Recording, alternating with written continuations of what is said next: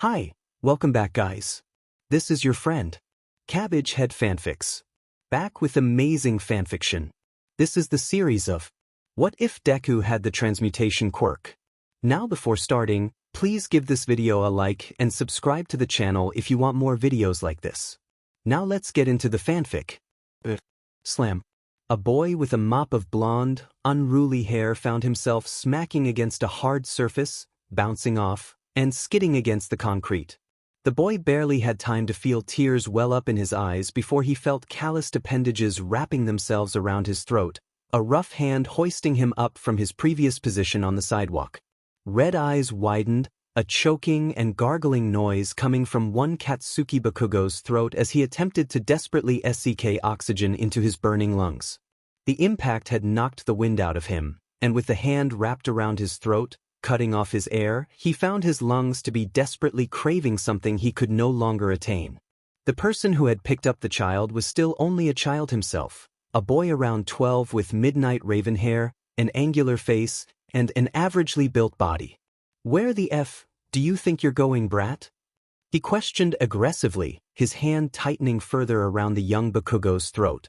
Instead of panic or fear in the blonde boy's eyes, the black-haired offender only saw anger.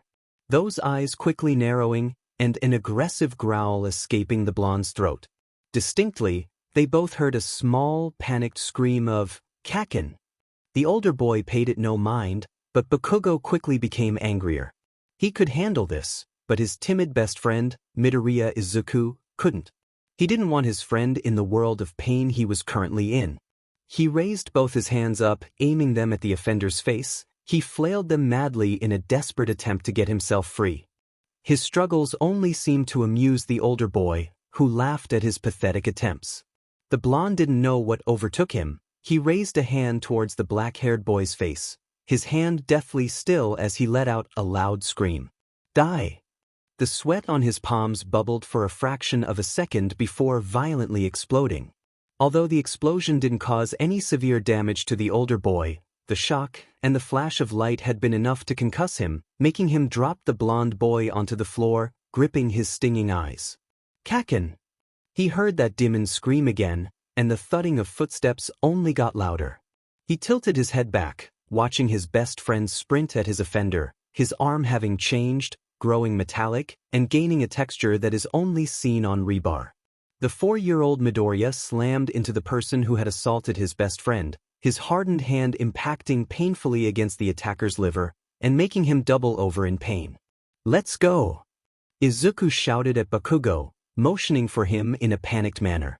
Stunned not only by his display of a quirk but by Izuku's as well, it took him a minute to respond, but he quickly got to his feet, and the two boys quickly ran off before the older boy could recover. It had taken them a few minutes, but the pair eventually found their way to Izuku's home. They had not stopped running, terrified of the older boy catching up to them. The moment that adrenaline stopped coursing through their young veins, the pair crumpled, bending over, and wheezed desperately in an attempt to catch their breath. A few moments later, their labored breathing had slowed considerably, and Izuku was the first of them to break the silence. "Kaken! Your quirk manifested!" The curly-haired boy shouted with unrestrained excitement, his voice filled with glee for his friend. The blonde's chest puffed up in no small amount of pride, grinning at Izuku. "PSH, yours did too, and you're the one that managed to knock him on his butt." Midoriya paused, staring at his friend with a sense of awe. "I did." Bakugo merely rolled his eyes. Who would have thought that Deku, the biggest hero fanboy in existence, would not realize that he had finally taken the first step to achieve his dream, manifest his quirk. "Look at your arm, Thomas," he said, mirth filling his tone. Midoriya looked down and sure enough, his arm had undergone a very noticeable change. Flesh and bone had disappeared, replaced with heavy, rugged rebar. Almost his entire arm had changed, the transformation to the heavy rod of steel reaching just beneath his elbow. Even his fingers had undergone the change. He noticed, his joints and ligaments replaced with swiveling metal. He tried moving his fingers and the metal creaked in protest. His fingers responded sluggishly as the metal curled at a slow rate. A look of shell shock crossed Izuku's face. He had done it, he had manifested his quirk. He swiveled around sharply, adrenaline once again coursing through his veins as he rushed up the steps, his friend momentarily forgotten as he slammed his hand against the door, metal thudding against the wooden surface as he excitedly and erratically knocked. Midoriya Inko opened the door not a moment later, a green-haired woman that was nearing her 30s, the woman looking quite annoyed with whoever had disturbed her peace. Her eyes widened as she took in the form of her son, his metallic hands still outstretched. She slammed into him, wrapping him into a tight embrace as tears of joy streamed down her pristine white skin. "My baby!" she squealed. "You did it! I did it!" The young Izuku squealed happily, and Inko hoisted her boy up into the air, hugging him tightly against her chest. His own tears of joy beginning to seep out of his green eyes. She raised him up into the air, giving him a wide grin, sniffling softly as tears still softly trickled down her features. "You know what that means, Izuku?" she uttered playfully. "I'm going to be a hero." He squealed once again in response, and she hugged him close to her chest once again. Bakugo gave a deadpan stare. Man, the Midoriyas were a bunch of FING crybabies. Even then though, he still couldn't help but feel warmth and happiness fill his chest at the prospect of him and his best friend growing together, and fighting alongside one another, becoming the top heroes of their generation. He turned around slowly, careful not to interrupt the moment between the mother and child as he walked away. The rest of the day went by like a blur for the young Midoriya. He didn't know how or when it happened, but he eventually found himself seated on the couch, still admiring his metallic arm as he waited for his mother to finish cooking dinner. The delicious smell of katsudon wafted through the room, and kept the young boy eagerly bouncing in place.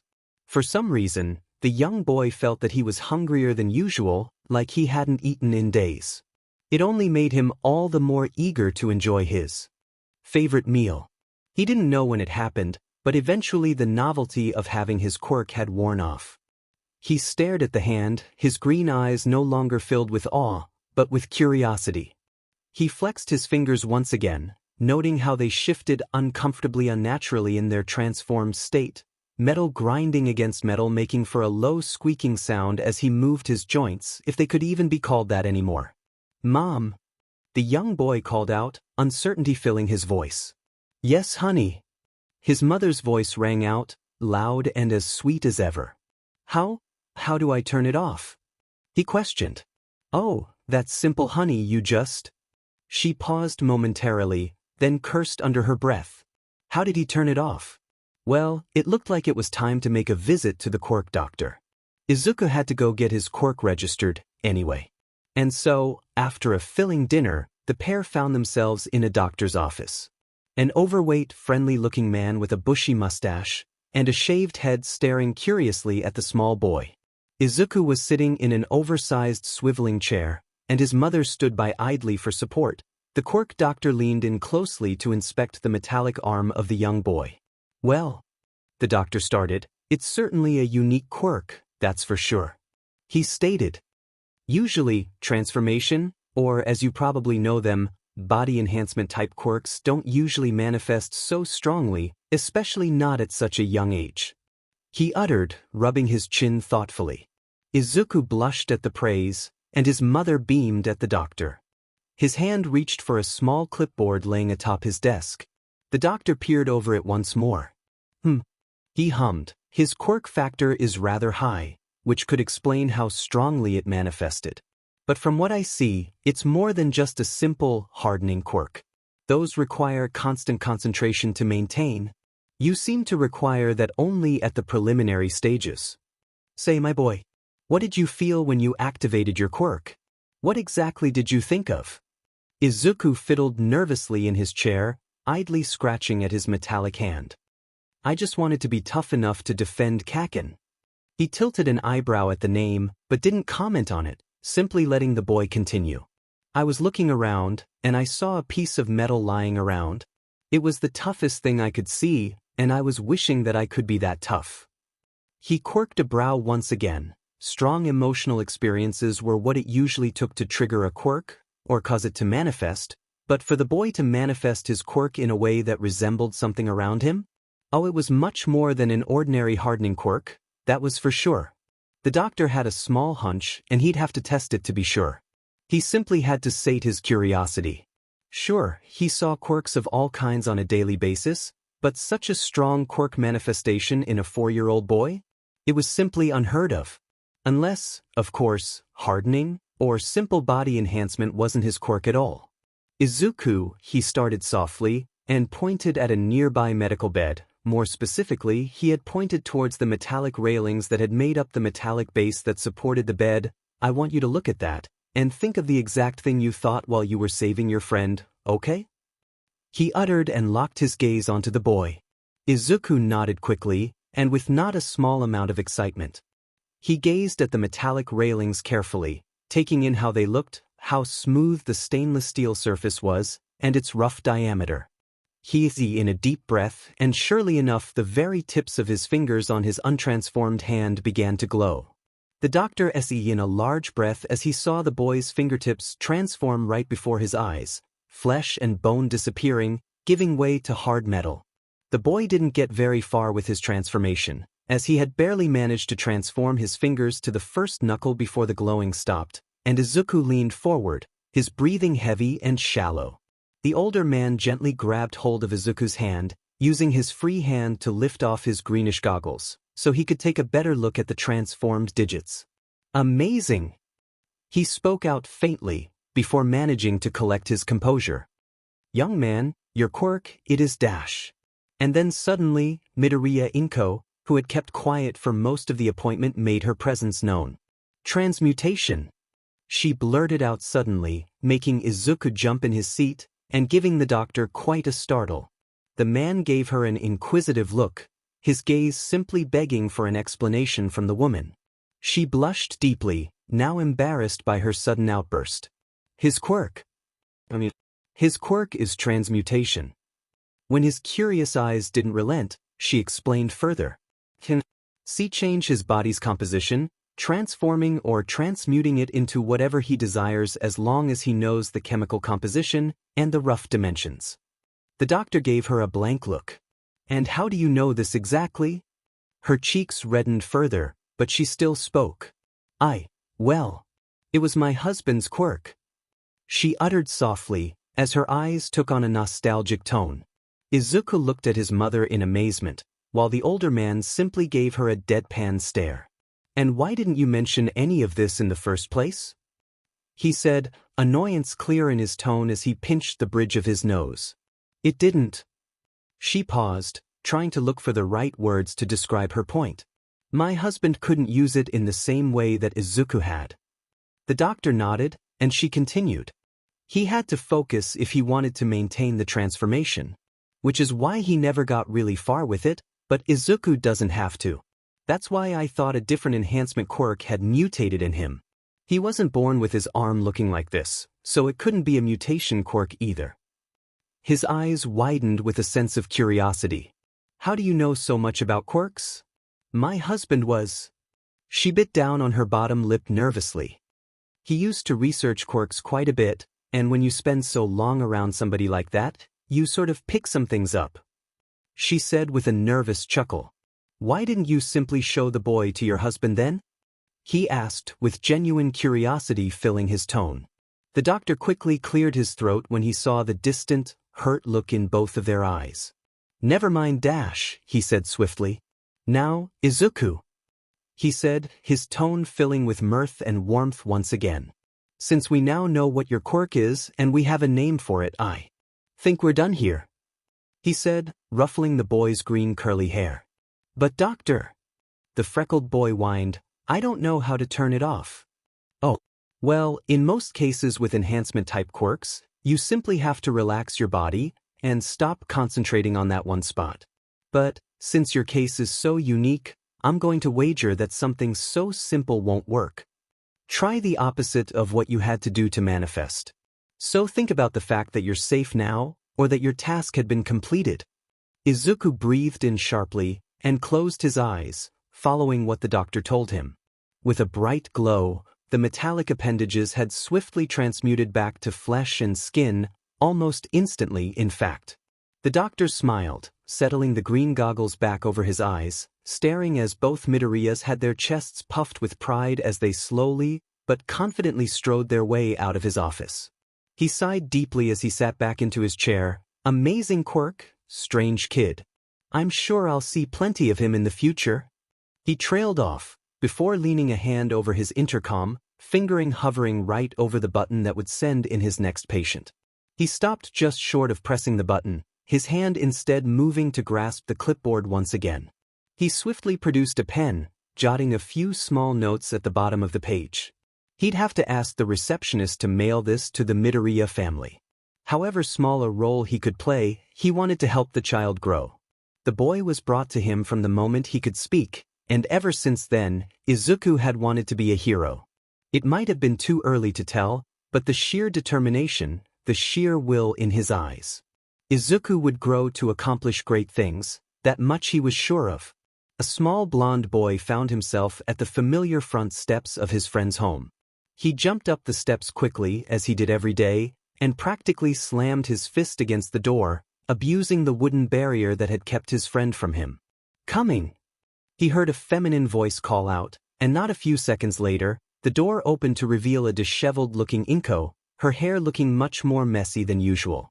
The stained apron around her waist told Bakugo that he had probably pulled the woman away while she was cooking breakfast. Her face brightened upon seeing the small boy. "Hey, Baku-chan." She smiled warmly, leaning over and ruffling his hair. He didn't allow anybody to touch his hair or invade his comfort zone. Not even his relatives got away with that. But Inko-san simply radiated warmth, everything from the kind smile on her face to the way she gently but affectionately held him. It made him feel, well, nice. He'd let her touch him, he decided. But only this one time. Of course, he made the same decision every single day, but that was besides the point. "Izu-chan is inside," she exclaimed, her voice carrying the same warmth that her smile held. Her bright smile was suddenly replaced with worry, as she started to fuss over the small boy. "Are you hungry?" she questioned. "I was just in the middle of making breakfast." Was he hungry? He was so excited about the fact of playing together with Izuku using their quirks that he had completely forgotten all about breakfast. Was he about to tell her though? Hell no. "I already ate." He lied, and she didn't believe him one bit. "Bakugo," she said, disappointment marring her voice. He sighed and spoke through gritted teeth. "Fine." Immediately, her expression of worry was wiped away, replaced with a happy, mirthful smile. "Come on in."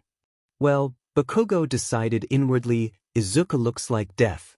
The small boy deep, dark bags under both of his eyes, his hair was more of a mess than normal, and he looked pale, unusually so. Not to mention, he seemed to be staring off into the distance, his eyes unfocused and hazy. Bakugo could even swear that he looked thinner than he was yesterday. "What happened to you?" he asked in a blunt manner. "Oh." Izuku's eyes lit up in recognition. "Hey Kaken. I've literally been staring at you for the last 5 minutes hoping that you'd notice me." "What happened?" "Well, since I manifested my quirk yesterday, I had been trying all night to summon it, but it takes ages just to get my fingertips transformed, and even then it takes a lot out of me. So I went online and started researching quirks, and the different things that they do, particularly enhancement quirks and how they work.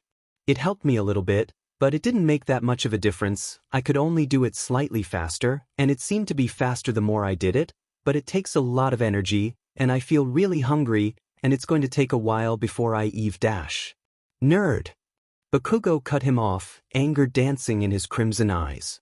Izuku promptly stopped. "You're mumbling. Again." Izuku blushed in response, even the redness of his cheeks seemed to be rather pale.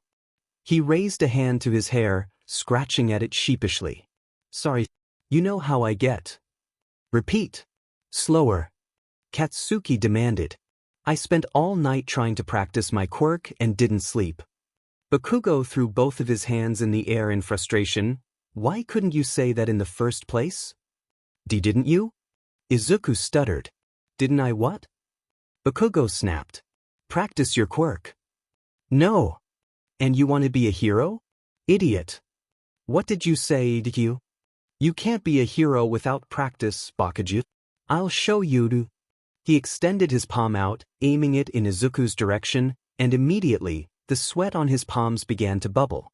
Izuku immediately extended a fist in front of him, the tips of his fingers beginning to glow. Boys, breakfast is ready, shouted Inko from the kitchen, immediately causing both boys to halt as their stomachs growled in unison. They both narrowed their eyes at each other and each extended an accusing finger. Later, they both hissed and swiftly made their way to the kitchen. A few years later, he could feel his heart beating harshly in his chest as he was inched closer and closer to his destination. His veins throbbed painfully in his neck. As eager as he was, Izuku was also very nervous. His birthday presents were never required this much preparation, but his mother deemed it appropriate to BLNDFLD him before leading him to his present, which meant that it was probably something very special. He resisted the urge to raise a hand up and rip the black fabric away from his eyes, but he didn't want to anger his mother. After all, she had insisted on him wearing it. Inko had led him only a few steps from the living room before he accidentally slammed his foot against something, a wooden step. His excitement, however, far outweighed the pain, and he so much as flinch.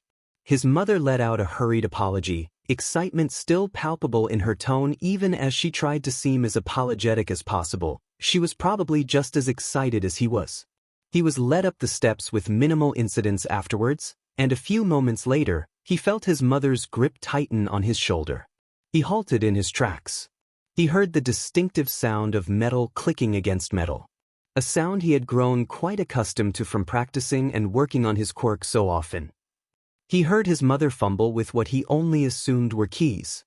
His hunch was quickly proven correct as he heard the click of a door being unlocked. His mother pushed on his shoulder again, and he was hurriedly pushed inside the room.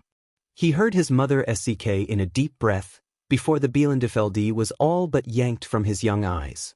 Before him lay what could only be called a treasure trove to the young Midoriya. It was a medium-sized room, one which he had never entered before. There was a large, mahogany desk on the opposite side of the room, the desk still lined with papers, books, and a few notebooks. A well-decorated fountain pen, and a small metallic ink holder that had dried long ago. Mahogany bookshelves lined the walls of the room. There were 4 in total. The 2 on the right-hand side were filled with books of all shapes and sizes, while the ones on the left-hand side were lined with small notebooks. The room hadn't been used in many years, but still held a pristine sheen to it. His mother had, after all, religiously cleaned and upheld the room even in his father's absence. However, he had never examined the contents of the room itself. The green-haired boy hurried over, curious to see just what his father had lined his shelves with. Much to his surprise and his excitement, the books were all related to a singular subject: quirks. Izuku's eyes were practically glowing as he gazed over the titles of the books. Quirk theory, quirks, and biology were some of the ones he first laid eyes on. They looked fairly new, and he quickly saw some older, leather-bound books that had to be decades old. Quirks, the first major step in human evolution. He could barely contain his excitement, bouncing in place as he went to the mahogany desk, picking up the small stack of notebooks that were atop it and flipping through the titles. Quirk theory and quirk analysis number 32 were at the very top of the stack. He squealed in glee. That was just like his hero analysis notebooks. A warmth flooded through his chest as he realized he had inherited some of his father's traits. His mother didn't mention his father often. Only that he worked somewhere far and safe.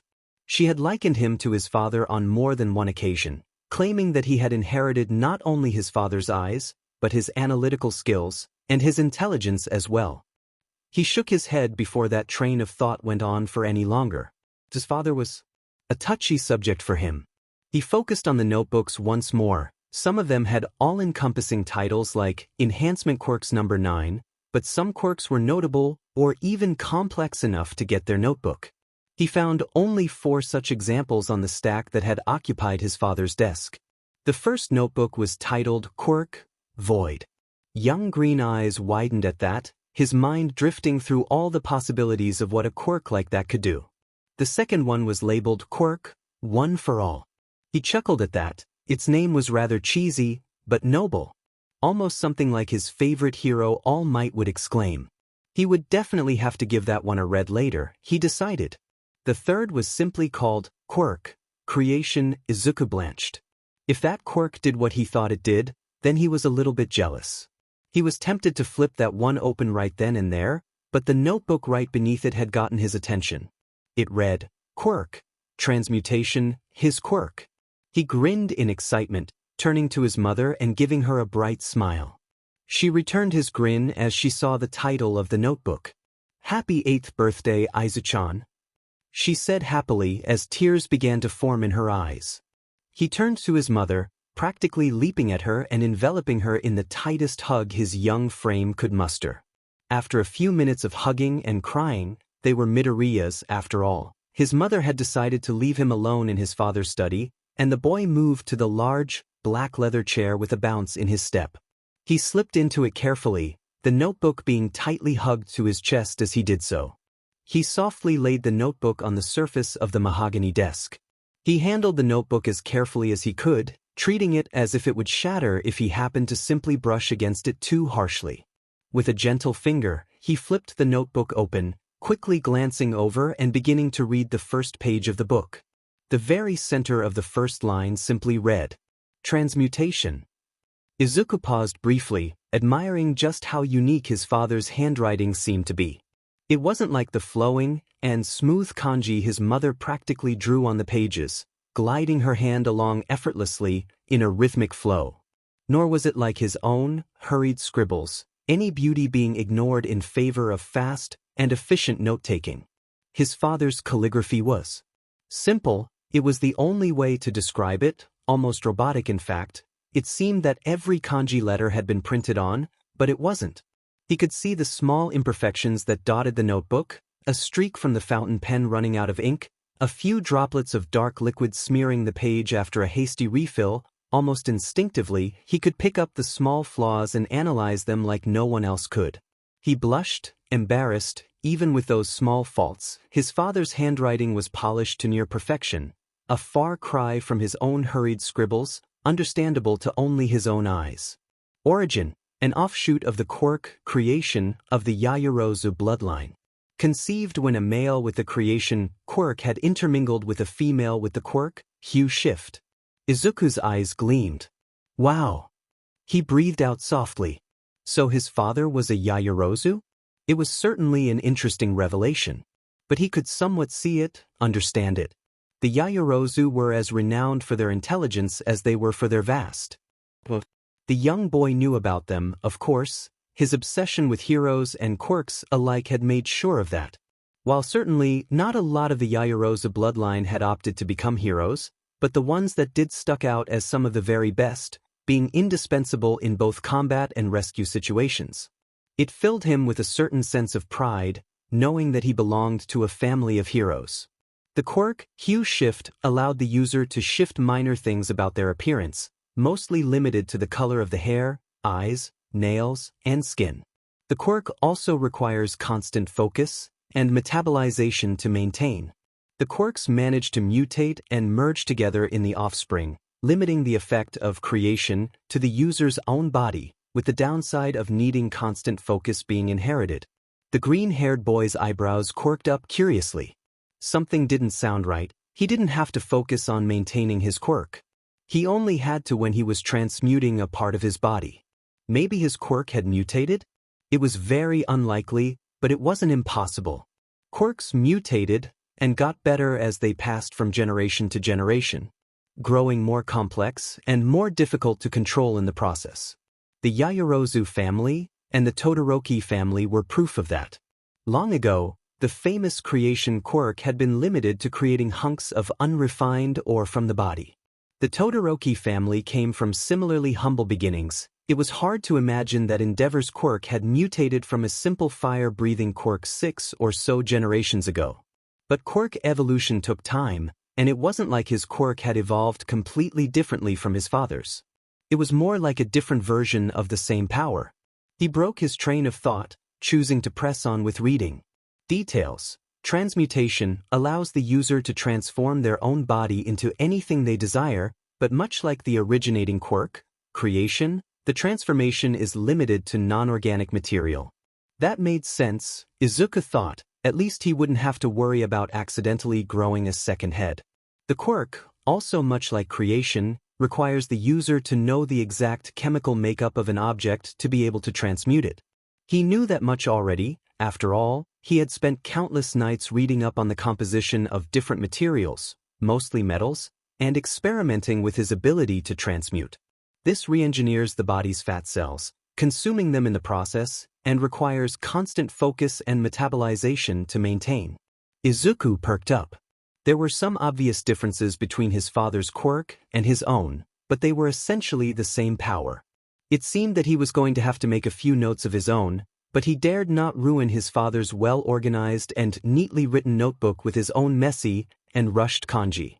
Instead, the young boy slipped out of the leather chair and hurriedly skipped out of the room.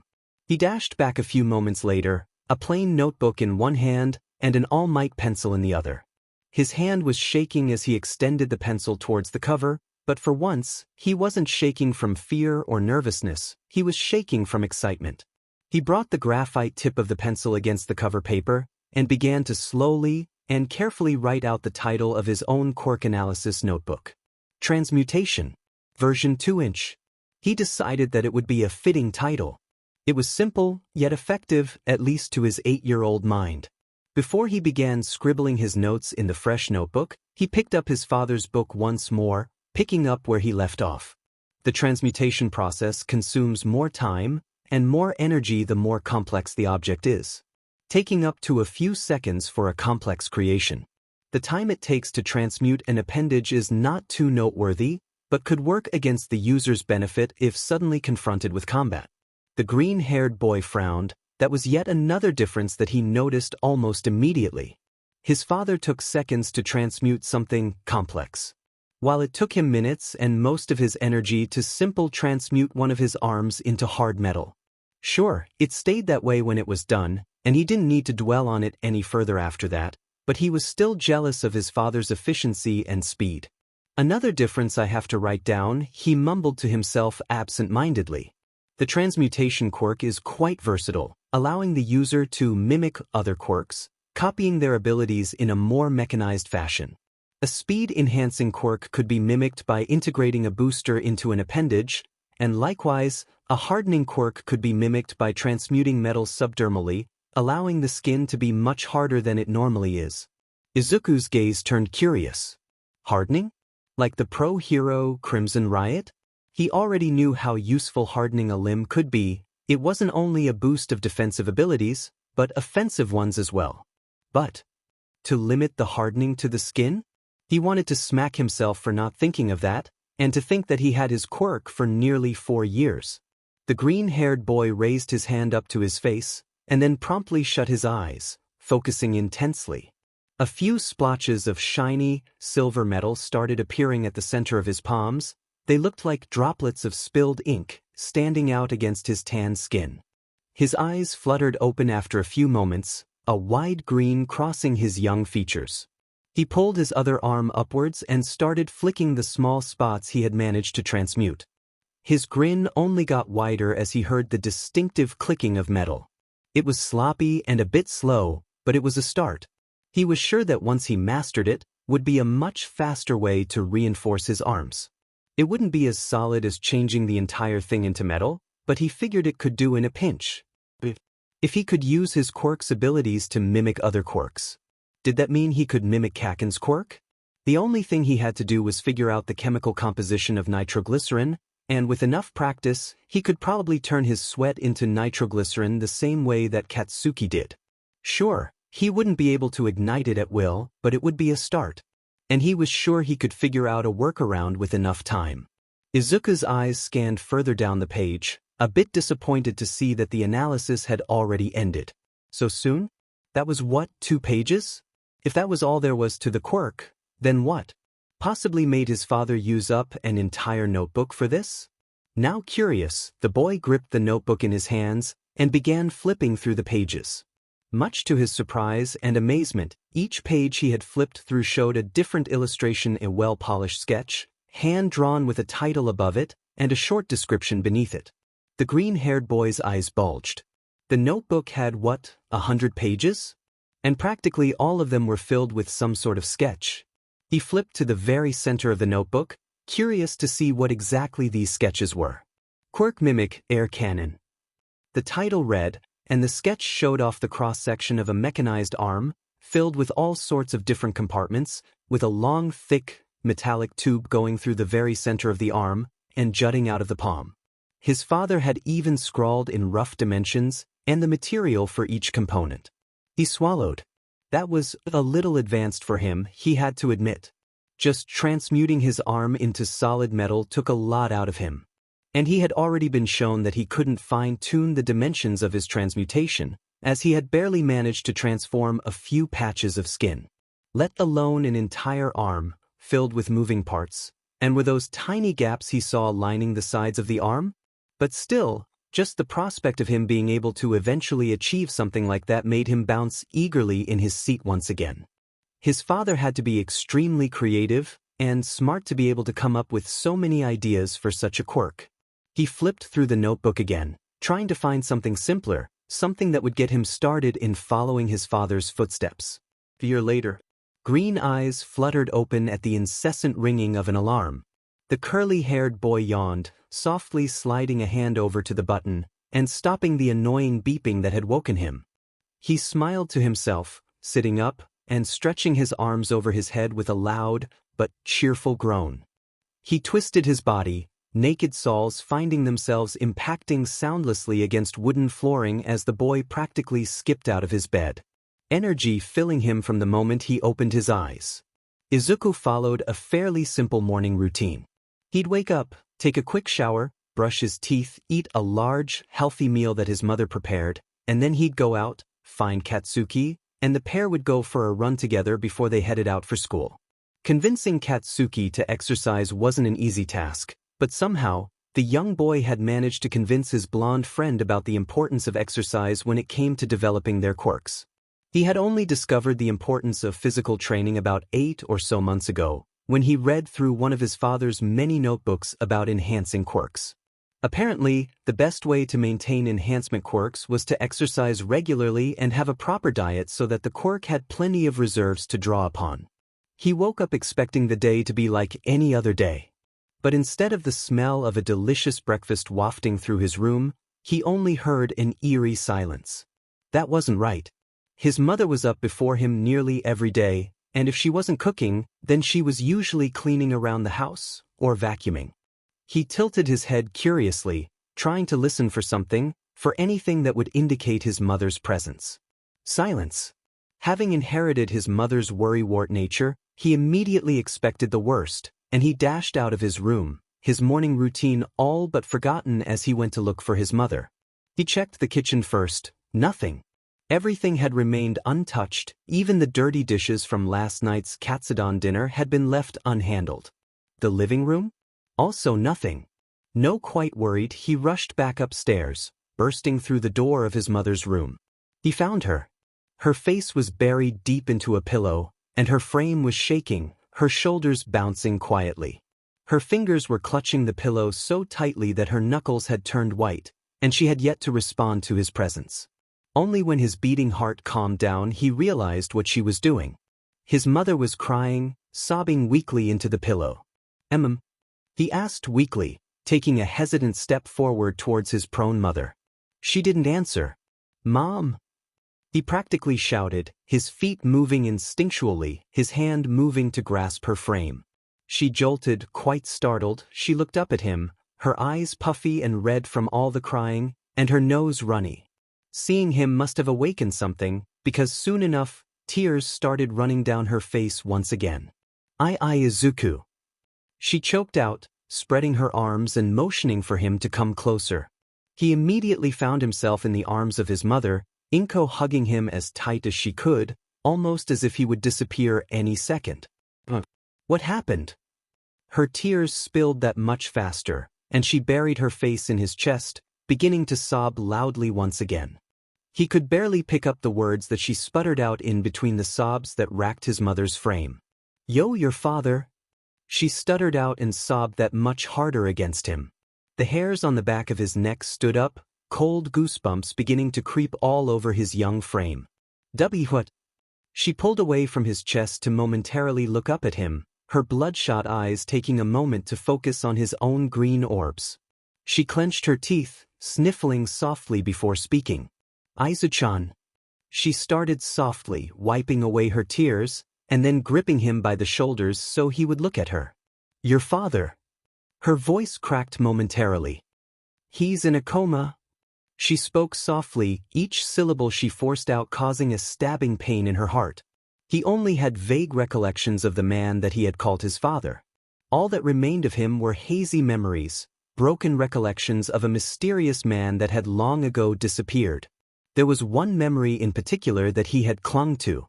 He was young, maybe 3 years old or so, bouncing excitedly in his father's lap, his mother's laughter echoing throughout the room. He remembered kindness, warmness emanating from the man, even if the details and the structure of his face had been lost to time. He felt as if something had punched a hole through his heart. We don't know if he's going to make it. Izuku maintained his wide-eyed stare, shock and confusion marring his face. What happened? He asked again, his voice cracking just like his mother's voice had not a moment ago. She trailed off, biting down on her bottom lip, tears welling up in her eyes again. Guilt pooled up in her eyes. She couldn't keep the secret from him, not any longer. He was fighting a hero, and he lost. The hurt expression in the boy's eyes hurt his mother deeply, and the faint tears prickling at the edge of his vision made her own rise to the surface again. Why? He asked, clearly hurt. Why had a hero taken his father from him? What had his father possibly done to warrant such an attack? Inko visibly choked up from his question. She could barely formulate words. She knew what was coming would possibly break her son. But he had to know, the truth couldn't be kept to him, not when he was now beginning to mature. He's a villain, she uttered. Izuku's blood ran cold.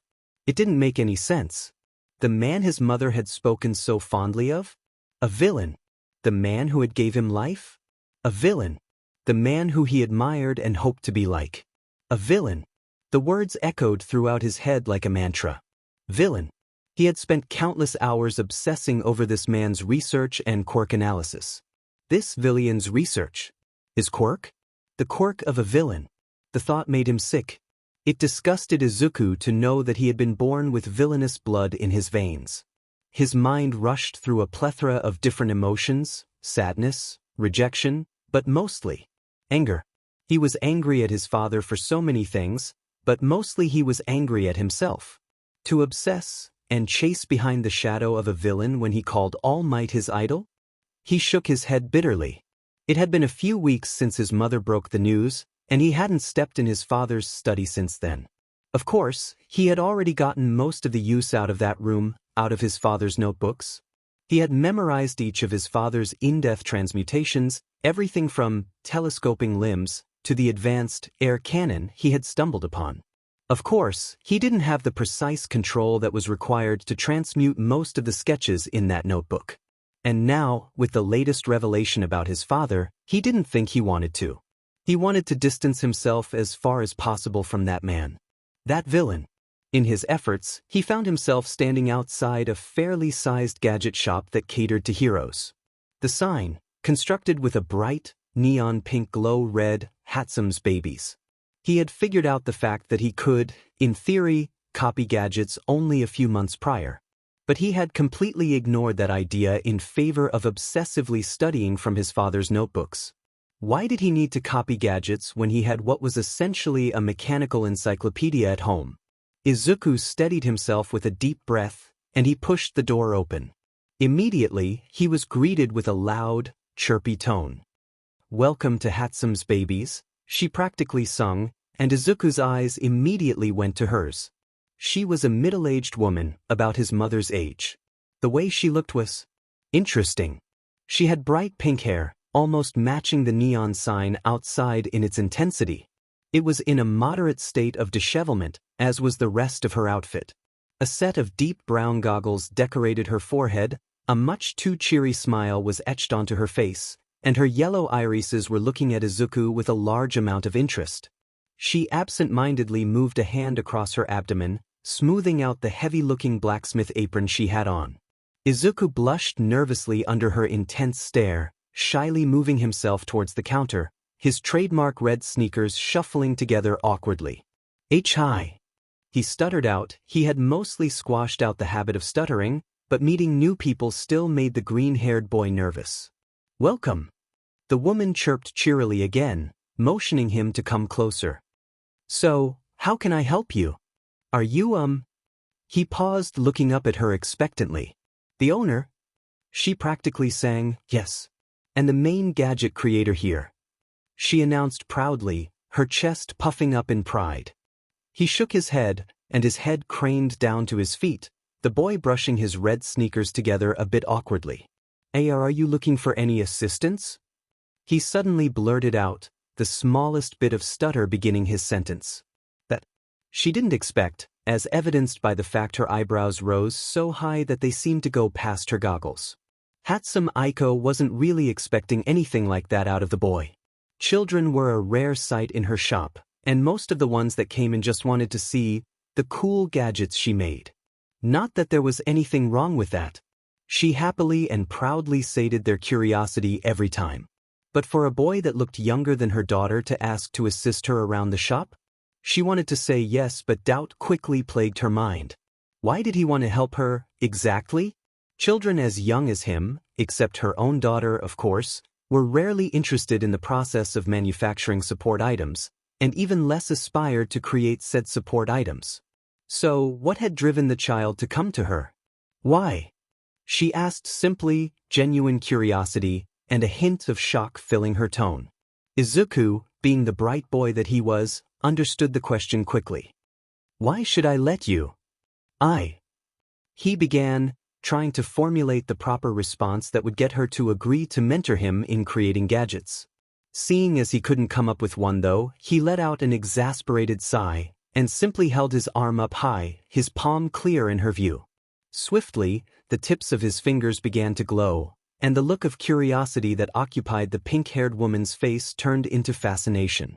Her pupils dilating and shrinking as she stared at what she only assumed to be an enhancement quirk. It took a few minutes of straining, but not once had the woman broken her gaze away from his hand, staring at it intently as he slowly but surely transmuted the appendage. What stood before Aiko was still a hand.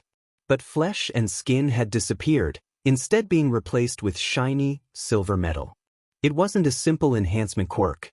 She could see it as her quirk allowed her to zoom in and take in the intricate details of the transformation. The dimensions of his fingers had changed ever so slightly. His knuckles and his joints, however, changed completely, being replaced with metallic joints, complete with moving components. The boy seemed to move his mechanical fingers as naturally as he moved his human ones. A large grin crossed her. It's my quirk. He muttered, blushing under her intense gaze. I can transform my body into anything mechanical, as long as I know how it's made. He explained simply, and the euphoric look in the older woman's eyes scared him a little bit. Was this a mistake? Hatsume's mind was rushing through hundreds of thoughts. She squealed, the possibilities. She yelled internally. If his quirk worked like she assumed, she was going to have a lot of fun with him. He already showed a good understanding of mechanics, so she wouldn't have to teach him that. They needed to get started right away. Ome was going to have a field day with him. He was practically the perfect subject for gadget experimentation. Her head snapped around so fast that Izuku thought she had broken her neck. May! She yelled out to the back of the shop. What she got in response was an explosion, a rather loud explosion, and a plume of smoke shooting out of the small door that led to the back room. Coming! He heard a young voice call back. A few seconds later, a girl his age came out of the room, covered from head to toe in soot, and, dear God, was her hair on fire? The miniature version of the Hatsume woman quickly brushed a hand to her hair, putting out the beginnings of a fire brewing atop her head. She giggled to herself, slipping the goggles up off her eyes, and gazing intensely at Izuku. Aiko turned back around, waving a hand towards his direction. Meet your new partner. The girl squealed just like her mother had and ran up to him. She had practically thrown herself at him, wrapping firm arms around his frame. "Hello, new best friend," she exclaimed loudly, excitement palpable in her tone. Izuku smiled to himself as he had his breath squeezed out of his chest from the force of the hug. Well, this didn't go as bad as he expected. The following day, Izuku wheezed softly as he attempted to push himself off the floor once more, his forearms and biceps burning painfully as he performed his 20th push-up. He failed to lift himself completely off the floor and collapsed in a small heap. Even with his failure, he still felt a sense of pride filling his chest. A few months prior, he could do no more than 2 before collapsing, and now he could do almost 10 times that amount. It had been slow, but he knew he was improving. Exercise, he found out, was a very important part of maintaining his quirk. And that wasn't only limited to running. He had to get core muscles stronger, his arms stronger, and his legs stronger as well. It hadn't been apparent in the beginning, but the transmutation of flesh to metal came with the added weight he needed to carry. He hadn't noticed at first, only being capable of small patches of skin, or his whole hand if he had a lot of free time on his hands. It was only when he began experimenting with sturdier, denser metals he realized that he actually had to carry that weight around. Especially if he was going to start using his quirk like he desired. Izuku let out a small sigh. He needed to stop mumbling and trailing off. He had almost missed breakfast. He didn't want Katsuki to be set at him again because he was a few minutes late to what had become a routine run in the morning. He quickly ran down the steps, jumping down the last 2 steps, the delicious smell of his mother's breakfast luring him to the kitchen like it did every day. His mother had prepared what could only be described as a feast. She had been making those ever since she had gotten the doctor's note about his increased metabolism. How Izuku had to maintain a higher caloric intake than his peers to keep his quirk's use efficient. Ever since then, his mother went all out with breakfasts. Boiled eggs, grilled fish, a large amount of vegetables, and a healthy bowl of rice had been his normal breakfast for a few years now, and surprisingly, he finished all of it, almost every single day. The doctor was right. Ever since he had started those large, healthy breakfasts, his transmutation speed had gotten faster, and his creations were more solid than before. He quickly stepped into his trademark red sneakers and gave his mother a small kiss on the forehead before he headed outside. She gave him a loving smile and handed him 2 water bottles. A large one that was filled to the brim with icy water, and another smaller one that was filled to the brim with raw honey. Somehow, his mother had found that stuffing his lunch bag with a bottle full of honey had kept those random, dizzy spells that he had before at bay. Apparently, his blood sugar got low often, and he needed to constantly keep it topped off by drinking raw honey. Yes, a lot of other people thought that he was insane when he brought a water bottle filled with honey to school. But he couldn't help it. His use of his quirk was practically constant. If he wasn't actively trying to practice with it, then he was passively changing his skin to metal, reverting it back, and then transmuting it back to metal underneath his long-sleeved school uniform. He wanted the process of transmutation to be as easy to him as breathing, and it was certainly becoming that way from the intensive way he threw himself into practicing it. In a way, he was a bit jealous of Katsuki. His quirk was really simple to use. He only had to oxidize his sweat, and bam, explosions. It wasn't that it was just simple to use, it was really powerful too. And all he had to do to use it was to sweat. It was a little bit unfair, in Izuku's mind, that coupled with the fact that Katsuki had already figured out that he could use his explosions to launch himself short distances, it made Izuku a tiny bit jealous. The boy was 9 and he was able to use it not only offensively, but defensively as well. He had helped Katsuki come up with Stun Grenade, a weak explosive blast that caused a bright flash of light and blinded his enemies for a few short moments. He could do all that, and Izuku was dim and near sure he hadn't actively pursued training his quirk once. It was already perfect, as he said. Meanwhile, Izuku practiced his quirk all day, every day, and all he had to show for it so far was a slow transmutation. He could make his entire arm robotic, and he had a tiny bit of progress with turning his skin metallic, but that was about it. For all the progress that he had made, he still had quite a way to go. But he'd do it, he was determined. He wanted to be a hero, and nothing would stop him.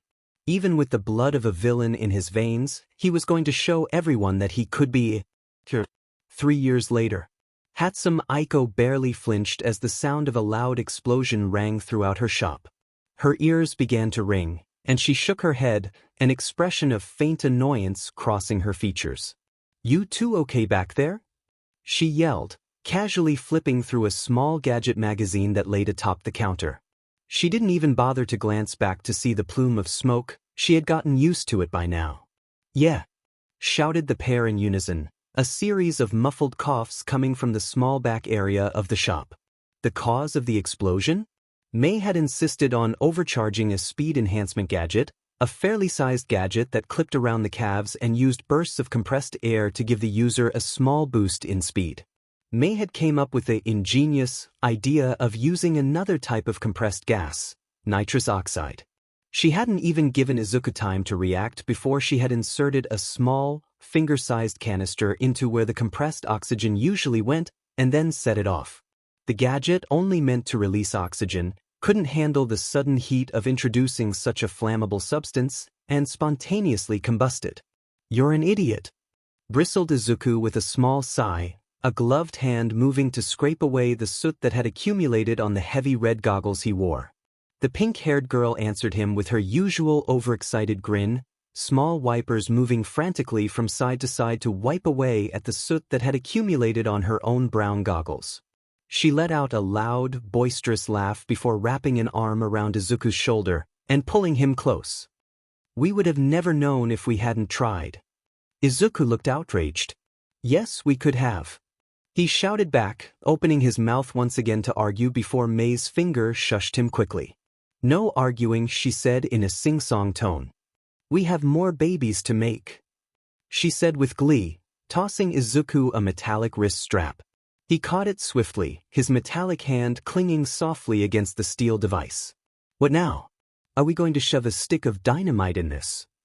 he uttered sarcastically, and he saw her yellow irises roll. "No, idiot. I need you to adjust this," she said, her grin never once leaving her face. His brows furrowed, and he grumbled under his breath before the tip of his index finger began to glow. May watched on in fascination. No matter how many times she had watched him transmute his hands, it never stopped intriguing her, even if she had seen it hundreds, if not thousands of times.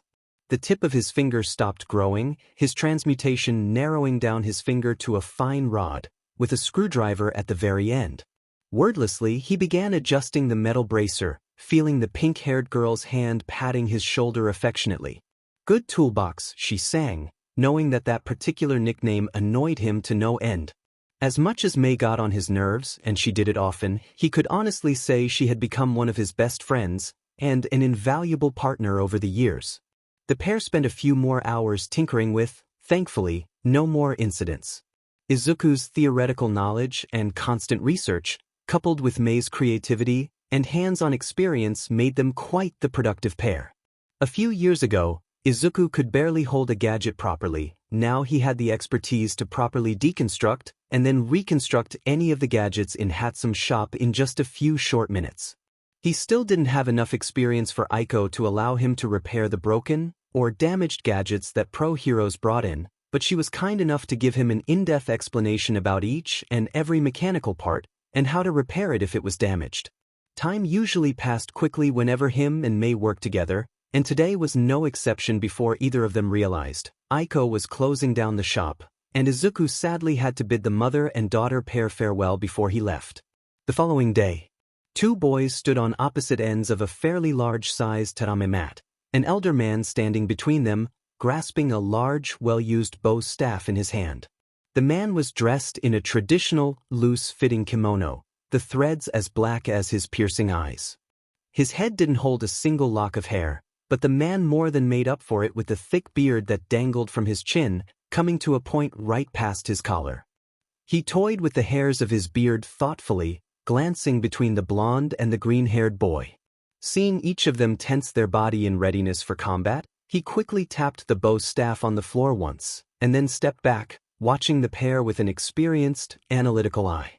Katsuki lunged forward, going into a full-on sprint to close the distance between them, Izuku simply made a few strides towards the center, knowing full well that the blonde would come at him in the same way he had every time the pair fought. He sidestepped the right overhead fist that came his way and responded with an open-palmed strike to Katsuki's stomach. The blonde didn't as much as flinch, spinning around his axis, and quickly performing a roundhouse kick that stung Izuku's palms as he blocked it, his body being lurched backwards from the impact of the strike. True to his nature, Katsuki stepped forward once again. Before Izuku could so much as recover, he spun around again, using the spinning to gain momentum as he aimed another roundhouse kick at Izuku's face. Instead of blocking like he had before, he instead tilted his body backwards, a leg quickly moving, and sweeping Katsuki's leg from beneath him. He cursed as Katsuki landed on his hands and launched himself backwards with a small roll. The pair grinned at one another as they each took their respective stances, sidestepping slowly as they moved around each other in a circle. Surprisingly, it was Izuku who took the initiative this time. He moved forward and jumped. Taking a note out of Katsuki's book, he spun around his axis and delivered a painful roundhouse kick directly to the blonde's face. Katsuki had been so surprised that Deku out of all people took the initiative to attack that he had completely forgotten to block or move out of the way. He watched in fascination as Izuku's heel slammed into his cheek and sent him barreling towards the floor. Their old mentor let out a small whistle at the boldness of that move, also surprised at the fact that it had worked. Nerd. Katsuki growled out loudly. He leaned back so that all of his weight was focused on his back, before lurching his body forward and kipping up. Even though his cheeks stung and his vision was still swimming, he still lunged forward. After all, he had an amazing amount of pain tolerance from using his quirk. He aimed a right overhead strike at Izuku once again, and the green-haired boy shifted his stance, ready to redirect his attack and knock him off balance. But Katsuki hadn't gone through with the attack all the way. As soon as Izuku had shifted his stance, the blonde's shifted as well. He kept his left foot firmly planted on the floor and then spun around his body, delivering a devastating spinning elbow to the green-haired boy's unprotected cheek. The amount of force from that attack sent him to the floor. He hadn't been knocked out, but it was demon close. Black spots filled his vision, his world beginning to swim around him. His vision swam so badly that he hadn't noticed the light tap of the bow staff that had concluded their spar. Looking up, Izuku saw Katsuki unsteadily moving on his feet, his knees buckling beneath his own weight before he, just like Izuku, collapsed to the floor, holding his bruised cheek. A small laugh caught both of their attention. An amused smile had been dancing on their mentor's face, but more than that, they saw the pride that filled his eyes as he stared at the pair. "You're getting better," he commented, amusement still in his tone. "Midoriya," he started, "your defensive style is still a bit too rigid, but you've made good progress. Try not to analyze every single movement, let your muscle memory do the fighting for you." He had repeated that remark dozens, if not hundreds of times by now. Izuku lightly blushed and rubbed at his green curly locks sheepishly. "And that was a nice hit. It's good to see you've finally gotten daring enough to take the first strike." He smiled under the praise, a goofy smile playing at Izuku's lips even as his mentor turned towards Katsuki. "And you, idiot." Katsuki responded with a death glare, though it was quite subdued. He knew their old mentor was quirkless. It didn't make him any less intimidating though. He could still beat both their buttes with a hand tied behind his back. Literally. He had done it before. "How many times am I going to have to tell you to slow down?" he uttered, affection and annoyance littering his tone. "Take your time, think.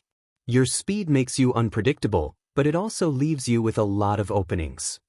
Katsuki begrudgingly nodded. He, much like Izuku, had heard this particular comment before. And he was trying to work on it, honestly. But it was hard to slow down and think when he was such an adrenaline junkie. He tapped his bow staff against the floor, and the pair quickly rose to their feet again, each clutching their respective bruised cheek. Almost in perfect unison, they each shook their heads and took their respective fighting stances once more. Later that day, Bakugo Mitsuki wasn't alarmed when she heard her son let out a series of curses obscene enough to make a sailor blush. It was a usual event in the Bakugo household, after all. What did surprise her, however, was the fact that he hadn't blown anything up afterwards. Now that got her brow raising. Her gaze was still locked onto the TV, the woman too caught up in watching her favorite late-night soap opera to really bother with checking out what was wrong. Her eye lazily turned to the clock during a slow moment of the episode, and immediately, her brow began twitching. What in the ever-loving F had caused her son to start shouting at 1:30 in the effing morning? That little sheep better not have started sleep-talking.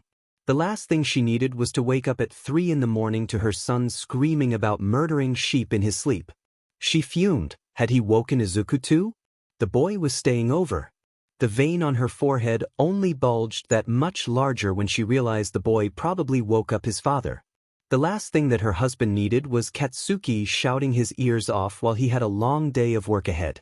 She slipped off of the couch, slipping on her favorite pair of pink, fuzzy slippers, and angrily starting to make her way to her son's room. Her television left blaring and forgotten. Angrily, she stomped her way up the steps, her feet thudding loudly against the wooden paneling. If Katsuki didn't wake his father up, she was sure that she was going to, by this point. She raised a slipper-covered foot up, and then kicked her son's door open with a resounding slam. She opened her mouth to shout curses at her son as she usually did, but just how focused he seemed to throw her off guard. Katsuki was occupying himself with a pencil and a sketchbook, and seeing as they had All Might plastered all over them, they were probably Izuku's. She watched as her son angrily scribbled something and then tore the page from the notebook, shoving it in Izuku's face. Only when the green-haired boy pointed towards her direction did Katsuki finally notice his mother had barged in. A vein bulged in his forehead, and he turned to her. "The F ya want, old hag?" He threw his hands out in front of him, pointing to the massive mound of crumpled-up papers, and 2 notebooks that read, "Hero Costume." Oh, so the little sheets were making their hero costumes, eh? Mitsuki couldn't help but feel somewhat excited at the prospect. She had watched for many years as her son spoke about becoming a hero with religious zealous, and now, that becoming a hero was finally in reach, he was developing an outfit. She wanted to squeal in glee, and asked to see their designs, but she also had to be a mother. Being an adult Esikidi. Well, keep it the F down. She shouted back at him, promptly turned around, and slammed the door shut, only to open it a second later and peek her head in. "And show me what you came up with when you're done." Both boys gave her a wide grin and a nod. She quickly and quietly, this time, shut the door once more. "A belt strapped with grenades?" Izuku asked incuriously, before his brow furrowed a little bit in thought. "Wouldn't be all that bad, actually. You could actually use those grenades as storage devices to store your sweat if you hook up the belt with some sort of vacuum or pump system. One that injects all the different grenades with sweat, that and it'd pull a lot of unused nitroglycerin from your chest area, an area which you don't use all that mudash." Mumbling. Katsuki yelled, interrupting him. Izuku sighed. "I'm saying it can work. With some adjustments." Katsuki grinned. "So you're saying I'm right?" "Kind of." "Sheet, Deku." "Fukaken." "The F, did you just say?" He yelled out loud, getting in Izuku's face, challenging him. "The F, did I just say?" Came Mitsuki's angry voice from outside the room, and Katsuki let out a huff of annoyance before grabbing his notebook once again. "So, what about the grenade gauntlets?" he asked hopefully. Izuku deadpanned. "That's just stupid and impractical."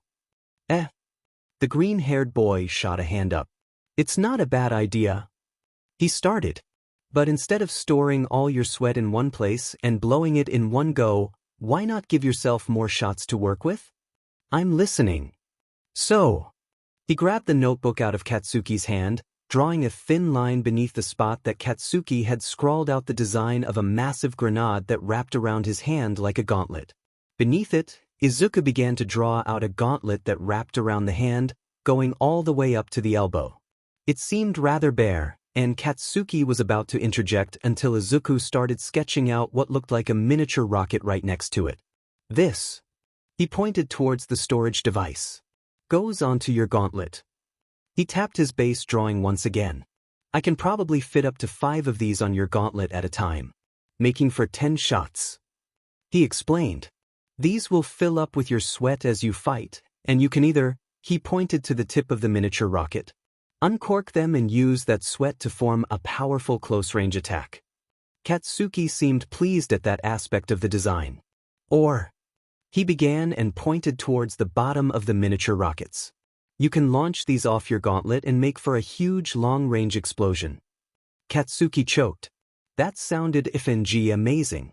And having a nerd for a friend is effing awesome. The blonde grinned. Izuku smiled under the praise and flipped through his friend's notebook once again, finding different things that he could improve open. What began as, let's work on hero costumes together, ended as, a massive nerd tries to cram as many gadgets into a costume as he can. It wasn't until dim sunlight had begun to permeate throughout the room that pair had finished their illustrations, each one promptly collapsing into a crumpled heap onto the floor, not even bothering to get into a comfortable position before sleep overtook them. They had taken what? 12 hours? But they were finally done, and had a result they were happy with. 2 years later, Izuku was distracted. A rough, calloused hand wrapped carefully around a pencil, moving in slow, careful strokes as he sketched out yet another design for a transmutation. He had mastered the process a few months ago, able to now perfectly transmute each and every design he came up with. He had practiced religiously with his different transmutations, mastering a plethora of designs. His proudest achievement? A transmutation he called Boost. A mimicry he had designed of the pro hero Ingenium's quirk. Instead of the boosters being near his triceps, however, he had positioned them much lower, near his calves, offering a more natural and more controllable burst of speed. It was loosely based off a gadget that May had blown up a few years back, one of many. He had also discovered that he was able to transmute foreign, non-organic objects. The discovery was admittedly accidental. He had been focusing on the sketch of a gadget so thoroughly that he hadn't noticed he was subconsciously channeling his quirk. He had only noticed when the pencil in his hand became a steel tube and had torn a large chunk out of the page he was sketching on. He hadn't gone anywhere with the discovery, he simply didn't have the necessary power to do so. Transmuting his body had become easy due to his own familiarity with it. Transmuting his arms now took little out of him, his legs took out a little bit more, but he could do it. But transmuting something as small as a pencil would drain him of nearly his entire energy stores. He had a few theories why, but none of them stuck out as particularly plausible. Simply put, his ability to transmute other, non-living objects was an enigma to him, and he didn't even attempt to practice due to just how ridiculous of an energy requirement it took. He was so distracted with his train of thought that he hadn't noticed the teacher call out his name, nor the general state of uproar that the class seemed to be in. A small explosion snapped him out of his trail of thought. He gave a sideways glare to Katsuki, who returned his gaze with a full-on murderous expression. Stop FNG mumbling, nerd. He was thinking out loud again. Oops.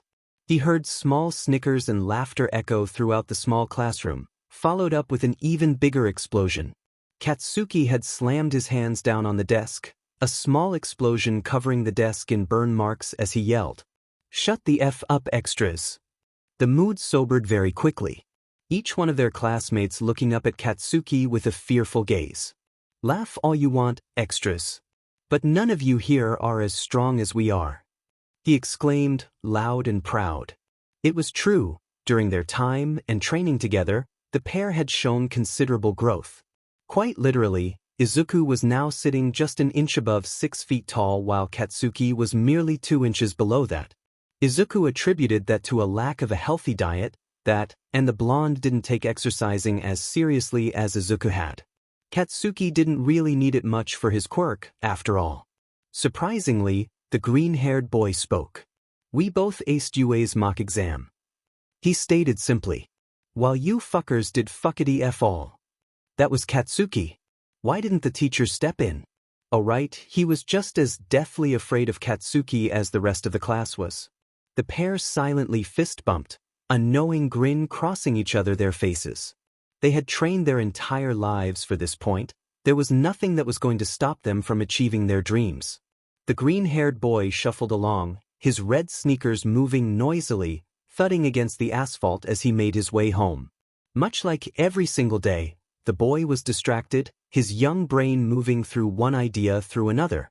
How to improve his transmutations, how he could build some things quicker, new metal alloys to experiment with. He had been so distracted that he hadn't noticed the manhole shuddering beneath his foot as he moved across a small underpass. He did notice, however, when the manhole was launched upwards, slamming against the top of the underpass and creating a large crack in the concrete.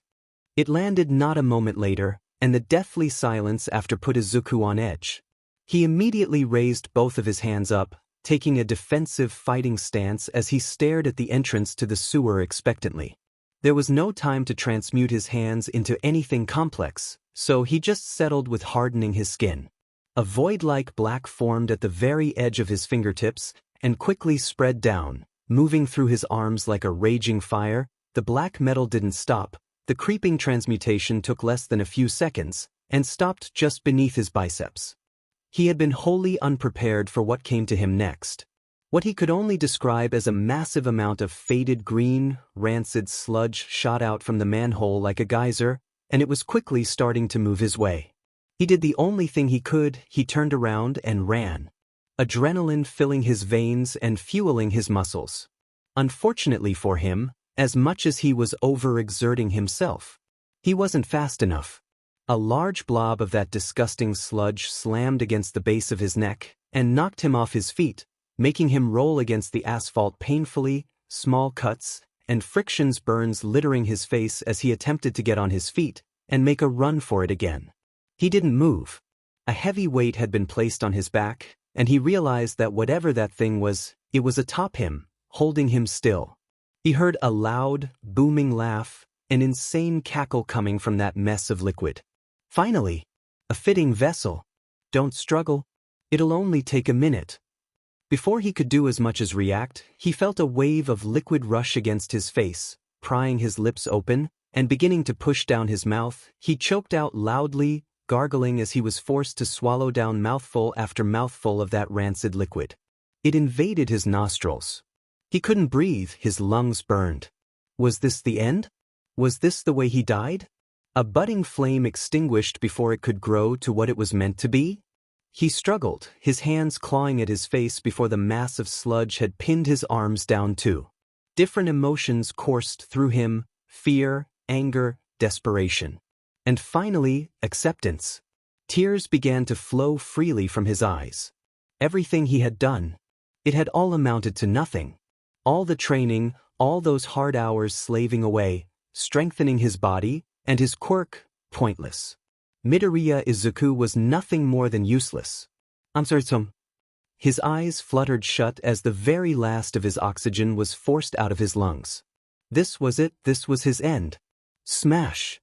Then the world around him exploded. He didn't know what happened exactly, but he knew that one moment the life was leaving his body, and the next he had been slammed against a concrete wall, bruised, in pain, but breathing. He was alive.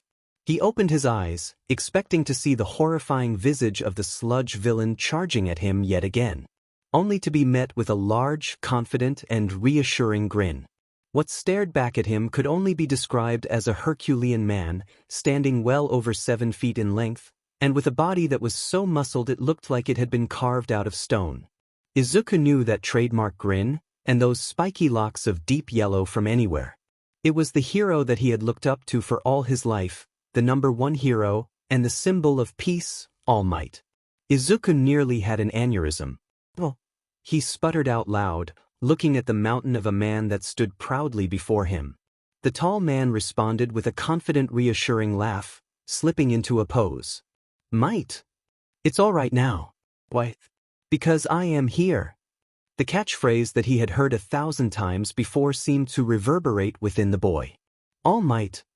He exclaimed loudly, promptly getting to his feet. Being saved by his hero. He felt a strange weight make its way onto his shoulders. A burden that he had experienced before. One that he had squashed away, bottled up. He felt filthy, tainted, before the symbol of justice and heroism before him. He was the son of a villain, and before him was the #1 hero. His thoughts moved like tumultuous waves, doubt once again plaguing his mind. Izuku had thought that he had squashed those thoughts away, that he could become a hero no matter what. He had charged on with a headstrong mindset and unrelenting determination. But before All Might, for some reason he felt pressured, uncertain. He needed confirmation, validation, something to let him know he could become a hero. Well, All Might started, bending his knees. Since you seem to be doing all right, young man, I'll be off to hand this villain off to the local authorities. And with that he took off, a large, spiderweb-like crack emanating from where he had launched himself. Izuku resisted the urge to let out a horrified scream as he stared down, the buildings beneath him moving away in a blur. They were going so fast. All Might! He shouted out, his words coming out like a warbled mess thanks to the wind moving his lips around comically. The blond man glanced down, panic filling his features as he noticed the boy attached to him. With no other choice, he was forced to land on a nearby building. Izuku looked down in shame, unable to meet his hero's gaze as he spoke. His heart pounding painfully in his chest. Do you think I can become a hero? He was met with another boisterous laugh. Of course! He exclaimed and quickly turned, hoping to be able to leave the building before his time ran out. Luck didn't seem to be on his side, however, as the boy before him silently shook, before whispering out, "Even if my father is a villain?" All Might paused, jolting suddenly as he coughed blood into his hand, and his muscle form deflated, leaving behind a thin, sickly-looking man. "What did you say, young man?" "My father is a villain," he screamed out, tears forming at the edge of his eyes, holding himself from sobbing openly in front of his hero. The sickly man paused, a thoughtful expression crossing his features for a few moments. "Does everybody know about this, young man?" Izuku softly shook his head, "Only me and my mother." "And I as well," All Might said thoughtfully, looking at the kneeling boy, who seemed to be quite shaken. Izuku recoiled as he felt a thin, reaffirming hand grasp his shoulder softly, giving it a few pats. "Don't worry, young man." All of his fears seemed to melt away into nothing. That doubt that plagued him and made his heart thump uncomfortably in his chest. It was gone. Izuku glanced upwards, hope filling his. "Who are you?" All Might's face fell. He let out another bloody cough, before he explained what happened to him to the young boy. How he had gotten injured, and how time as a hero was extremely limited because of that. After a lengthy explanation, All Might squeezed his shoulder once again. "Don't worry about your lineage, young man," he said softly, a bright, confident smile. "No matter whose son you are. You can be a hero as long as you're determined. And now, both of us have a secret we have to keep," he said with a playful smile, raising a thin, lanky finger to his lips in a shushing motion. Izuku smiled and wiped the tears from his eyes as he thanked All Might, watching the man disappear behind the small door. Neither of them had noticed that the bottle that the villain was captured in had gone missing during the exchange. Izuku grinned as he saw a bright flash of light, followed up by the sound of a booming explosion. There was no way in hell that was an accident, that was most likely a villain attack, and where there were villains, there were heroes. As much as he had grown at his very core, the boy was still as obsessed with heroes as he was when he was young, and before he could as much as call his mother, he found himself excitedly gravitating towards the source of that small explosion. His brisk walk turned into a rapid sprint as the loud booms of explosions filled the cityscape. It seemed like a powerful villain, seeing that fight was going to be so exciting. His excited pace stopped promptly as he came to the alleyway where the explosions were coming from, a cold chill creeping up his spine and freezing him in place as he saw what was before him. It was the sludge villain, the very same that had attacked him not a few minutes earlier, and it seemed to be wrapped around a civilian. Dear God, was that Katsuki? Another chill ran through his spine as he recounted the day's events, realizing that he had knocked the bottle out of All Might's pocket sometime during their impromptu meeting. He looked around, panicked, desperate, but the heroes all around seemed to be standing in place, trying to keep the civilians from intervening, but not much more. Kamui Woods, Death Arms, even Mount Lady was simply standing in place, watching in as much horror as he did. The only hero that was doing something was simply trying to control the fires that had been caused by Katsuki's explosions. A wave of nausea hit him as he realized the blonde was probably in as much panic as he was not a few minutes earlier, and the explosions were probably purely reflexive. Kamui Woods couldn't do anything, those explosions would burn him alive. Death Arms couldn't do anything either, physical attacks would phase right through the sludge villain. My lady. She could probably grab Katsuki and somehow shake off the slime villain if she tried. No, the alley was too small for her to even step close. He ground his teeth together, trying to think of a solution. The only thing he could do was to blow that thing away, like All Might had. What could he do? A single thought rang across his mind, a schematic, he remembered it as clear as day. Quirk mimicry, air cannon.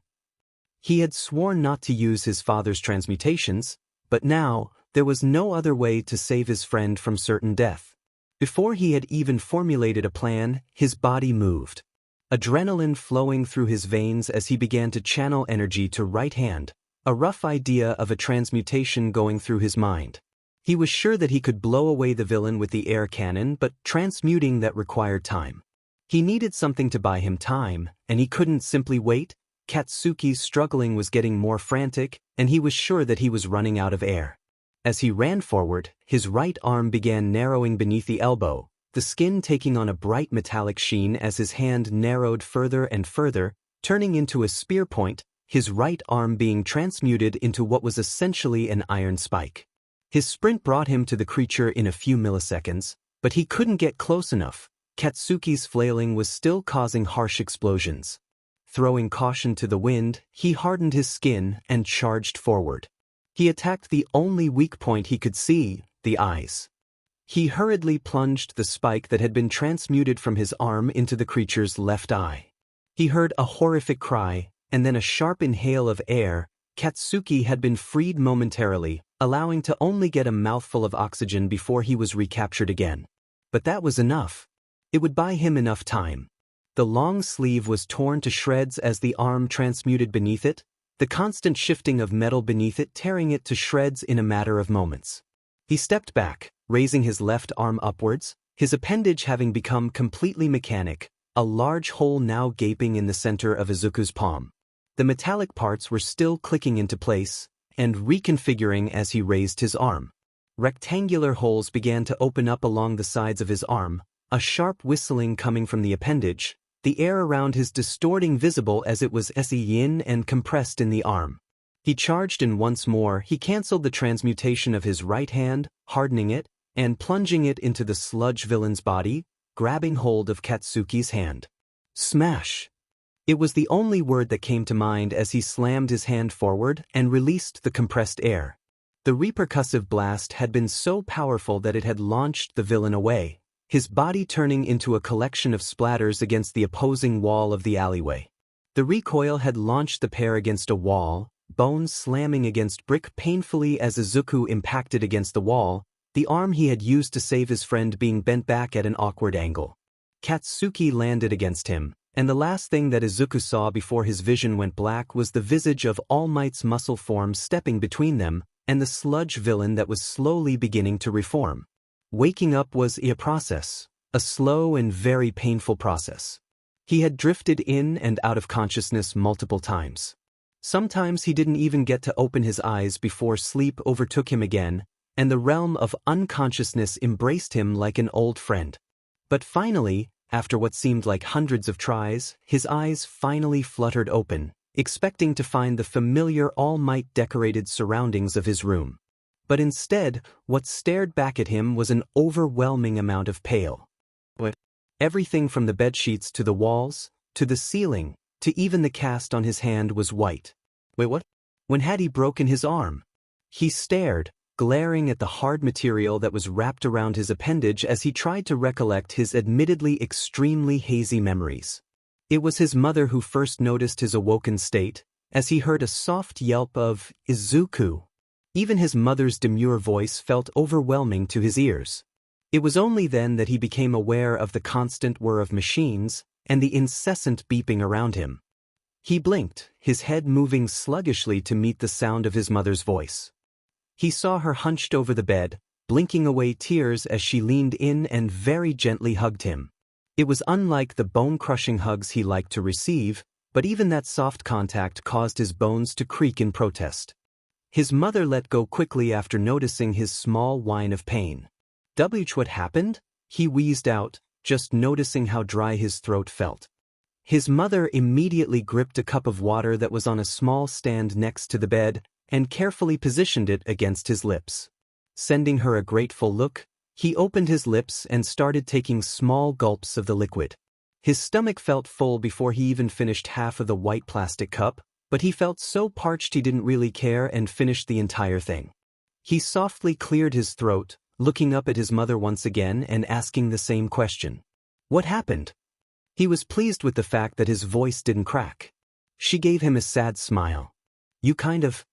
Her voice cracked, clearly unable to handle the pain of seeing her child in such a condition. Hurt yourself when you saved Katsuki. Ah.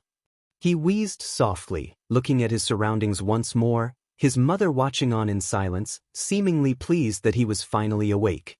A knock on the door interrupted the pair's pleasant silence, the small doorknob twisting briefly before a fairly built, middle-aged man made his way into the room, a doctor's coat around his shoulders and a small clipboard in hand. You're awake. He smiled. That's very good. His amicable smile put the pair at ease, even as it began to fade as he flipped through the small clipboard in his hands.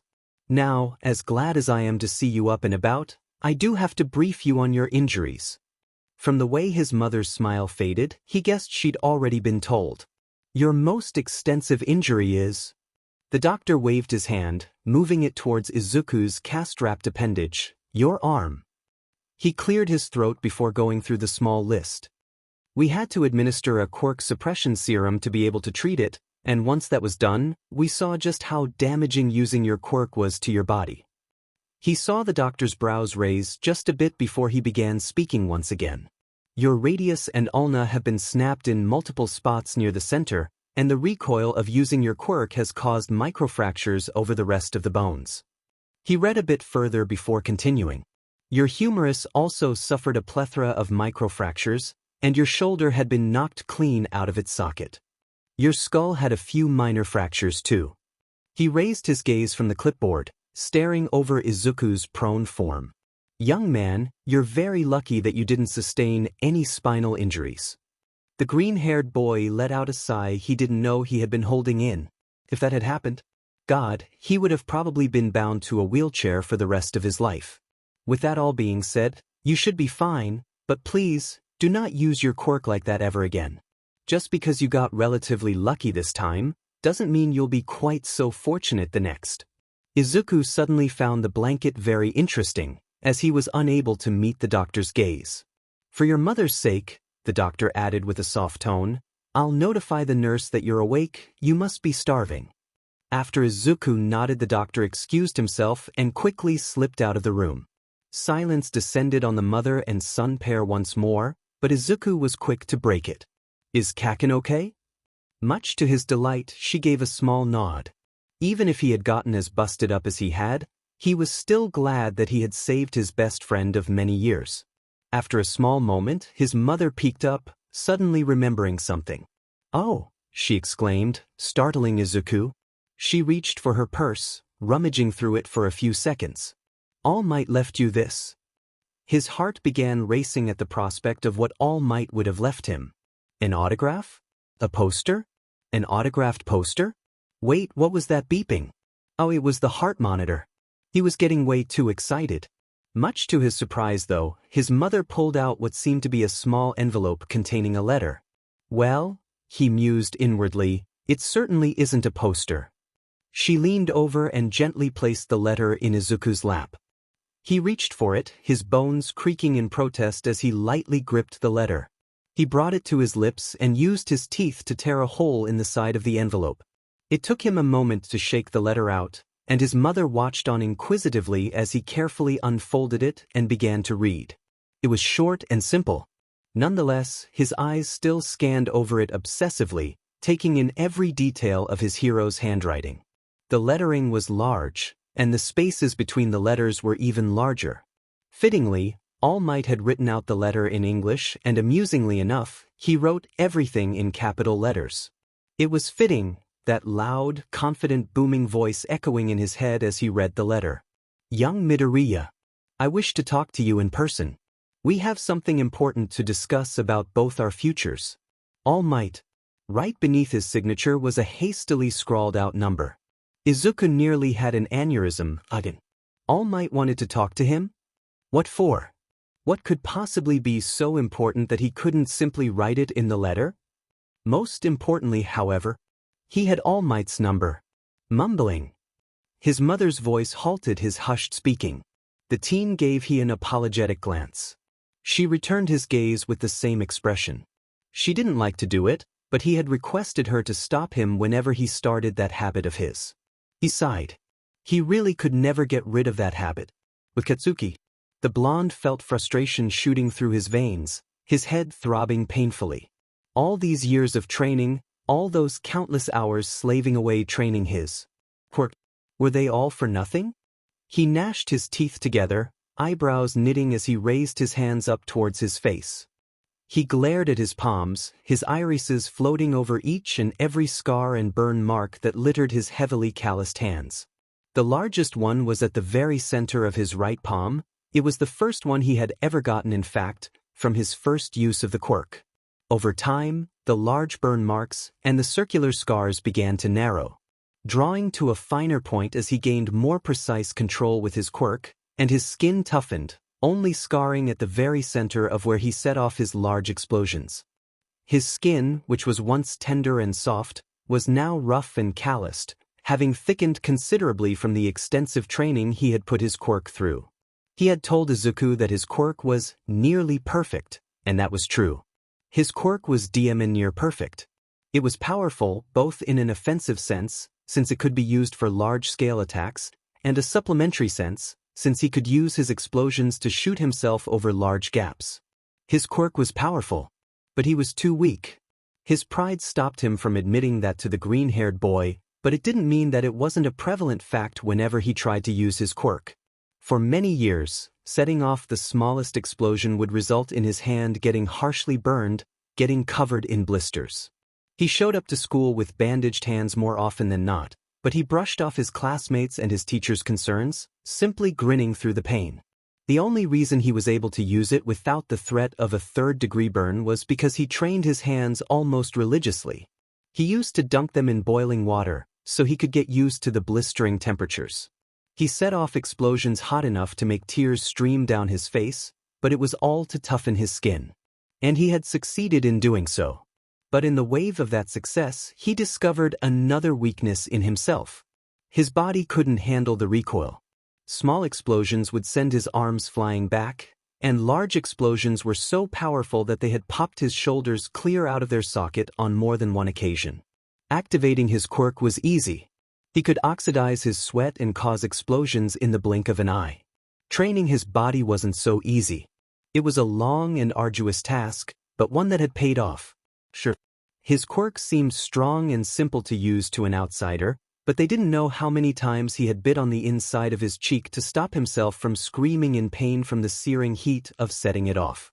Just when he felt confident, just when he got to a point he could proudly and truthfully say he was strong, he felt weak all over again. He was too weak to stop the villain. He wasn't fast enough to avoid him, nor was he strong enough to blast him. And the thought of that made his blood boil. The fact that his best friend, a brother to him, had landed in the hospital due to his own inability to act was unacceptable. Deku had been in the hospital for 3 days, unconscious. He was told time and time again that the most important quality of being a hero was the spirit of self-sacrifice. Deku, however, took that idea and blew it way out of proportion, damn it. He felt the edge of his vision begin to cloud, and he felt a slight stinging in his eyes. Hell, was he crying? He let out a yell of frustration and slammed a calloused fist against the closest wall, cursing loudly once the pain shot through his arm. Just as the blonde was about to let out a string of curses, the door to his room swung open and his mother stood in the doorway, looking pleased with herself. "The F you want, old hag?" His voice cracked, and he was pretty sure a few tears were now cascading down his cheeks. even as he glared at her. Mitsuki's gaze softened as she stared at him. "Izuku?" she asked softly. "So?" He yelled back, using the back of his hand to wipe the tears from his eyes. "I was worried too, Ino." "Those? Biff, did that mean?" "He's awake," she sang, holding up a hand, showing him the keys that were dangling from her pinky. "Get changed, fuckface. Visiting hours are almost over." The green-haired woman turned to the two young men, who seemed to currently be having a staring match. She opened her mouth to speak, but a dismissive wave from the blonde's mother quickly made her stop. The air between them was so thick with tension that a blunted butter knife could have sliced its way down the middle, each swallowing nervously every few seconds, but not breaking eye contact. She broke her gaze away from the two boys and quickly returned to chatting with Mitsuki. Izuku had stayed silent ever since Katsuki entered, and the blonde had been equally as quiet. "Thanks." Katsuki finally broke the silence. The green-haired boy was quick to respond with a small nod. "Sorry," Izuku muttered apologetically. "You better be, you little sheet." Katsuki's eyebrow twitched before the blonde sighed deeply. "I'm sorry too." An incredulous scoff left his friend's lips. "Did the great Katsuki-sama just apologize to me?" "You nerd." Izuku started laughing softly, although a sudden pain in his chest cut him off midway as he wheezed. "Don't do that shit again," Katsuki commanded angrily. "I didn't need you to end up in the hospital because of me." Izuku softly shrugged.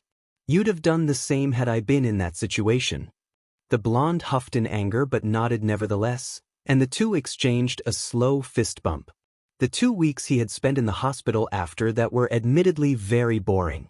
His mother made sure to pop in during visiting hours, often spending most, if not all that time just looking after and feeding him. Katsuki made his presence known daily as well, bringing him all his notes and making sure that the green-haired boy didn't get lost when it came to their studies. The explosive teen was a better tutor than he liked to admit, even though he complained about it cutting into his training time. Part of him still didn't believe that the blonde trained. Izuku was convinced that he was simply that gifted and good. He had even worked up the nerve to text All Might. That had taken a few days, but he had managed to text out a simple, "I'm awake," to his lifelong hero. He nearly had an aneurysm for the 3rd time when All Might replied with a thumbs up and told him that he wanted to meet with him in person. The two exchanged messages daily after that. It was mostly All Might worriedly asking about his recovery and making sure that he was eating enough and things of that nature. It was unusual to him having somebody worry about him almost as much as his mother did, but he did really appreciate the gesture. The man was also really eager to meet him, for some reason that escaped him. But finally, after 2 painfully long weeks, he was now taking slow but confident steps outside of the hospital, his mother holding his uninjured hand in a death grip, making sure that he could put his weight onto her should the extra support be needed. Only once he had stepped out the front door, he realized just how much he'd missed fresh air and direct sunlight. He took a deep breath, sighing happily as he allowed his mother to guide him to the car. He idly pulled out his phone, smiling to himself as he saw the All Might lock screen. He quickly opened up the contact that he had saved All Might's number in. "Out of the hospital," he texted slowly, using a single hand to text was hard. All Might's reply was snappy as usual. "Wonderful," being typed out in bold, capital letters. "Meet me tonight at Takoba Beach, 8 p.m. It is of utmost importance." His mother was sure to have a fit, knowing he was going out the same day he left the hospital. The scene replayed over and over in his head, like a mantra. The green-haired young man had sprinted in. The look of panic crystal clear on his face, but his feet had still moved. Midoriya had acted when the heroes around him failed to do so, when he failed to do so. Midoriya's plan had been reckless, completely based on the assumption that the villain's eyes were a weak point, and luckily for him, they had been. Having bought himself a bit of time, he'd momentarily managed to free the blonde hostage. Granted, only his mouth had been released from its slimy confines, but those few milliseconds had been enough for him to escape some much-needed air into his lungs. It was the visage of the green-haired boy's quirk that had shaken him the most, that which had prevented him from acting as quick as he'd needed to. Its visage had filled him with fear, much like it had years ago. There were a handful of things that made Toshinori Yagi quake with fear, and that Demed quirk was one. He remembered its name as clear as day: transmutation. The ability to transmute your own body into whatever you desired. That villain's words, his monologue, had been etched into his memory as if chiseled into stone. He had made sure to explain the quirk thoroughly, laughing as he did while toying with his victims. He had also done it the last time they fought, just before he had used the quirk's terrifying powers, enhanced with a few other quirks, to tear a hole through his abdomen. He had been sure that it was going to be the last time he was going to see that Demed power, the very one that had also taken his adoptive mother's life. He was sure that with his last fight with that man, he had destroyed every remaining trace of the quirk that had haunted his memories. But no, that quirk was still very well alive. And it was flowing through Midoriya Izuku's veins. While the boy clearly wasn't as experienced with its use as his father was, the transmutation process was the same. That faint glow, and the limbs reconfiguring, the metallic bits creaking as they snapped in place. It was all the same. His brows furrowed, and his teeth gnashed together. He wasn't even sure if that man was actually his father, but the similarities were certainly there. Those sharp, green eyes and that curly, wild hair. They were a bit different and yet so frighteningly identical at the same time. Perhaps it was a reach for him to assume that, even unfair to the boy, but he was nearly sure that Midoriya Izuku was somehow related to one of the most frightening villains that had ever lived, all for one. But that left the bigger question unanswered. If he was truly that man's son, then how come he didn't inherit All for One? Had he even inherited it? Had he inherited all the quirks that All for One had? That was a terrifying prospect. That was why he was so incessant when it came to meeting the boy. He simply needed to know. The way that he had spoken about his father seemed to indicate that he didn't even know who he was, which honestly wasn't at all out of character for a sociopath like All for One. Had he decided to have a family before getting bored and abandoning them? If that was the case, then he had a chance and more than enough reason to step in and show the young boy the righteous path. He could set him on the road to becoming a true hero. He already wanted to be one, but someone his age could still be swayed with ease given the right circumstances. Whether he was the son of a villain or a hero, weak or powerful, young Midoriya was still a child, a highly impressionable child. If a villain managed to sink their claws into the boy, that would spell disaster. A boy with that much power at such a young age would be a frightening villain to face at a later date. The last thing that this society needed was another villain of that man's vast power and intelligence, especially when Toshinori was so close to running out of time. He wasn't even sure if this was a good idea. To train a random child just because he thought he was related to his greatest enemy? It wasn't the brightest idea, even in his own head. But the risk was too great. If, by some ungodly chance, he was related to All for One, he couldn't risk that boy growing up to be like him. It was, the 100th time he had this conversation in his head? But still, unease permeated his being and pooled up in his chest. Of course, he dared not show his hesitance to anyone, certainly not the young boy. He would still have to, as Recovery Girl liked to say, play the oaf. He sighed. Midoriya Izuku was going to be his student, not only for his sake, but for the sake of society as a whole. Honestly, he hadn't known what to expect when he was asked to show up to Koba Beach, but he definitively hadn't expected this. All Might, in his lanky, ghastly form, was found sitting on a disassembled car chair that rested atop a pile of trash. He had been sitting with his arms knitted together, his chin resting atop the small cradle he had created. His demeanor, which seemed oddly nervous, instantly shifted the moment those bright blue eyes caught sight of him. He gave him a bright, brimming smile, and in an instant, the thin, deathly-looking man transformed into the god among heroes that was known as All Might. He struck a pose, each hand moving to nestle themselves against his massive waist. Young Midoriya. His booming voice was loud enough to reverberate in Izuku's chest. Please. The hero began, and used one of his massive arms to casually lift up a discarded refrigerator that was sitting atop a small pile of metal scrap. With no effort at all, All Might hefted the fridge with a single hand and then promptly placed it on its side, pointing to it afterward. Have a seat, Yuch. Before he even got to finish his sentence, he had coughed up a glob of blood and deflated, the crimson liquid pooling onto his skin. I really should stop doing this, the man spoke, before letting out a few wheezing breaths and sliding onto the fridge that he had just placed between himself and the young, green-haired man. Izuku could feel the proverbial sweat drops slide down the side of his face at the sight of the deep indentations All Might's fingers had left in the metal. His power, it was absolutely insane.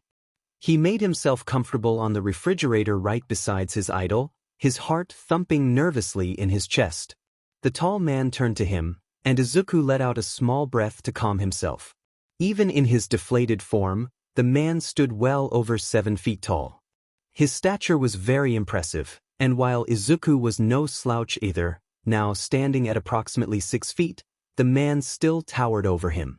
That thoughtful expression made him even more nervous. All Might parted his lips to speak, but before he could do so, the young man interrupted. Why? He cursed his nervous stutter. What? The older man questioned. Why did you want to meet me in person, All Might?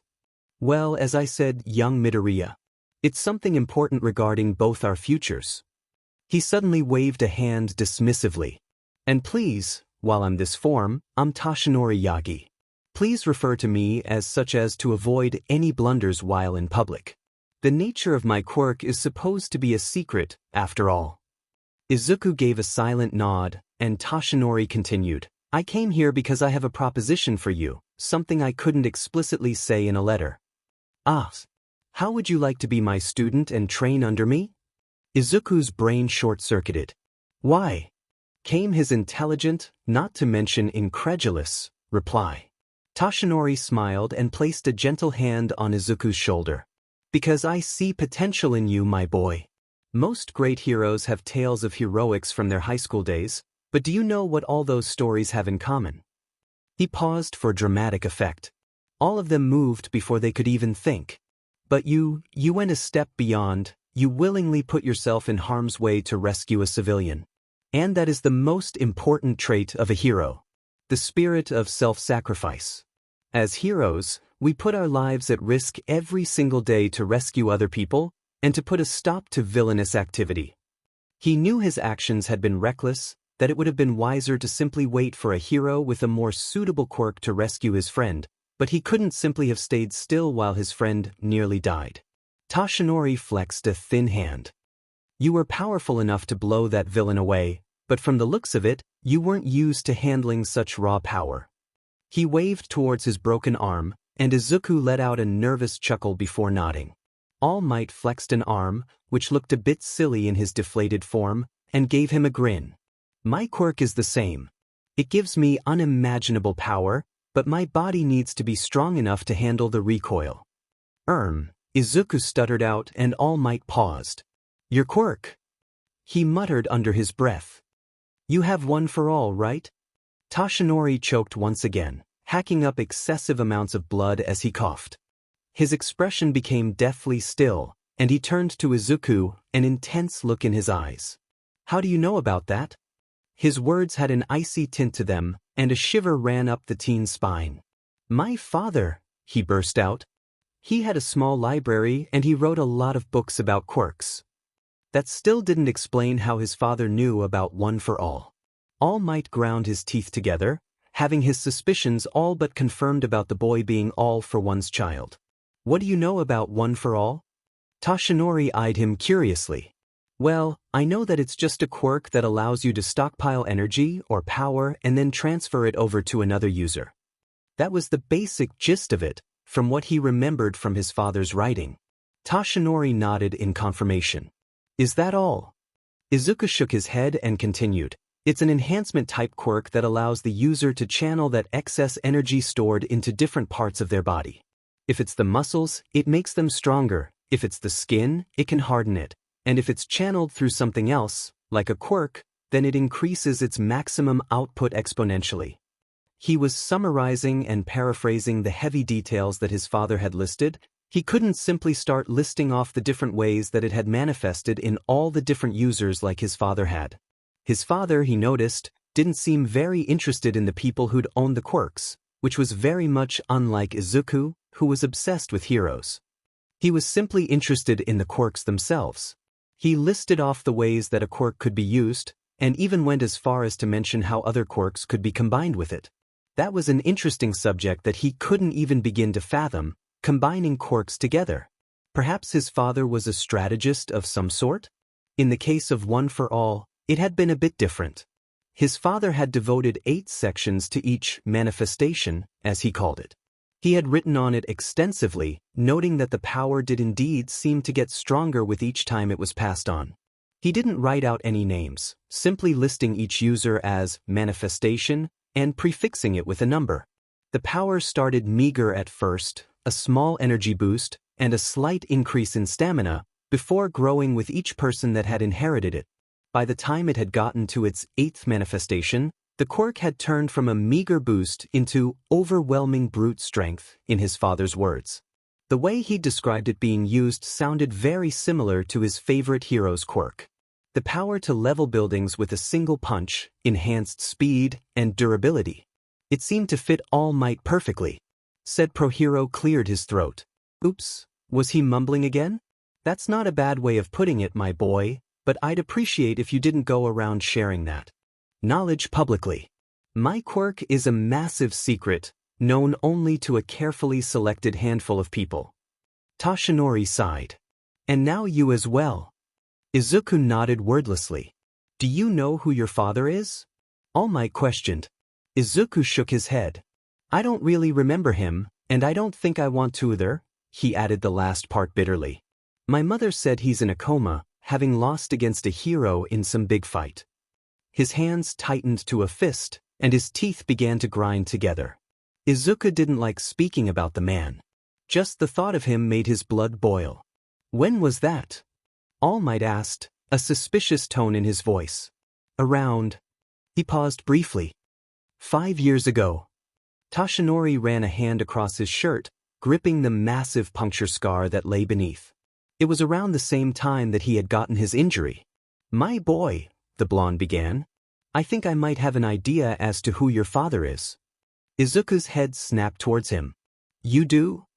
Curiosity was palpable in his green eyes, but seeing All Might's serious demeanor made his expression sober quite a bit. Toshinori let out a heavy sigh, strong enough to rack his frame as he composed himself. I pray that this isn't true, but all the evidence seems fitting. Izuku leaned in closer. You two look alike, have the same quirk, and your father is a villain who got into a coma around the same time I got my injury. Conveniently, you don't know what he looks like, but the fact that he has information on my quirk is more than enough evidence for me. He sighed deeply again. It might not be my place to say this, but you, out of everyone, have the right to know. I have reasons to believe that your father is a villain that I had previously faced. He was also one of the greatest villains, if not the greatest villain to have ever lived. He wasn't about to just drop that on the young boy, though. Not that it matters anymore, he uttered. He is in a coma, as you said. He was lying through his teeth, and Toshinori knew it. All for One was very much alive and active, although he was making his presence scarce. Even he, out of all people, was having trouble getting much news about him. Quickly switching the subject, All Might stood to his feet, quickly inflating to his muscle form as he stared at his young, soon-to-be pupil. Back to the task at hand. His voice boomed out once again. So how about it, young man? Will you be my student? The second question, which echoed loudly in All Might's head, remained unspoken. Will you prove yourself worthy to be my successor? It had taken nearly a month, but finally, Izuku felt confident enough to say he was back to competent quirk usage in the arm he had injured. Having taken off the cast 2 weeks prior, against the doctor's advice, he'd begun training his quirk immediately after. He had combined rehabilitation with quirk practice. While he flexed his arm and wrist, he'd transmute random patches of his skin into metal. He needed to be sure he had the precise control needed to perform his complex transmutations before he actively pursued them. After all, it was one of his complex transmutations that had caused him to be in such a predicament in the first place. Today, he had finally managed to pass his self-created test. He'd hold his arms up and go through a set of transmutations in a row. Before the first was finished, he'd begin the second one. To an outsider, it would look like his arms contained a strobe light, constantly shifting between different hues of metal. It was simple in theory, but hard in practice, especially since his previously injured arms seemed to be a tad bit slower than his left. He had assumed it was a permanent effect of him practically blowing his arm off, but thankfully, with a few hours of rigorous training, he had managed to get his transmutations up to speed again. Being as eager as he was to prove his worth to All Might, he had asked to meet the moment he had achieved a result he was satisfied with. And now, here he was, standing on the dirty shore of Takoba Beach, and there was All Might, flexing his muscles in a ridiculous pose atop a pile of scrap metal. A brief look of recognition flashed in All Might's eyes as he saw Izuku's form, but the man didn't react, he simply kept his pose. Izuku let out a sigh. The top hero always had a flair for the dramatic. "So," he began, "why are we here again?" "Because, young man, this," All Might threw his arms out, pointing to the area around them, "is your training." "What?" His answer was a loud, boisterous laugh, and Izuku couldn't help but grin along, if a bit shakily. His enthusiasm and confidence were really infectious. "You're going to use your quirk to clear this beach, and while you do so, I will supervise and be drilling you on the basics of becoming a hero." Izuku blanked as he glanced at the area around him.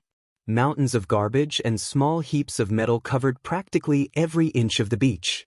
Was All Might really expecting him to clear this entire beach? "You have Bilyuv." The hero violently coughed into his hand, blood seeping out past his lips. He cleared his throat, before raising 2 hands up, each holding up 3 fingers.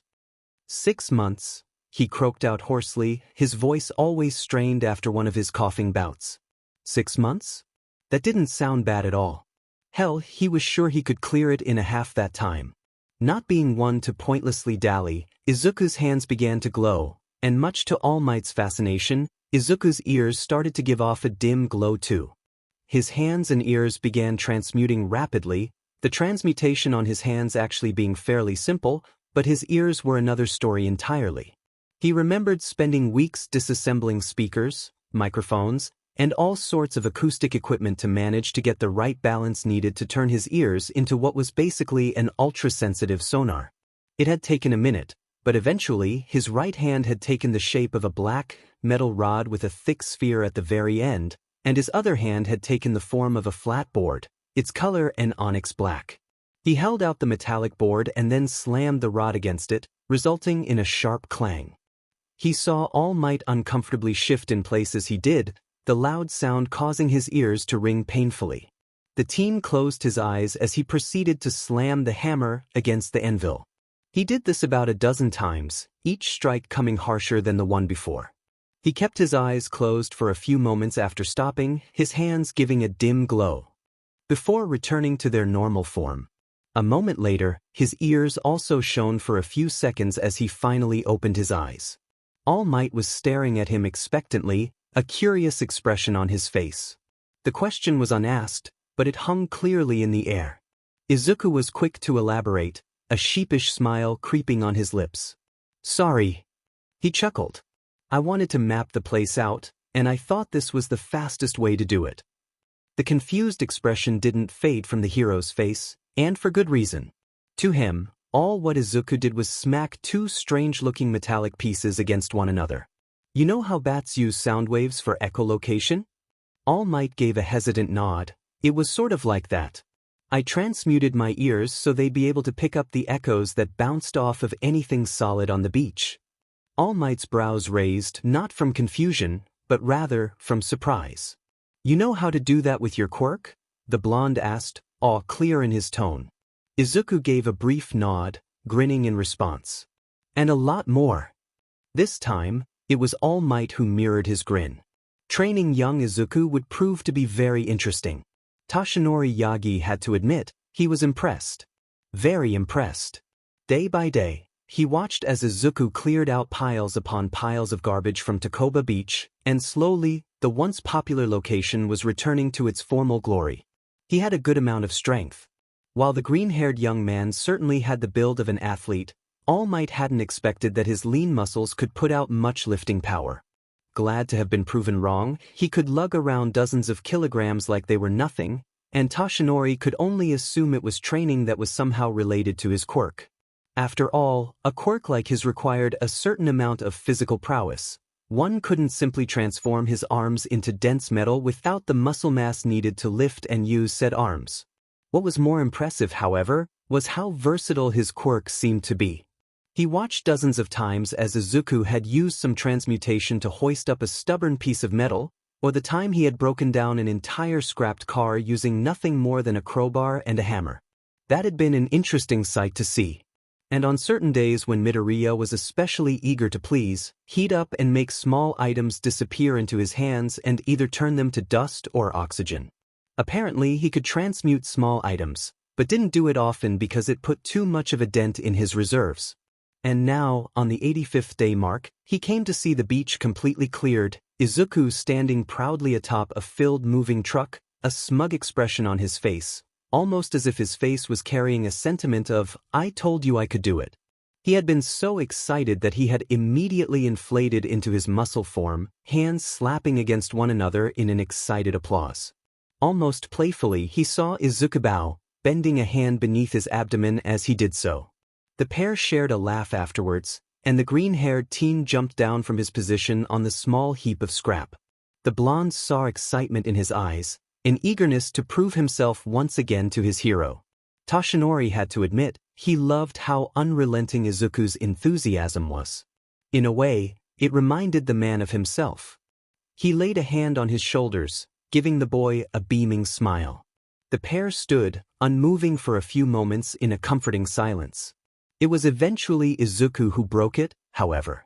"So," he said with a big grin, "what's next, sensei?" His response came in the form of All Might's trademarked boisterous laugh, a muscled hand moving to the blonde spikes that rested atop his head, and then proceeded to pluck out a single strand of hair. "Young man," he started, "I have to say, not only did you pass my test, you did it in a half of the expected time. It's rare that I'm ever impressed, but you have exceeded all my expectations. This test wasn't simply to see if you were worthy to become my student, but also to see if you were worthy of becoming my successor. Now, I pass on to you this sacred torch, cultivated by generations. You are worthy of inheriting one for all." He extended the hair out, holding it for Izuku to grab. "Now eat this." Izuku swallowed nervously. He knew that one for all was passed on by the transfer of DNA, but still, All Might asking him to swallow one of his hairs was just weird. But he had, and now, the #1 hero was staring at him proudly. It was strange, and the weight of what happened hadn't fully settled into his head quite yet. He was now the 9th user of One for All, so why exactly didn't he feel any different? Sensing his confusion, the now deflated Toshinori laughed. "Your body has to digest it before you feel anything, my boy." Did that make sense? He nearly facepalmed. Of course, it sounded so obvious now that All Might had said it. "Now what?" he muttered, staring at Toshinori expectantly. The man flashed him a kind smile. "For today you rest. We need to get One for All fully integrated into your system before we do any active training again." Izuku gave a small nod. "Hey, All Might Dash." Toshinori shook his head, raising a hand up. "What did I tell you, young Midoriya? When I'm in this form, please refer to me as Yagi." His student had the decency to blush. The man had repeated that dozens of times over their 2 months of training, but it still didn't feel natural to him to refer to his hero by first-name basis. "Hey, Yagi-san." The man gave an approving nod and a thumbs up. "Would you like to have dinner with my mother and I after training tomorrow?" Izuku saw a very unusual sight. It was All Might, blushing and frantically waving his arms about. "Hi, Dash," and the green-haired teen thought he had a stuttering problem. "I wouldn't want to intrude." Izuku tossed him a bright smile. "Nonsense. We'll be more than glad to have you." Yagi gave a sheepish smile, scratching the back of his head. "I don't see why not." Izuku's smile brightened upon his agreement. "Great. I'll see you tomorrow?" The blonde nodded. "Tomorrow." Izuku had to admit, he didn't feel much different, even long after he had, reluctantly, consumed the hair that All Might had given him. Just a general sense of unease? But perhaps that was more due to his nerves than his body going through an actual change as it absorbed the quirk. He had just settled into bed, resting his head against a rather fluffy pillow before he suddenly started feeling something. Like a strong surge of heat that was flowing through his veins. It was a pleasant warmth at first, his blood warming within his veins. Then it becomes slightly stronger, hotter, until it became unbearable and felt as if molten lava was flowing through his vascular system. Similarly, his chest felt hot, like somebody had sunk a red-hot brand against his skin. He wanted to grab hold of the blankets and rip them off his frame. Maybe that would alleviate some of the overwhelming heat, but he couldn't. His hands wouldn't stop shaking. He attempted to move a finger, a foot, anything. But his body wouldn't respond. It was a frightening feeling, almost as if he was trapped inside his own body, unable to control it, but still able to feel everything that was occurring to him. He could move his eyes and look around, but not much more. His body suddenly seized and he began to convulse. The movement so violent that it had sent him barreling off the side of the bed and onto the floor, landing with a heavy thump. His pain only seemed to worsen with the impact. His arms began glowing, the telltale sign of a transmutation, but it was unlike anything he had ever seen before. While his arms were a metallic hue that he was familiar with, it was divided, marred. The spots in his arms where his veins would be located had simply refused to transmute. Fear coursed throughout his system as they suddenly gave off a dim, red glow. The dim light didn't last long, as his veins now began to glow a radiant, crimson red, the throbbing pain only getting worse in tandem with their brightness. He laid there frozen, for what seemed like hours as his veins pulsated, the heat getting worse and worse before suddenly, the color of those vein-like markings on his arms changed, turning a faint orange, and then suddenly, a glowing green. He saw what he swore were arcs of electricity flowing around his arms, curling and twisting around the appendage, their hue a similar color to the lines on his arms. Then suddenly, everything stopped.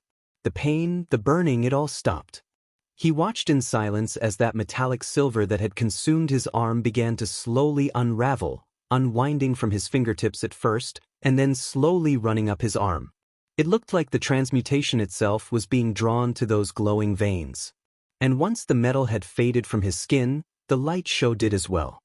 His body suddenly felt as if a weight had been dropped on it. He felt tired. So very tired. So much that he couldn't help but let unconsciousness overtake him, his eyes fluttering shut, and his head lying limply onto the floor. Izuku let out a small weary sigh as he stared over himself in the mirror, carefully checking to see if last night's incident had left any bruises or traces of harm on his body. From the searing pain he had experienced the previous night, he had expected to see burns all over his body, if not over his arms, then over his chest, the area where the pain had been the most intense. Much to his relief, he saw that his skin was unmarred, not even a trace of an injury dotting his frame. But just because he wasn't injured externally, didn't mean that he was completely fine on the inside. Several schematics came to mind when it came to checking on his organs, but he figured thermal vision would be the most useful for the time being. He felt fine, but it didn't hurt to check if there had been any residual heat that had built up inside of him. He drew on his quirk, channeling it into his eyes to begin the transmutation, only to be answered with a massive migraine and a sharp pain in both of his eyes. Grunting, he shut them tightly, but the stabbing pain wouldn't go away. What happened? He had gone through with transmutation dozens of times, completely fine each time. Why was this time different? He opened his eyes, fully expecting to see blood seeping from them in the mirror, but much to his surprise, they looked the same as always. He let out a sigh of relief, and nearly did a double take once he took in the view of his abdomen in the mirror. It was glowing. It wasn't like the glow that usually came with transmutations. It looked like somebody had pressed a pair of light bulbs into his chest. On the left side, directly where his heart was, he saw a green, pulsating light, one that, for some reason, he felt strangely familiar with. The light had tendrils extended out of it, the tendrils seeming to resemble veins, passing through the entirety of his body. His arms, torso, legs, the green source was anchored deeply into his body. On the other side of his torso lay a brighter, yellow light that had begun to take on a green hue at its very edges. This one also had tendrils, small offshoots, nothing spectacular by any means. As opposed to the green one, they seemed to only extend a few inches into his torso. He raised an arm towards his chest, patting it, but he still saw the strange glowing orbs of light, even through his hand. He could, somehow, see through his body. His eyes narrowed, and he attempted to focus on the green sphere of light. He saw it shifting unsteadily, spinning in an eternal maelstrom, folding and collapsing upon itself infinitely, making for an impressive scene. It almost seemed like it was transmuting? A light bulb lit over his head. It was his quirk. It made sense why it seemed so familiar then, and the way it had wormed its way throughout his entire body. The lights, were they representations of his quirk? Or, as of yesterday, quirks? And if the green one was transmutation, then the yellow one was certainly one for all. One for all's light didn't have the chaotic energy that transmutation carried. It simply lay anchored to where his right lung should be, pulsating brightly. Now that he took a closer look, he realized that there was a tendril of energy extended between the two orbs of light. A connection, one that was barely there, but one that was established nonetheless. Was that what had happened last night? A result of one for all anchoring itself into his body when he already had a quirk? He looked up, gazing over the rest of his body curiously only to see something. It was a very dim light, so dim in fact, that he barely noticed it was there. It seemed dark purple in hue, outlining his brain. His eyes narrowed as he focused. The light was faintly throbbing, much like one for all had been, but with every pulsation, he could see tiny bright dots of different colors. The sight was mesmerizing, looking like a miniature galactic nebula in his brain. That was interesting. So not only could he see quirks, he could also monitor his own brain activity? From what he guessed, those tiny lights were probably his brain cells, firing of rapidly with each thought. Before he could dwell on the fact much further, he blinked, and then suddenly, whatever ability her had somehow called upon dispersed. He stayed silent for a few moments, his brows furrowed in thought. What had that been? Some quirko-vision? No, that was impossible. If it was, then he wouldn't have been able to monitor his brain activity. Or maybe, just maybe, it was something that had to do with his nervous system. Quirks were physical abilities, and the way transmutation seemed to have nestled its way into every inch of his body, and the way that one for all had anchored itself. It would make sense, him being able to see his own brain activity, coupled with his quirks. He blinked a few times, trying to summon whatever transmutation he had unknowingly activated by mixing the two quirks, but all he could do was cause himself a massive migraine and a sharp, stabbing pain in his eyes. He sighed, eventually pulling himself away from the mirror, and then shuffling off to his room, preparing for his morning run with Katsuki. Later that day, Izuku was just getting dressed to go out for his training with All Might when, suddenly, his phone gave a small buzz, vibrating to notify him he had gotten a text message. He slipped on his navy green t-shirt, ducking over to give his smartphone a quick look. It was a text from All Might. Quickly opening his phone, his eyes peered over the message. Our training spot has been compromised. Training is cancelled for the time being while I provide another area. Izuku's brow raised ever so slightly. He knew that Takoba Beach would be a popular local attraction once it had been cleaned up, but this quickly? He had just cleared the area yesterday. Had people already gotten wind of his cleanup? He tapped a finger against his chin thoughtfully, before picking up his phone and tapping away at the screen. That quick? We could use the dojo me and Kaken train in, if you'd like. His phone buzzed not a second later, a thumbs-down emoji being the first thing he saw. We need a larger area that allows proper use of one for all. We need not risk accidentally destroying the dojo. Izuku gave a small chuckle at the thought. He couldn't properly control one for all yet. Hell, he couldn't even figure out how to call on it alone without transmutation interfering. The last thing he wanted was to accidentally blow away half the dojo while learning to do so. Alright, do you have one in mind? And how long do you think it'd take before we have another training site secured? 3 days at most. Get some time to relax, you've been working hard. The green-haired young man smiled at that. It had been a rather long time since he had seen May. His training sessions with All Might had unfortunately replaced his time at Hatsume's babies. Scrolling through his contact list to find her number, he figured he'd simply worry about his new quirk tomorrow. 2 days later, Toshinori let out a small sigh, tapping his thin, long fingers together as he stared over his steaming cup of tea. Looking up, he found Principal Nizu looking at him expectantly while sipping from his own porcelain cup of green tea. The blonde had come fully expecting Principal Nizu wholeheartedly and eagerly agreeing to his idea. After all, who would turn down a request from the symbol of peace? But Nizu had. His demands, or rather, his requests from the principal were rather simple. He wanted to grant his pupil access to U.A's campus, especially to its plethora of training grounds in order to have a proper field to teach him about one for all. While Nizu hadn't refused his request outright, he hadn't accepted it straight away like he had expected. He had a condition, and if that condition was satisfied, then he would grant Izuku access to U.A's campus. Nizu had even offered the assistance of other pro-heroes in training and teaching his young protege. Nizu's condition was simple on paper, but it was a condition that had a lot of repercussions that Toshinori would rather not deal with. His condition? Sponsor his protege, effectively allowing him to go into U.A through recommendations.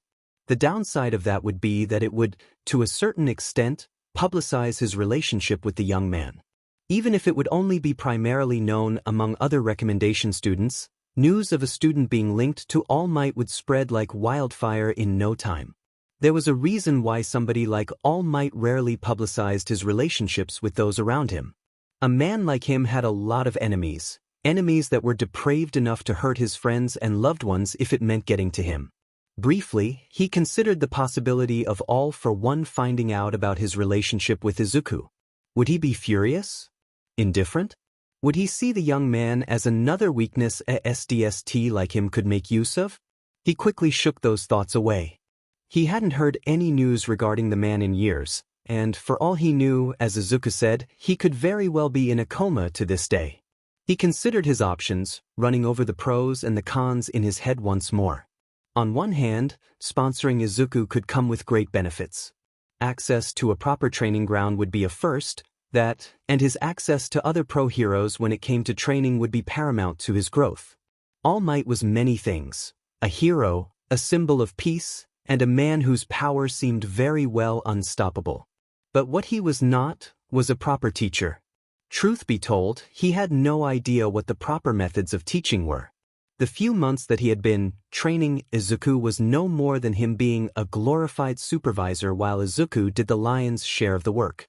On the other hand, while refusing Nizu would effectively stunt Izuku's growth, the young man would be kept safe. His anonymity kept untouched. Toshinori stayed still for more than a moment, his cup of tea long ago growing cold when he parted his lips to speak again. Very well. Nizu, who was now on his third cup of tea, quirked a curious brow in response to him. I accept your offer. Nizu's smile was obviously smug. Toshinori had to give to him. He was an intelligent man-heir, rodent, that knew how to get what he wanted. The blonde let out a deep sigh, tapping his fingers against his lips in thought. So, when would you like to start? Nizu asked with no small amount of curiosity. He was clearly eager to meet his pupil.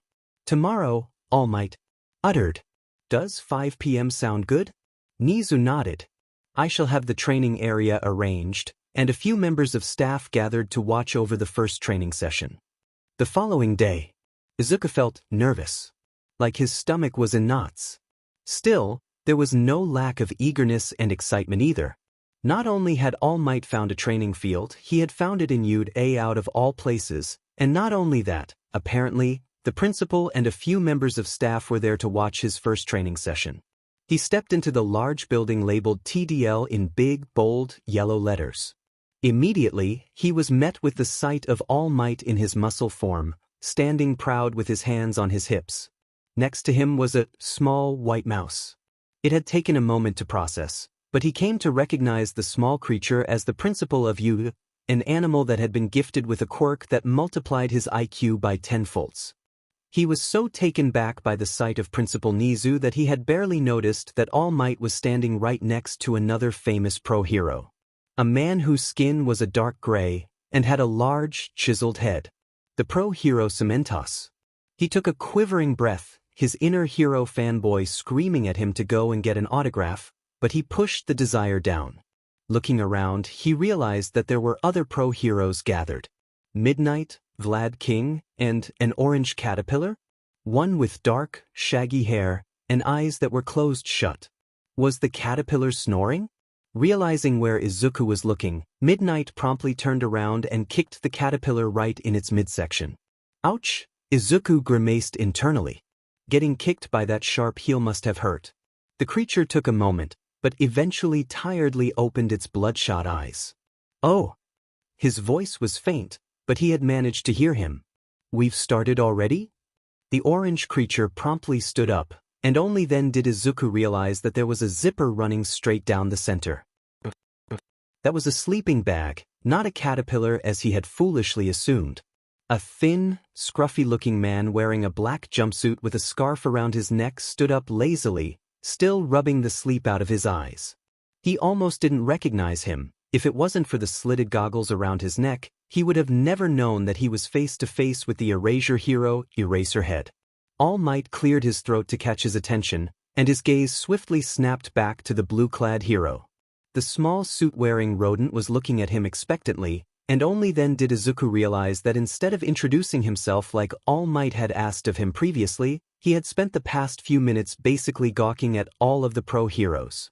He gave a small bow to the principal. "My apologies," he began. "My name is Midoriya Izuku, pleased to meet your acquaintance." The White Mouse smiled and gave a small nod as he stared over the green-haired young man. "My name is Nizu. I'm the principal here at UE," he uttered simply, and then gave Izuku a curious look.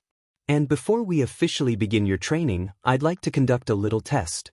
Judging by the way that All Might's brow rose, it was clear that he wasn't expecting this either. "While I'm sure you're more than worthy to be granted access to UE on the merit of impressing All Might alone, I would like to still see your abilities firsthand." Izuku quirked his head to the side ever so slightly.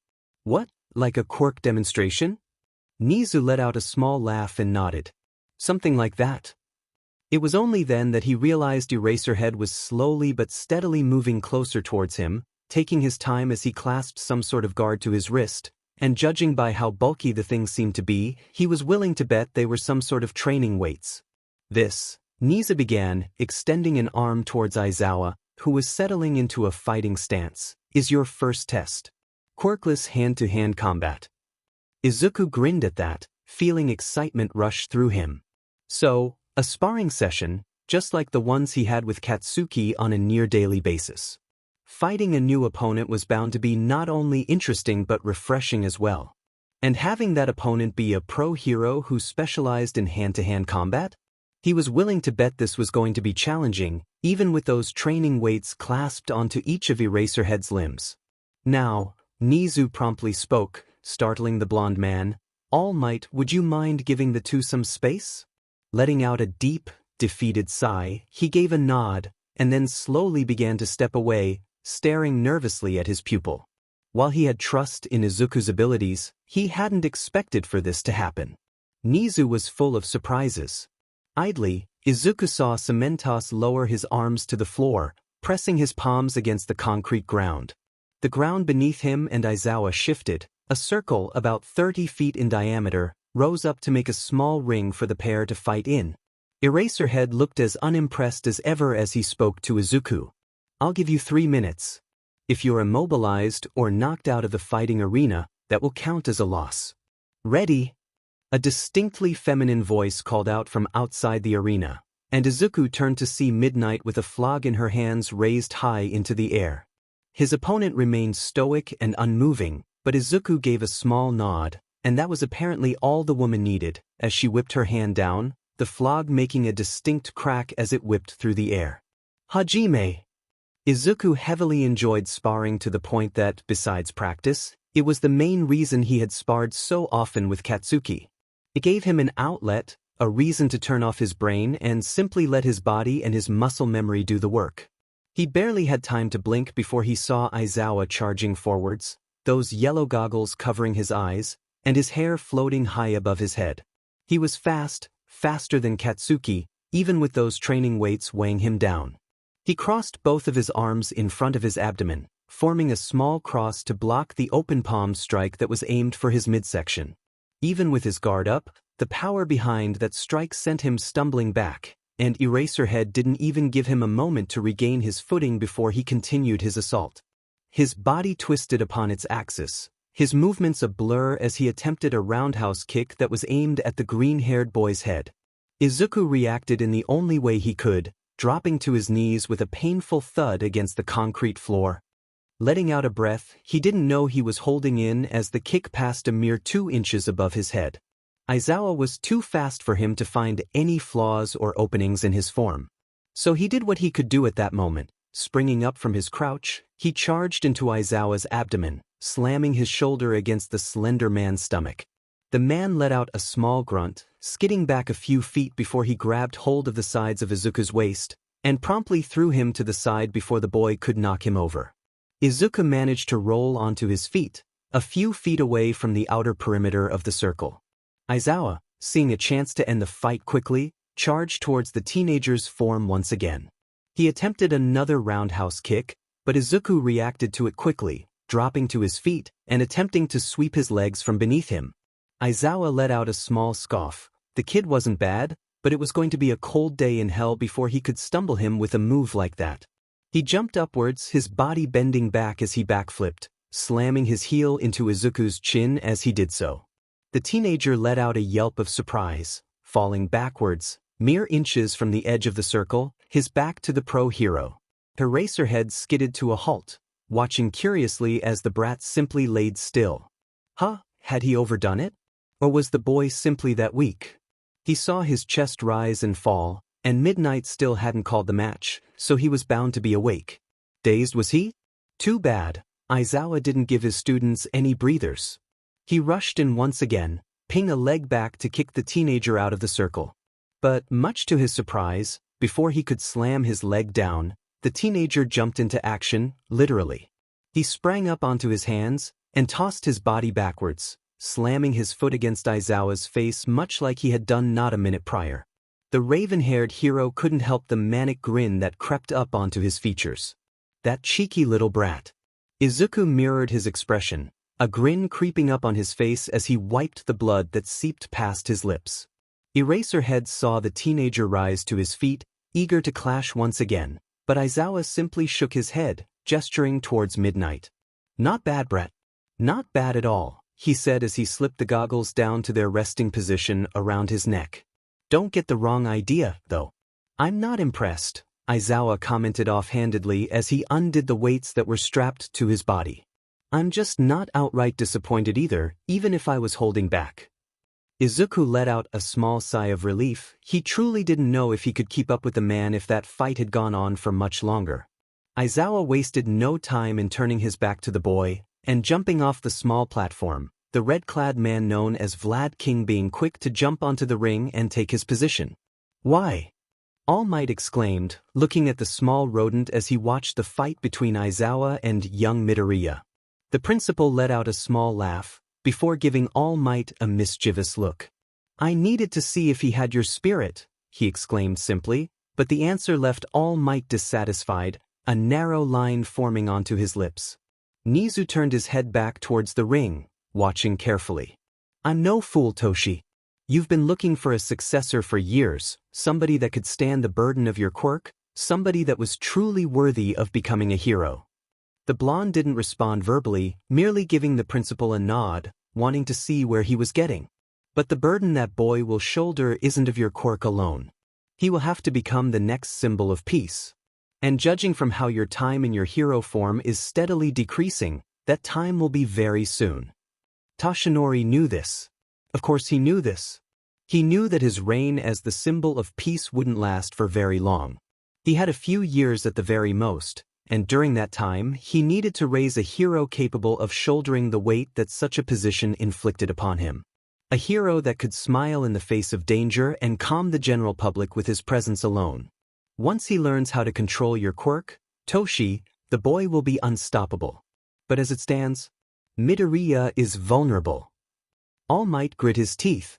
I need to know what he's capable of, to see what we can improve upon. This test is nothing more than a way for us to see which areas he's lacking in. Nizu let out a brief whistle as he saw Izuku's foot slam against Aizawa's face. Why this then? Why not an entrance exam, or something similar? The blonde questioned. If he's caught the eye of All Might, then we already know he's worthy of joining UA. Nizu smiled knowingly. But we need to prepare him for the future. Shota is there to test how he handles being stripped of his power. Too many heroes nowadays are rendered useless when their quirk isn't in the optimal environment. He needs to know how to fight, quirk or not. And Vlad? He needs to know how to think on his feet, of course, Nizu said with a small wink before breaking out into a small fit of chuckles. And it'd make a good show, wouldn't you say so? If you were going to let him join UA anyway, then why do I have to sponsor him? Why risk the public finding out our relationship through the recommendations program? That knowing smile that stayed on Nizu's lips bugged the blonde to no end. If he had a good reason, then why not explain it? Why keep it hidden from him? You should be aware of how important a symbol is to the public, no? He gave a hesitant nod, not sure if he understood where the principal was getting at. You were the original symbol of peace that the world knew. If you were to retire, or worse, if you are to be killed at the hands of a villain, it would spell disaster to society as we know it.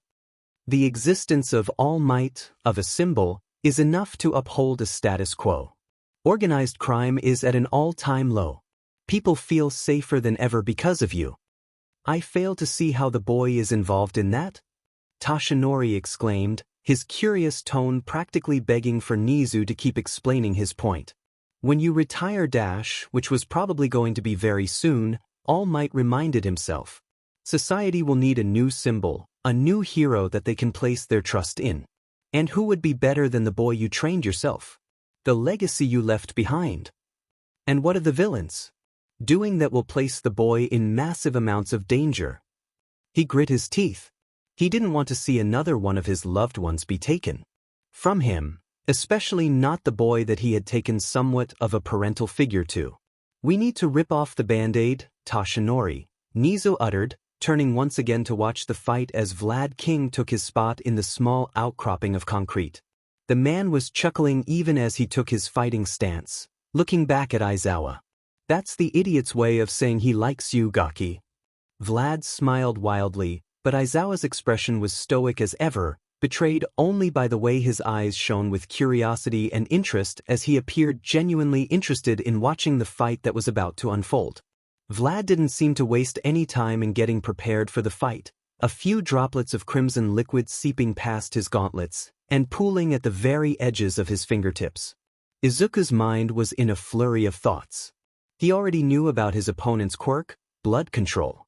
Vlad could control his blood, molding it into a variety of different shapes, and even crystallizing it so that it formed spears, shields, or even webbing to incapacitate his foes.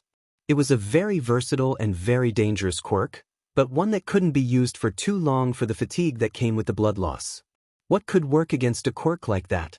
While he could certainly use air cannon to keep him at bay, the transmutation took too long to form with all the safety mechanics and the intricately moving parts it contained. He didn't have enough time. He needed something simple, but something that would also give him enough reach as to not get caught up within Vlad's attacks. Because the pro hero, much like Eraserhead, was an expert in incapacitating his foes. Telescoping limbs? Spring-like limbs? Perhaps a combination of the two?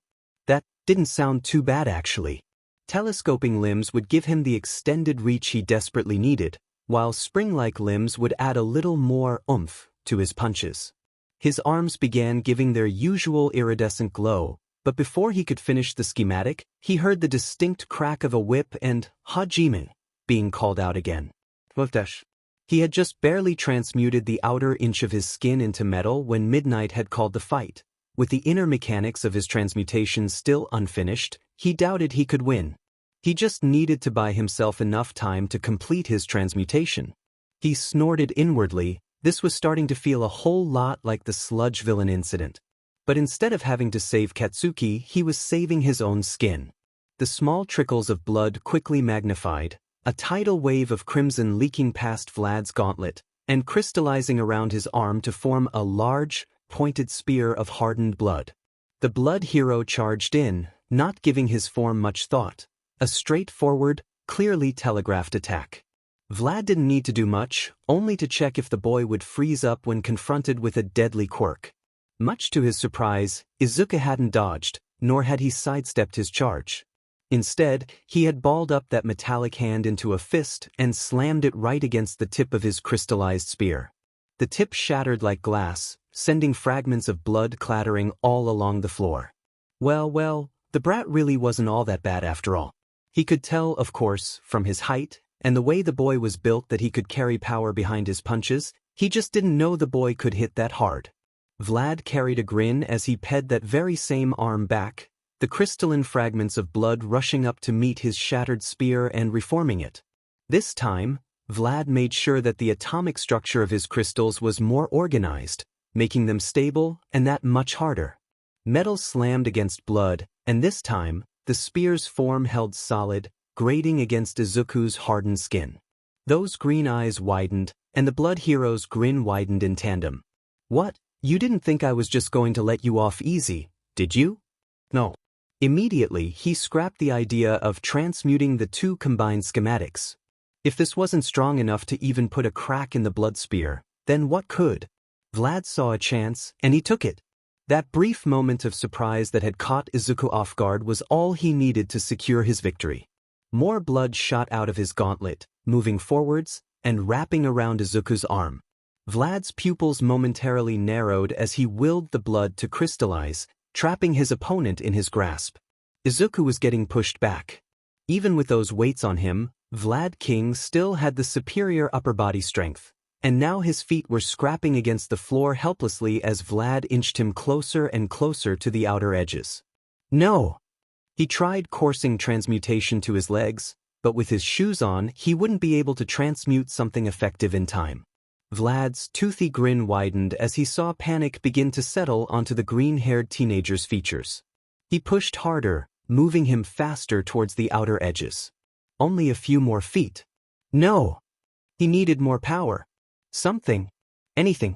He tried smashing his metallic hand against those crimson crystals that had coalesced around his arm, but he didn't put as much as a scratch on them. Vlad had learned his lesson, and he wasn't about to underestimate the boy again, and give him an easy way out because he hadn't properly crystallized his blood. 1 foot. No! He wasn't going to lose his chance, damn it. With only one thing he could now do, Izuku threw his arm back, tearing down all the mental obstacles that he had placed on One for All. The blood hero grinned, a shield of blood quickly being formed on his other arm. "Give it up, kid." This was his one and only chance. He channeled as much as power into his arm as he could, and slammed it forwards. Smash! His arm hadn't even made contact with the muscular hero before he was sent flying, that crystalline structure shattering into millions of tiny pieces as he was sent shooting out the circular arena. The dust around the arena was kicked up almost instantly, a shockwave permeating from where he had thrown his punch and spreading throughout the large training hall, making a few of the pro heroes around stumble from the sheer volume of the wind rushing at them. Izuku's eyes widened in shock, a stabbing pain shot throughout his arm, and tears quickly began to sting at the edge of his vision. He looked down, even with all the metal that he had reinforcing his arm, it was still bent back at an awkward angle, the bones inside clearly broken. But from what Izuku could see, it wasn't as bad as it could have been. He blinked away a few tears, and then heard a loud crack. His neck jolted upwards, looking to the location of the noise to see that his opponent had slammed against the edge of the outer wall, being buried deep into the wall, a spiderweb-like crack forming around him. He looked around, turning to All Might, who was now giving him a sheepish smile. "I might have forgotten to tell you that your body might not be able to handle the power of One for All at 100% yet." Izuku could only groan, frustration and pain flowing throughout his arm. "And this?" he exclaimed, pointing at his broken arm. Nizu jumped up from nowhere, startling both of Izuku and All Might. "We call Recovery Girl, of course." Izuku had to admit, trying to master one for all was more challenging than he had thought. After so many years of training with his original quirk, he thought using the second would be a breeze. He would merely have to apply what he had learned, and as simply as that, he would master one for all.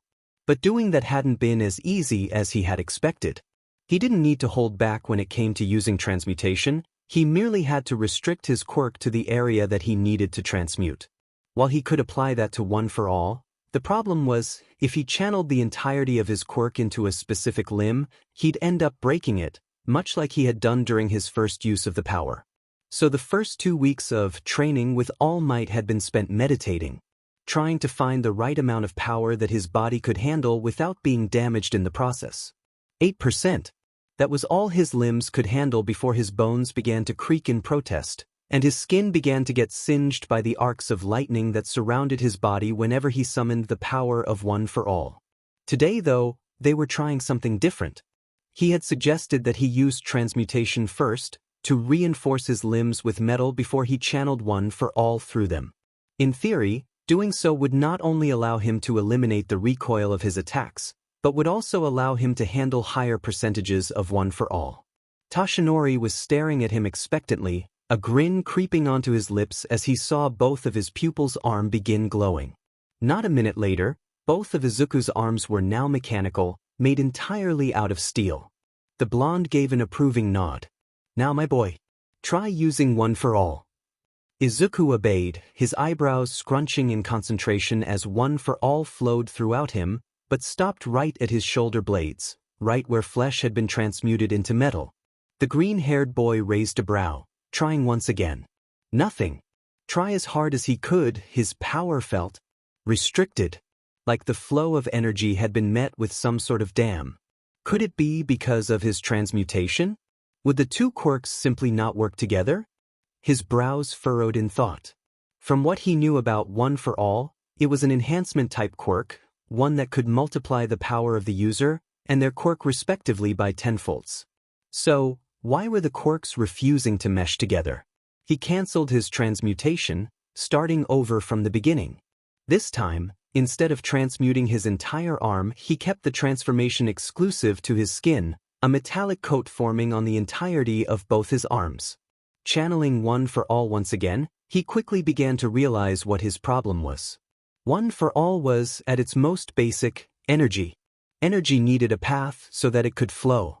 Transmuting the entirety of his arms into dense metal had effectively blocked off his quirk's pathway. The energy simply couldn't occupy metal. He wondered though, remembering the green arcs of lightning that seemed to surge whenever he used One for All, would it flow through metal if the metal itself was conductive? His transmutations were usually made up of titanium. The metal had high strength, a decent amount of toughness, high corrosive resistance, and to top it all off, it was even less dense than iron, allowing his transmutations to be fairly lightweight.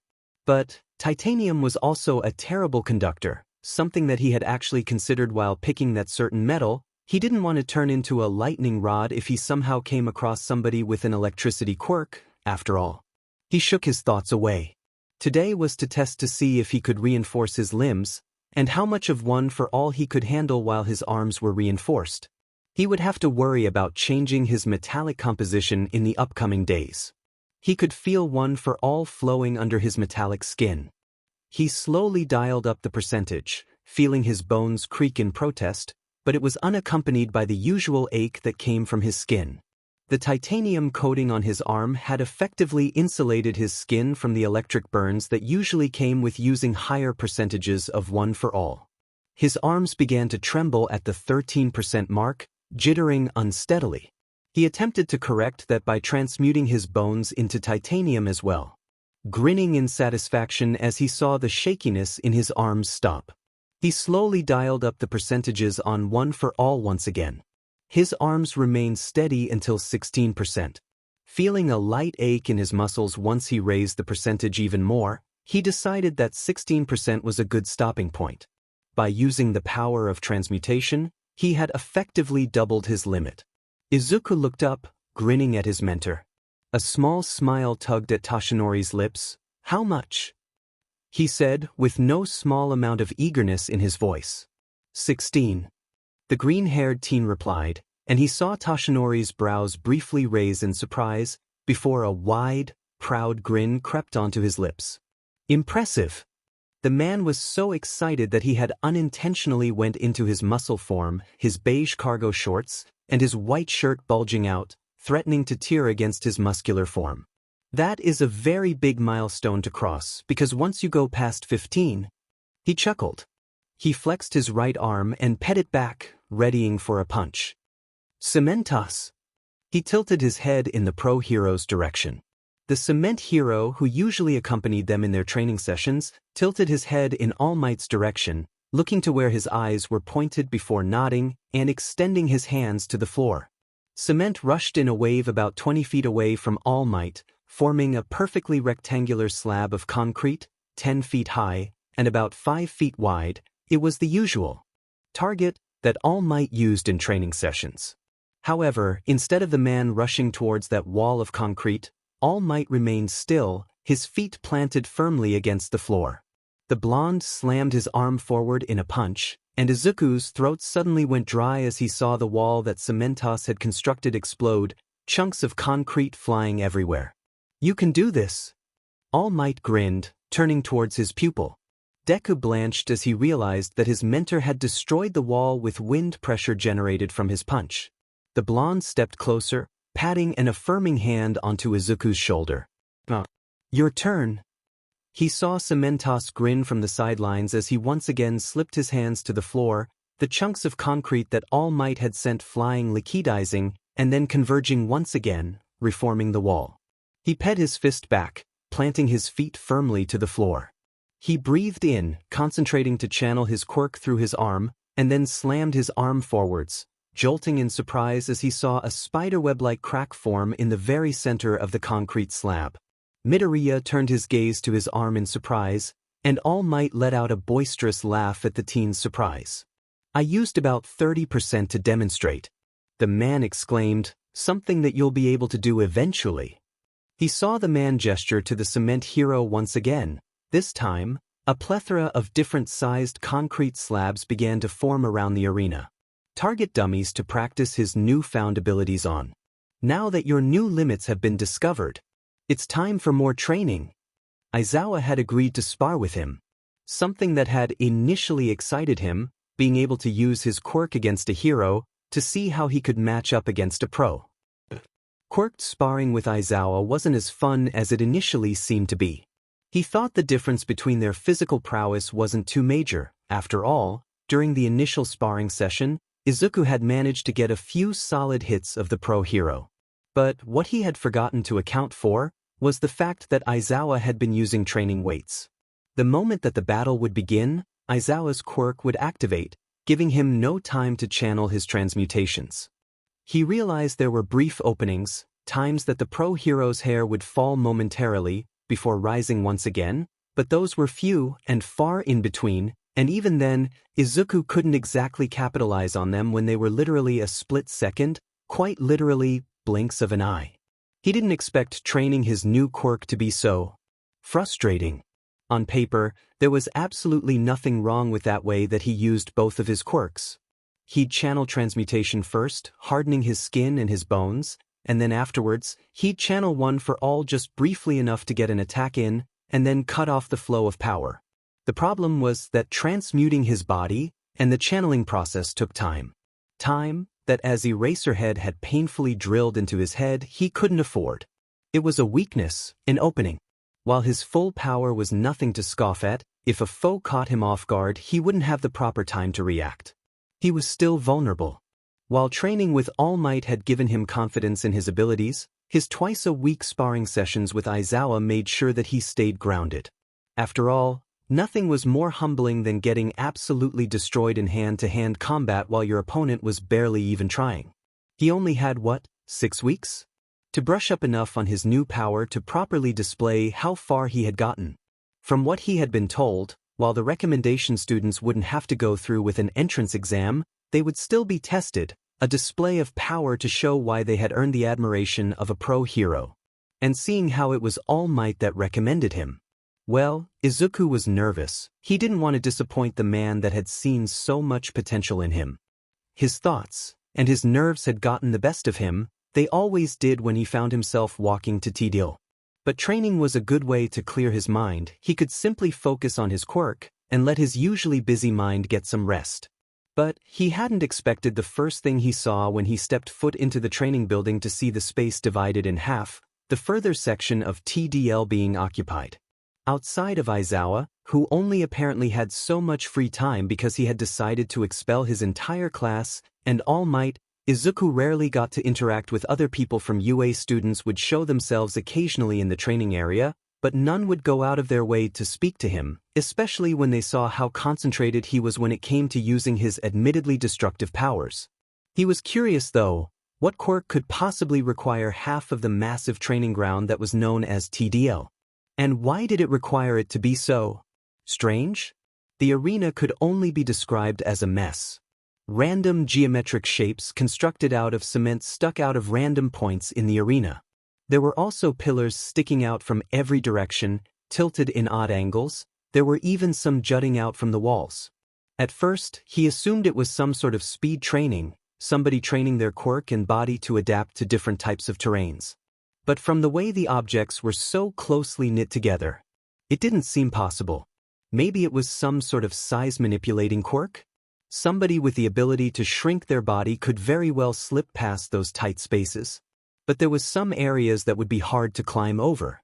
Izuku tapped a hand against his chin, wondering just what quirk would be required for such an arena.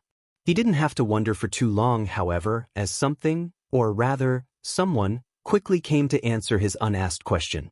A head stuck out of a concrete pillar a few feet from Izuku, bright blue eyes glancing at him curiously. "Hey!" The detached head spoke out, "You're not a Udata student." Resisting the urge to scream out the mantra of, "What the fuck?" that was going inside his head, the teen replied. He took a moment to find the right words. "I train here." He spoke out hurriedly. "With All Might." "Oh." A look of recognition crossed the head. "Midoriya, right?" He spoke out enthusiastically. "There was a rumor going around, but I didn't think it was true." He chuckled to himself, before his eyes widened in a look of surprise. The rest of his body suddenly popped out of the concrete, giving Izuku a look at his blonde hair and his naked body. "Togata Mirio." He extended a hand out, eager to introduce himself. He looked on, curious to see why Izuku wasn't taking his hand. It was only then that he realized where his gaze was pointed. "Oh." He promptly SE himself back into the pillar he had permeated through. "My bad." He uttered sheepishly, "Give me a second?" The green-haired teen turned around, and Mirio hurriedly darted out of the wall, grabbing for his gym clothes which were nearby. Once he was dressed, he extended a hand once again, a full grin on his features. "Togata Mirio." The teen let out a small chuckle before taking that hand into his own, the two sharing a small handshake. "Midoriya Izuku." Although the introduction was rather awkward, Izuku seemed gladdened by the prospect of making friends with a Udata student. "Sorry for taking up so much of your space. Principal Nizu was very insistent on me training here today for some reason." Izuku gave a brief smile, following it up with a dismissive shake of his hand. "It's okay. It doesn't bother me, I have more than enough space." Mirio laughed briefly, before staring at Izuku in excitement. "I have to introduce you to Sir Night," he exclaimed with a grin. "Sir Night-Eye?" He cursed his stuttering. The pro-hero that was once All Might's sidekick? Matured or not, at his very core, Izuku knew that he was still as much of a hero fanatic as he was when he was a child. The blonde nodded, that grin still etched onto his features. "The very same. I think he'd be very excited to see All Might student." Right on cue, Izuku heard the distinct metallic creak of the doors being opened, and swiftly turned his head to glance at whoever had stepped through the door. A formally dressed man with impressive stature stepped through the entrance, clad in a formal, light gray suit. The man's expression, much like his features, was decidedly sharp. If not for his impressive stature and his brightly colored hair, Izuku would have thought Sir Night-Eye looked rather unassuming. He saw a kind smile etch itself onto the man's features, But that smile quickly disappeared as the man got a good look at Izuku's own form. His eyes widened momentarily, a look of disbelief briefly crossing Sir Nightie's face before his eyes quickly narrowed down to a fine point, a furious glare being sent his way. Anger was palpable in his expression, and Izuku's throat suddenly felt very dry. The world around him felt oddly still, but each step that the man took seemed to echo as loudly as a drum in Izuku's ears. He heard a door swing open, and he let out a breath of relief as he turned to see the ghastly form of his mentor stepping through the metallic doors on the opposite end of TDL. All Might and Sir Night-Eye both stopped in unison, their gazes seeming to drift up to meet one another. Izuku accepted to see a smile on both of their faces, a reunion between old friends, but the expression on their faces was anything but warm. All Might had an uncomfortable smile on his lips, while Sir Night-Eye's features remained sharp, his lips tightened into a thin line.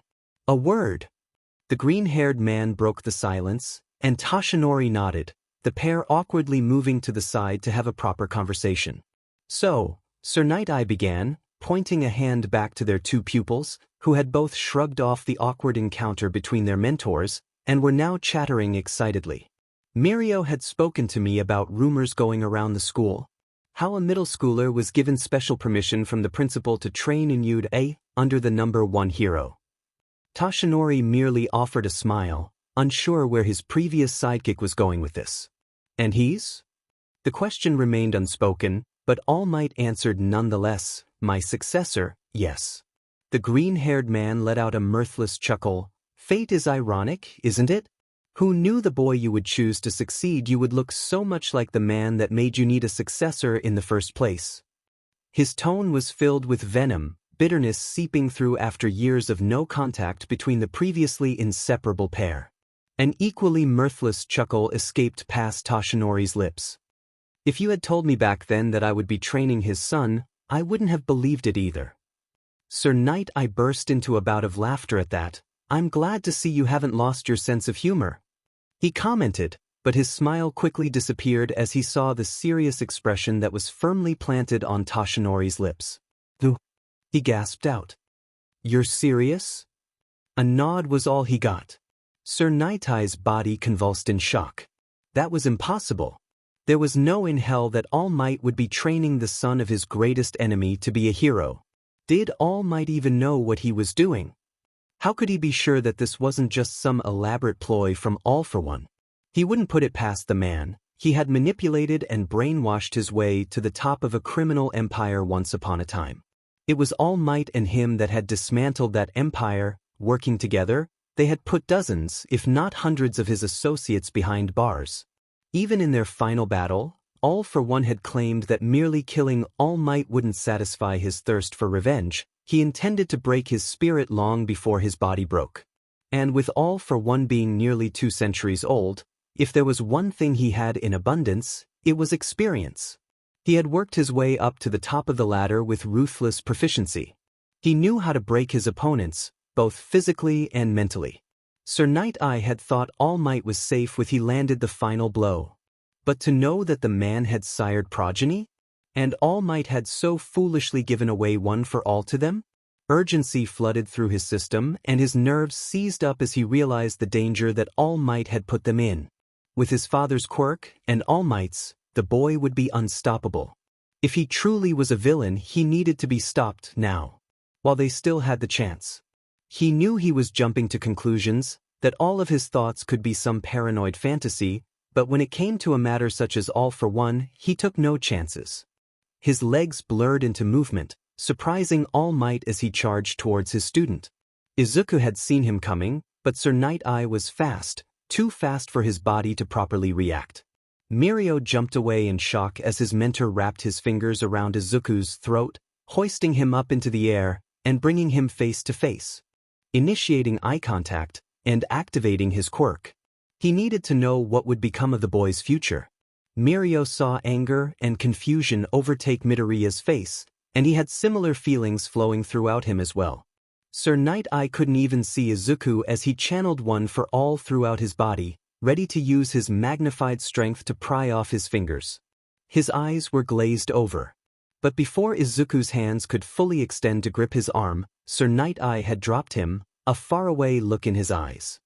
He glimpsed All Might approaching before he suddenly doubled over, his glasses clattering to the ground. He clamped a hand over both his abdomen and his mouth. But as much as he attempted to will down his nausea, it had won out in the end. He collapsed to his knees, his hands now both being used to steady him as not to fall over as he puked, evacuating all of his stomach's contents after his foresight had shown him what was in Izuku's future.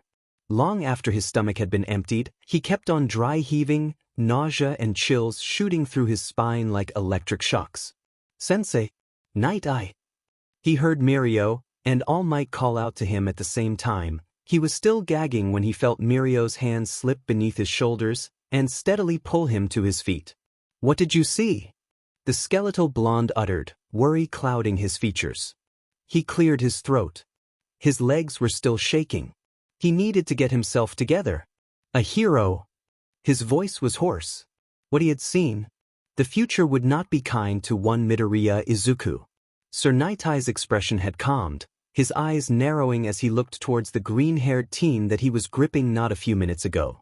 It had taken several minutes for the man to calm his rapidly beating heart and steel his nerves once more. The things he had seen, the first few snippets, they had all seemed so normal at the start, random conversations with his classmates, training, a few competition-based battles here and there. It had all been so normal, so typical of an upcoming hero that it made what happened all the more horrifying. His stomach rolled uncomfortably, and the man tried his best to suppress his GG reflex as the visions of what would happen passed over his brain. Izuku was going to be a great hero, that much he knew. But he needed to be ready for what the future held for him, and thus, his sudden change in demeanor. Tashinori, who was acting like an anchor to hold him in place, turned to him, surprised once his former colleagues started gripping his hand. The green-haired man moved closer, whispering in his partner's ears, his voice still hoarse from the bout of heaving he had just gone through. "Tashinori." He spoke simply, clearing his throat to find his voice. "Let me train him." The blonde's eyes widened, seeing the drive fiery behind his past friend's eyes. Yagi knew he wasn't exactly the best teacher out there. He was basically winging it when it came to most of Midoriya's training. Somebody like Night-Eye training the teen? It would be a great boon to his strength. But, even as his mentor, it wasn't for him to decide. He extended a muscular hand towards Izuku's direction. "Ask him." He shrugged simply. If his successor wanted training from Night-Eye, it would be of his own volition. Sir Night-Eye took a moment to properly stand on his feet once again, but once he did, he immediately approached the boy and bowed deeply, surprising both him and Mirio, who was standing a few feet away. "Forgive me," he apologized quietly at first, before raising his head and issuing words of apology once more.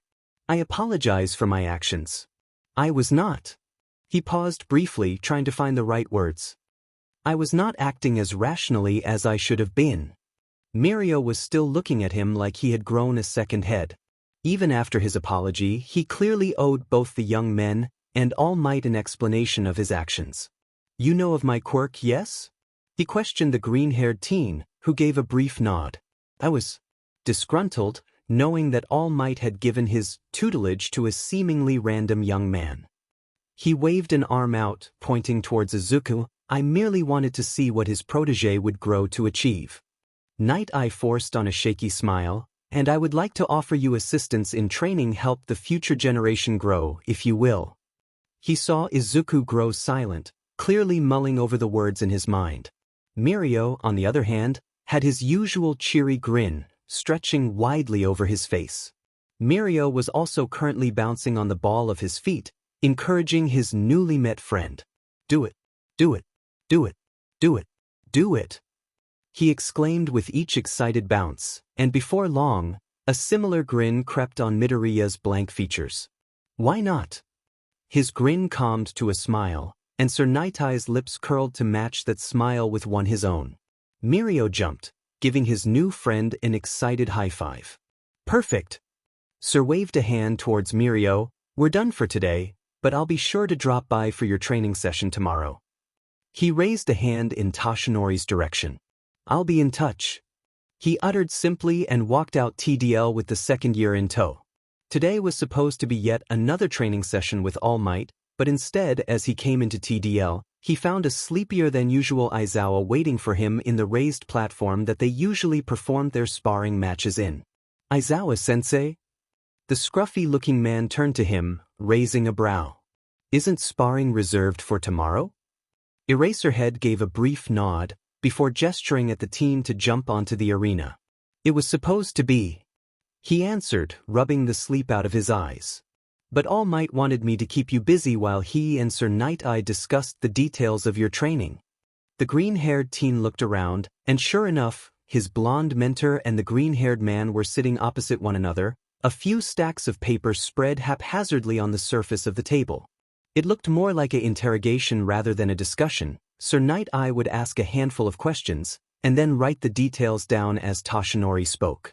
As the green-haired man did this, he would occasionally switch over to another stack of papers, writing another thing down in them as well. Midoriya didn't miss how proudly and exuberantly Toshinori spoke as he detailed his training and his growth. He didn't miss the way that Sir Night-Eye's brows furrowed disapprovingly as he quickly jotted down details.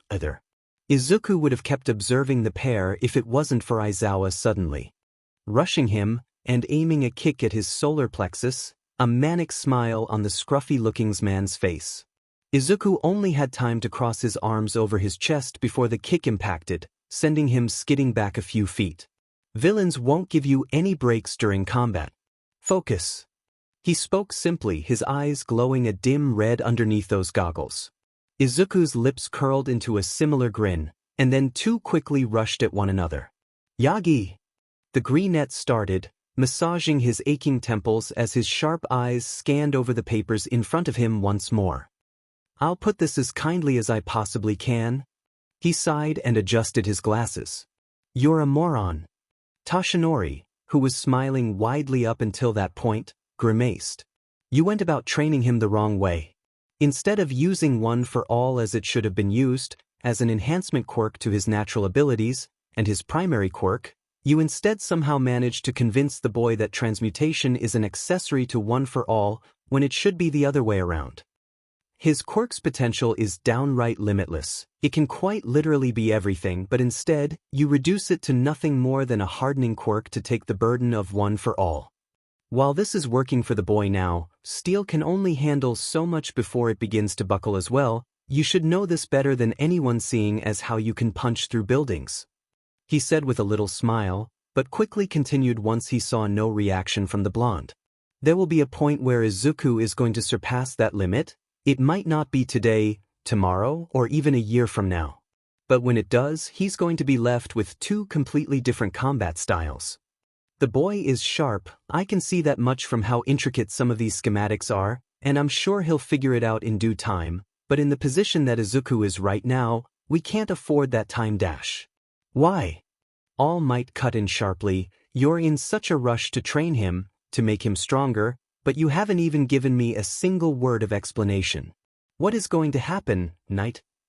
The way those warm blue eyes quickly turned to ice gave his ex-sidekick chills.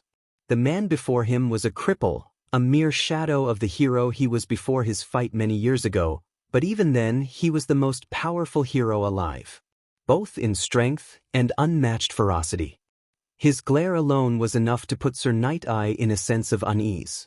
"Telling you would change nothing," he said plainly, his voice cracking, as much as he didn't want those words to be true.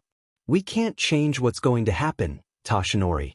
I just want to make sure the boy is prepared for it."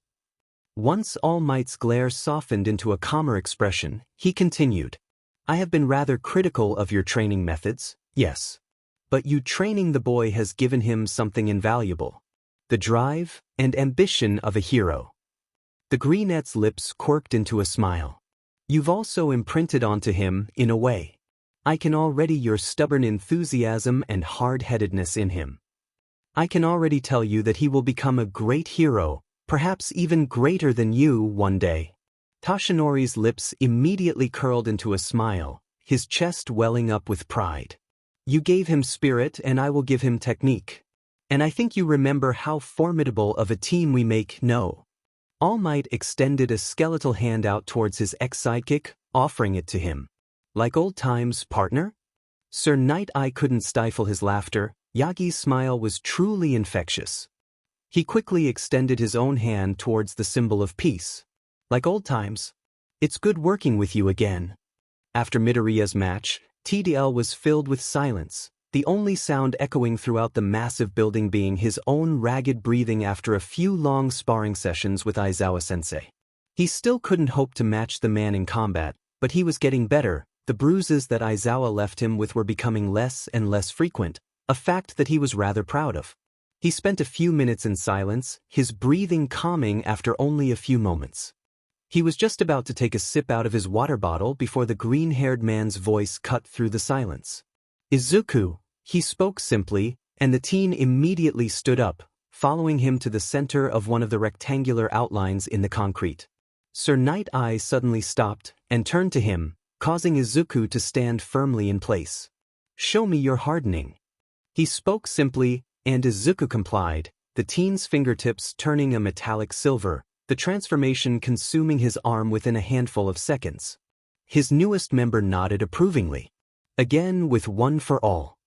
Izuku gave him a small blink before channeling one for all through his arms. Crimson, vein-like ribbons popped up on his arms, and green arcs of electricity beginning to cackle around his frame. Sir Night-Eye shook his head. Cancel your hardening and do it again. I don't want your quirks separately, I want them to move together in unison, as if you're using a singular quirk. The teen raised his arms a little, canceling his transmutation and looking at his arms as they turned back to flesh. He stared at them in concentration as he attempted to exactly what his mentor instructed. Both of his arms began to glow, those crimson veins creeping up on his forearms, with a few blotches of metal appearing on his skin. Sir Night-Eye raised a hand, and immediately, Izuku stopped, canceling the transmutation. Don't force transmutation through one for all or the other way around. Layer them. Instead of drawing on your natural reserves for transmutations, I want you to draw on one for all instead. Midoriya's brows furrowed in concentration once more. For a few seconds, the greenette watched on as Izuku attempted to follow through with his instructions, and then, as if somebody had flipped a switch in the young man, his arms suddenly burst with metallic color. His eyes bulged out in surprise. Whoa! An excited grin crept up on the Midoriya's face as he stared at his arms. Most of it had turned into its usual metallic hue, however. There were a few blotches of bare skin still showing through, but the fact that he was able to complete the transmutation so quickly, it was nothing short of incredible. Just as I suspected, one for all will help make your transmutation process faster. But your brain will still need to keep up with the added speed. He gave him a restrained smile. Training one for all alone will only be detrimental to your growth. There's only so much that raw power can do. Izuku gave a small nod of understanding, and the green-haired man continued. Transmutation gives you endless possibilities in the ways that you can rescue civilians or face your adversaries. I want you to focus on it from now on. The only downside to such a versatile ability is the fact that it takes time to get going. But as we both have just seen, one for all is the perfect solution to your greatest weakness. Midoriya's smile grew wide, covering his face, and while Sir Night-Eye's was much more restrained, there was a certain glimmer in his eyes that allowed his excitement to shine through. Now, I'll leave you to train. Izuku had to admit he was both impressed and a tad bit disappointed with how quickly Sir Night-Eye had taken to training him. His training style was different, to say the least. All Might's teaching was best described as fatherly. He would lay out the general idea of what he wanted done and would gently nudge towards the direction he wanted him to go.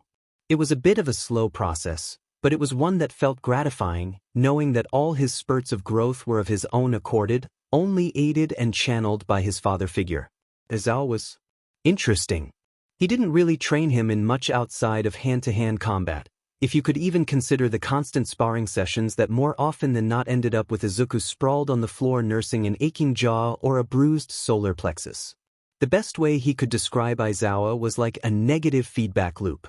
He didn't point him in any direction. Hell, half the time Izuku didn't even know what Aizawa wanted. He would simply let Izuku do as he wished, and anything that he deemed sloppy or unsatisfactory he would punish with ruthless brutality. He wasn't even sure he could describe Sir Night-Eye as a teacher. A drill instructor? Perhaps. While he was a bit more easygoing when it came to Togata's training, he was much less lax with Izuku, seeming to be in a constant rush. He wanted Izuku to do things a certain way, his way and no other. And unlike All Might or even Aizawa, he didn't care for experimentation, at least not when it came to training him. But as much as he disliked his training methods, he had to admit they were quite effective.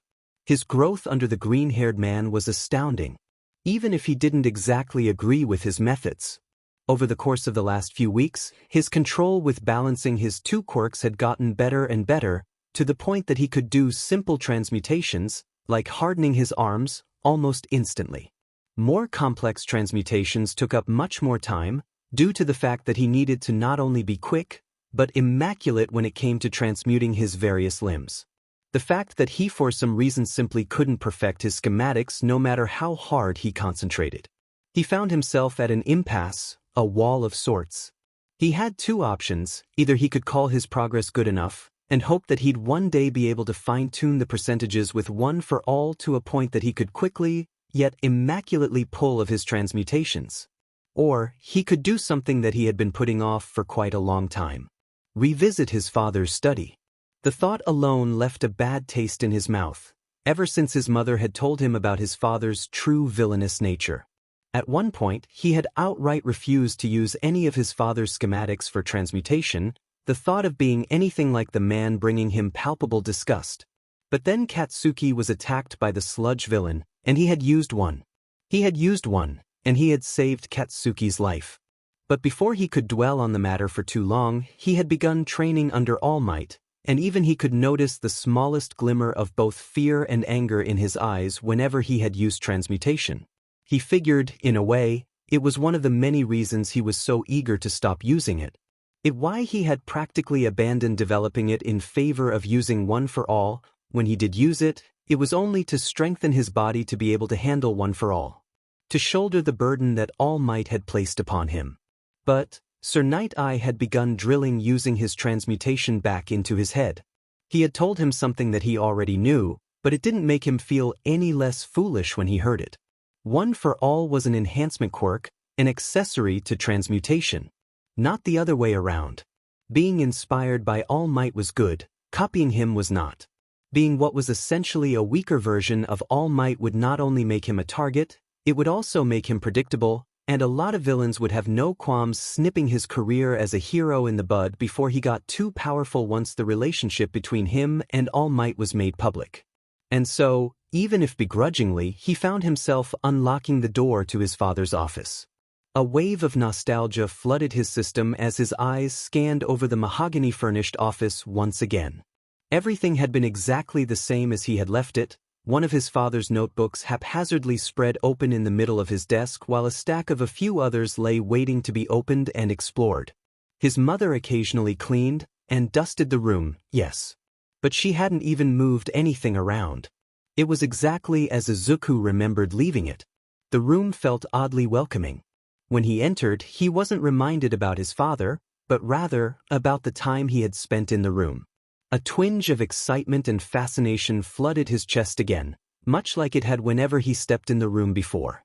Most of the notebooks were written by his father, but now the information belonged to his prying eyes, and only he decided how to use them. All Might's voice rang throughout his head, booming and loud even in his thoughts, reminding him once more that whatever he did was of his own accord, he was his own person, and Hisashi's decisions didn't have to affect his life. Izuku let out a small sigh, moving throughout the room with a sense of familiarity, his fingers running along the spines of several books, and a few notebooks before he managed to find the ones he was looking for. Fortunately for him, he didn't have to look for long, as a sideways glance reminded him that they were still resting on his father's desk. He quickly walked over, pulling the chair out, promptly slipping into it. He pulled a nearby notebook closer and swiftly flipped it open. He wished he had the leisure to simply sit down and do nothing, but read for a few hours. But he was on a time crunch. He needed to get better, and it needed to happen quickly. There were only a few weeks left before the recommendation students' meeting. While he certainly could show off his abilities as they were, there was always a part of him that strived for improvement. His drive combined with his hard-headedness made him unstoppable when he had set his mind to something. Each of his eyes gave a dim glow in the well-lit room. His quirk's effect was relatively small, but infinitely useful when it came to quickly memorizing notes. His entire corneas turned glassy, his brilliantly colored eyes turned black, his pupils transmuting into a pair of shutters. He made a quick mental note to, first, catch up with May, and then thank her for even giving him this brilliant idea. After all, why would he need to memorize anything if he could use his quirk to emulate a perfect photographic memory? Izuku realized he was going through transmutation the wrong way, or at least, he was when it came to enhancing his speed with One for All. His method before was fairly simple. He'd start at his fingertips, or at his toes if he needed to transmute his legs, and then he'd work his way up. It was a slow and steady method, the same method that most Yaoyorozus used when it came to the quirk creation, as they had no control over the objects being created after they were extruded from their skin. But, after sitting down, and deciding to go through his father's notes time and time again, he found no mention of any different methods being used for transmutation. His father also used a method that was very similar to the Yaoyorozus when it came to controlling his quirk, a fact that had given him quite a surprise when he realized that his father had to actively concentrate to maintain his quirk. He couldn't imagine being able to focus on maintaining something as complex as ionic railgun while in the middle of a fight. After getting frustrated and going through a plentitude of other notebooks, he found the answer he was looking for in a hardening quirk of all things. The quirk was called Crystallize. It allowed its user to turn their outer layer skin into graphite. On the surface, it seemed weak, but apparently, the user could activate their quirk multiple times in a row, layering the graphite until it hardened into diamond. This ability also gave the user the ability to change the shape of their protective shield. Through a lengthy processing of layering, the user could apparently chisel a rough chunk of graphite into a sharp, diamond-tipped spear. And then, a metaphorical light bulb went off in his head, layering. He could, in theory, use his quirk in the exact same way, transforming his arm into a rough estimate of what he desired, and then adding in the details through multiple layers, or passes with his quirk. With this, he could eliminate the problem of having to go through transmutation in a slow scanning motion starting at his fingertips. It could also allow him to use One for All to add much-needed speed into his transmutations.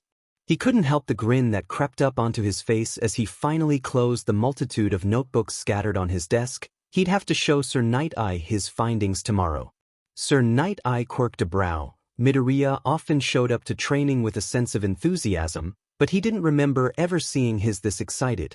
He didn't even bother muttering a greeting before raising both his toned arms for him to see. "Watch," the young man asked simply, and he complied. Izuku's arms gave out their usual dim glow as he transmuted them, his entire arms suddenly bursting with a metallic hue, hardening. It was a simple transmutation that Izuku used very often, and from what he had seen, it had even taken him longer to do it than in previous training sessions. He fixed the teen a questioning look and Izuku excitedly shook his head, before he nodded towards his arms once more, asking him to continue watching. With another quick activation of transmutation, he saw thin, rectangular openings appear on the arm, but before he could get a good look, Midoriya's arms began glowing once more, even more details being added to the rough exterior. With each quirk activation, Sir Night-Eye's smile stretched just a tiny bit wider, the man immediately understanding what Izuku was attempting to show him, and within the span of a few seconds, the pair were both looking at a fully transmuted set of arms. The transmutation, while certainly complex, looked to him more like a set of metallic gauntlets than a sophisticated machination. Izuku's arms were a dark gray, accented only by stripes of green that ran all the way up his arm, meeting at the joint of his shoulder. Before he could ask what the schematic was, a sharp whistling sound caught his attention, the air around Izuku's arms being sucked into the rectangular openings. Their cannon. He couldn't recognize it at first, as Izuku never bothered to keep his digits functional, instead opting to transmute them away so that they didn't get in the way of his repercussive blasts. The boy had also never attempted to actually enhance it aesthetically, usually opting to go for the shiny look of metal. I found a new method for transmutation. The boy said proudly, I even greatly improved upon the previous schematic. If to only prove a point, the green-haired man watched the young teen point his arms at one of the many concrete targets that littered TDL. The sharp whistling of air suddenly stopped, and Izuku grinned at him before he fired off 2 successive blasts. He expected to see the same result from the last time Izuku had shown him air cannon, a small hairline fracture. Air cannon was strong, one of the most offensively capable schematics in Izuku's repertoire of schematics, but it was nothing to gawk at when he was used to all-might bulldozing buildings with a single punch.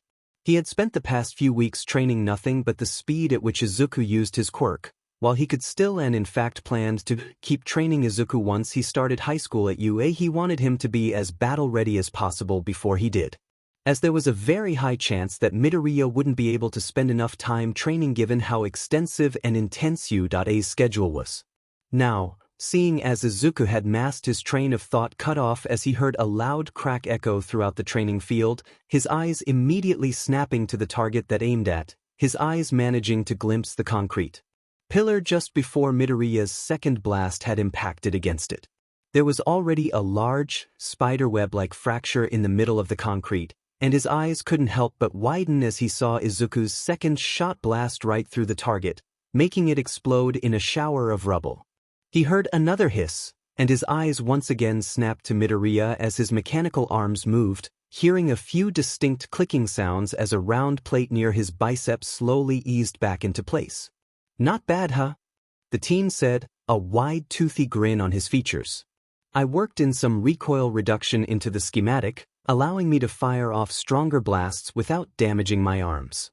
He said proudly, and not so subtly ran a hand against his left forearm. Huh, a past injury, perhaps? Impressive, Sir spoke coolly, the reserved tone of voice betraying the large smile that had etched its way onto his usually impassive face. Izuku was so deep in thought that he didn't even register the bowl of katsudon that his mother placed in front of him. The thought of tomorrow's recommendation ceremony filled him with excitement, but try as he could to get rid of nervousness, there was still a bit of worrywart still left in him. He would meet other recommendation students. From what All Might said, they would be a mixture of the top-scoring students in Japan and talented young students who had caught the eyes of heroes. He wasn't a person with many friends. Sure, he had a lot of casual acquaintances, but the only people whom he considered true friends were limited to a handful of people, Katsuki, Mei, and he had even found pleasure in training with Mirio, exchanging tips on how to improve while they sparred. An emaciated hand found itself comfortingly patting against his shoulder, and he immediately snapped out of his thoughts, glancing towards the smiling face of Toshinori, who was sitting right beside him. Don't worry, my boy, he said with no small amount of pride. You're going to blow them all away tomorrow. Izuku gave the man an appreciative smile, immediately relaxing under his gentle grip and leaning over to grab some chopsticks. The blonde man let out an appreciative hum as he inhaled the scent of the food, practically salivating already as he quickly grabbed his own set of chopsticks and dug into his own bowl of pork cutlet. They both let out a hum of pleasure in unison as the taste of Inko's wonderful cooking hit their palates. To Izuku, it was his favorite dish, and to Toshinori it was a welcome change from his own rushed, bland-tasting meals. It wasn't to say that Toshinori didn't enjoy food, but when he had lost most of his organs, well, it put a bit of a damper on his excitement for cooking. Truth be told, the blonde was having dinner at the Midoriya's more often than not, as Izuku practically dragged him to his home after every training session he was present at. He enjoyed the man's company, and before long, it turned to habit. His mentor's presence in his home was just an expected daily occurrence. It had taken a bit of time, but Izuku could tell that the man had gotten more comfortable in the Midoriya household. Izuku let out a refreshed hum, having finished his bowl of katsudon, and, as usual, Toshinori's slender digits quickly extended, wrapping around the bowl as the man quickly refilled the plate, before pushing it back in his direction. Eat up, he grinned, you're going to need a lot of energy for tomorrow. The green-haired young man gave him an appreciative nod before digging in once more. There was a certain expectation that was placed on anyone born in the Yaoyorozu family. They came from a bloodline that was not only well known for its fair share of top heroes, but the Yaoyorozu name was also synonymous with wealth. Their unique quirk desirable for a plethora of different fields, jewelry and precious stones being the one they were associated with the most. Diamonds were already one of the most expensive stones there were before the Yaoyorozus tried their hand at the jewelry business, which made their ventures into the market that much more profitable. Yaoyorozu diamonds became something of a status symbol. After all, they were the pure of any defects, and were flawlessly cut from the moment of their creation. That, coupled with the fact that they were infinitely more rare than any other form of diamonds, made them that much more expensive. Nearly all of the Yaoyorozu family members were born into immeasurable fortune, and with that wealth came a certain burden. They had to act in a way that was befitting of both their status and wealth. When they were the closest modern version of a noble, they were expected to act as such. That meant dressing their very best for any and all events. They also had to act with no small amount of decorum, maintaining a certain air of dignity around them. Yaoyorozu Momo was no exception. She was not only born into one of the wealthiest families, but she was also one of their brightest minds, her intelligence allowing her to be in the top 1 percentile in terms of middle school academics. The problem that Momo had with her family's traditions is that they were just so boring. This was supposed to be a relatively casual event, a simple get-together for recommendation students, one that would familiarize them with the many facilities and the dozens of buildings within UA's walls. They had already toured the premises and were now on a short interlude where they would be allowed to conversate before the next activity, quirk assessment test of sorts. They were assured it was merely a formality, as whoever had been recommended had already more than earned his acceptance. Momo had been very excited to chat with her fellow recommendation students, but unfortunately, she had found herself isolated in the corner of the room, casually sipping on a glass of juice while her mother conversated with the other adults. It's not that she didn't want to conversate with the other students around her, it was just a series of unfortunate events that had resulted in her solitude. The stoic, aloof Todoroki didn't seem to have any interest in conversation, as he has stuck to one-word replies thus far. And even if he did, she doubted she could be able to talk with him at her leisure with how closely Endeavor stuck to his son. He hadn't let go of the boy's shoulder this entire time they were here, proudly parading him around the facilities like he's some sort of trophy. The incredibly zealous Inasa, whom she was incredibly excited to talk to, had had some sort of run-in with the Todoroki family, and was now sulking silently in the opposite corner of the room. The only two people who seemed to be having any measure of fun conversating were they two other recommendation students, Setsuna, and the boy who didn't seem to have any lips, his teeth stretching freely across his face. She flushed, a bit embarrassed that she hadn't managed to remember his name. The adults, besides Endeavor, who seemed to be glaring at nothing in the center of the room, were simply making casual conversation to pass the time. She only heard idle remarks coming from them, nothing that could actively hold her interest. The principal, who was a bear, mouse thing, was standing near the entrance of the room, checking his watch every few moments. He seemed to be waiting for someone. Momo breathed out a sigh. The only thing that she had going for her at the moment was that they had somehow managed to provide her favorite juice, peach. She was just about to reach for her purse to retrieve her phone when she heard the principal's voice as he raised his paws towards the door. And here we have our final recommendation student. She saw a couple of heads turn. Even Endeavor seemed interested, as he craned his head towards the door. With no luck thus far, she figured that she wouldn't exactly strike gold with the last person, so she simply glanced at the door. She nearly spat out her drink when she saw All Might step through the entrance.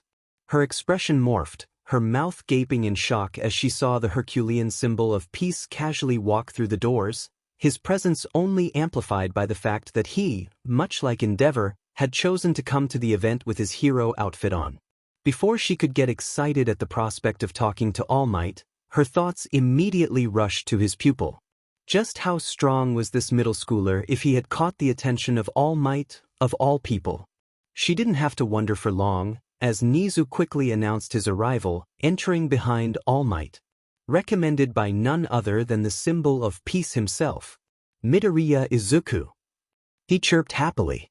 Only that boy know. The man that had walked through those sets of doors seemed anything but a freshly graduated middle schooler. Just his height alone was ridiculous for somebody that seemed so young. He was only, 15 at most? And yet he was nearly as tall as Endeavor. While he didn't have the Herculean figure of All Might, it wasn't to say that his musculature wasn't impressive. His well-muscled body was quite the sight for her sore eyes, well-sculpted biceps open to view thanks to his black muscle shirt, the shirt's neckline just revealing enough to reveal the beginning of his defined pectorals. Thankfully, the black shirt also hugged his body just enough for her to see that all his abdomen was equally well-defined. She managed to pull her eyes away from his torso, raising it to his face to see his angular jawline, slim lips, and a somewhat tanned face that lay peppered in freckles. His hair caught her eyes next, unruly green curls haphazardly strewn about his head. Finally, she lowered her eyes again to catch his sharp, green eyes that were staring right at her. His lips curled into a smile. Shudo did his best to bite back a wince as he felt Endeavor's grip suddenly tighten around his shoulder. All Might's arrival had caused quite a stir in the old man if his clenched fist, and the fluctuating temperature was anything to go by. Before the boy could do as much as glance at All Might's pupil, his father had dragged him away from the center of the room, pulling him to a secluded corner so they could speak, or rather, so that Endeavor could speak at him. The red-haired man was fuming, his fiery beard only growing in intensity as his anger grew. "That if anybody," he heard him growl. "Is that why your numbers took a dive 5 years ago?" Endeavor's icy blue eyes sharpened, narrowing in thought while Shudo was left to wonder just what exactly about the new arrival had stirred the man so much. He knew that they had a rivalry, or rather, his father had a rivalry with All Might. Endeavor was challenging and standoffish in All Might's presence, even uppity at times, but he was never this furious. As much as he hated to praise the man he had to call a father, he knew Endeavor was a man of focus and commitment. The fact that he had spent well over 2 decades tiring to sire and train the perfect weapon to surpass All Might only proved his indomitable will and determination. He had never once in his life seen his father's fiery beard flicker in and out of existence. Todoroki Enji was always in control. The new arrival had shaken him, or perhaps, it had made him so angry that he could hardly maintain his pyrokinesis. We all thought his age was finally getting to him. Shudo's eyes stayed on his father in half-lidded interest while Enji thought out loud. His patrol hours suddenly shrank. I thought it was surely to ease himself into retirement. The fire on his father's boots grew, expanding until it flickered against Endeavor's thighs. But, as it turns out, he was also taking his time to sharpen a tool. Shudo could barely hide his flinch as his father's icy glare was leveled at him. His father's mood suddenly settled, the fire on his hero outfit all returning to its usual size. A smug, overly confident grin on his face. But that doesn't matter. Enji hummed to himself in approval, his eyes once again running over Shudo's frame. He might have found a tool and sharpened it. Endeavor spread his fingers apart. But I forged my own out of Hellflame. His hands clenched to a fist. He's been training him for 5 years at most. Endeavor's tone was acrid and bitter, but his face was morphed into an expression of pride. Enji leaned forward, placing both of his hands on Shudo's shoulders. I created you with the perfect quirk, and I will train you until you are unstoppable. He felt the hands squeeze tightly around his shoulders, Endeavor's eyes glinting with arrogance as he gloated. You see that thing? He spat with disgust. He is a stepping stone in your path. You were created to surpass him. Trample him, show him what the offspring of Todoroki Enji can do. Fulfill your purpose, Shudo. The number 2 hero growled out, the undertone of a threat clear in his voice. Inwardly, the young Todoroki fumed, but his placid expression never morphed, unyieldingly cold even before the flaming inferno that was Endeavor. Strangely, Izuku wasn't as nervous as he expected himself to be. He knew that he had inherited his mother's worrywart nature, and his anxiety made itself known when it came to all matters of things, but his heartbeat wasn't fluctuating, his stomach wasn't rolling around uncomfortably in his abdomen, and he found no need to nervously fidget with his fingers. He was oddly calm. Not nervous, but excited, excited to meet his fellow recommendation students and learn about their quirks. Surely, they had to be extremely impressive if they had caught the attention of a pro hero while they were so young. He was sure their performance as pro heroes would be outstanding. The entire atmosphere of the room seemed to shift the moment All Might had stepped through the doors. The Greenette had spent so much time around Toshinori Yagi that he had nearly forgotten the sense of awe that the symbol of peace would instill in civilians. Even though the man had walked through the doors first, he was sure he still had on his trademark smile, a grin that could put the most worried person at ease.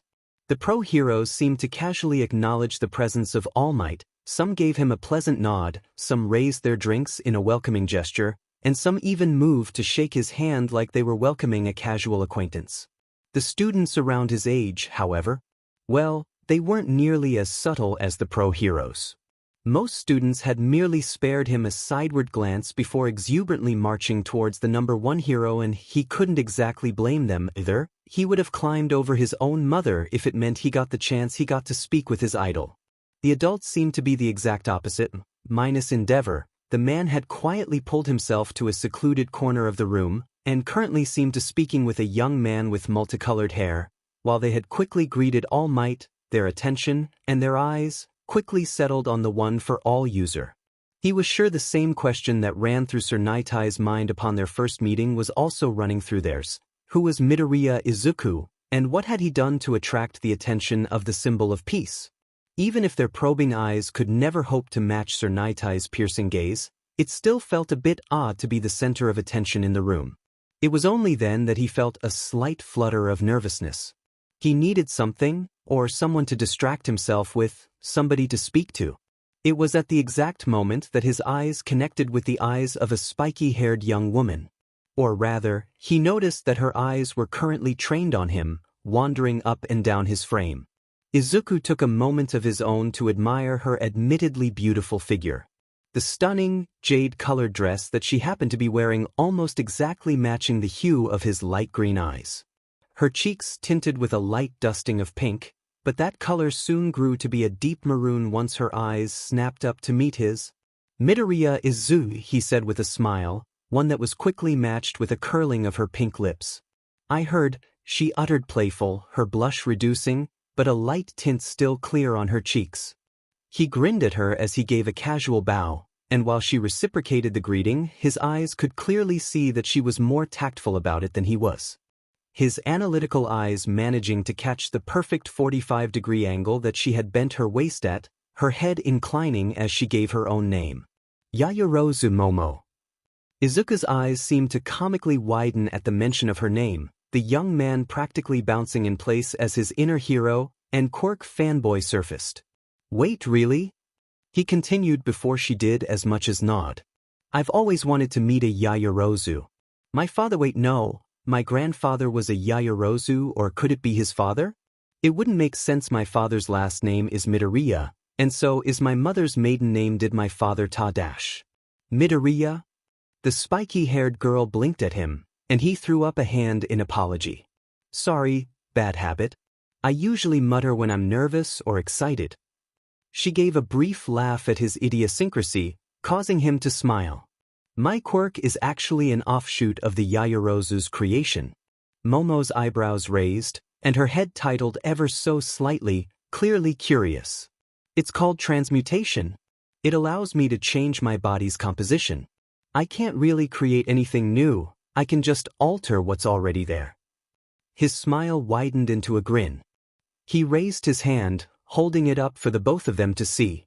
He snapped his fingers, and instantly his entire hand gained a metallic hue. Steel. She smiled. For reinforcement? He shook his head. It is for reinforcement, but it isn't steel. It's actually grade 5 titanium. He said, a little proud smile etched onto his face. Momo's eyes widened, her brows furrowing in surprise. Titanium aluminide? She asked, and he quickly nodded to confirm her suspicions. If you're using it to reinforce your skin, why not use something like graphene? Higher tensile strength, and it'd be much lighter too. Izuku gave a brief nod. I had actually thought of doing that in the beginning, but graphene is sort of counterproductive for my purposes. She blinked owlishly. How so? Graphene is perfect for reinforcement, sure. But it's an electrical superconductor. She tilted her head. And why is that a problem, exactly? The greenette opened his mouth to speak, but quickly shut it. Figuring just showing her why would be easier than explaining it.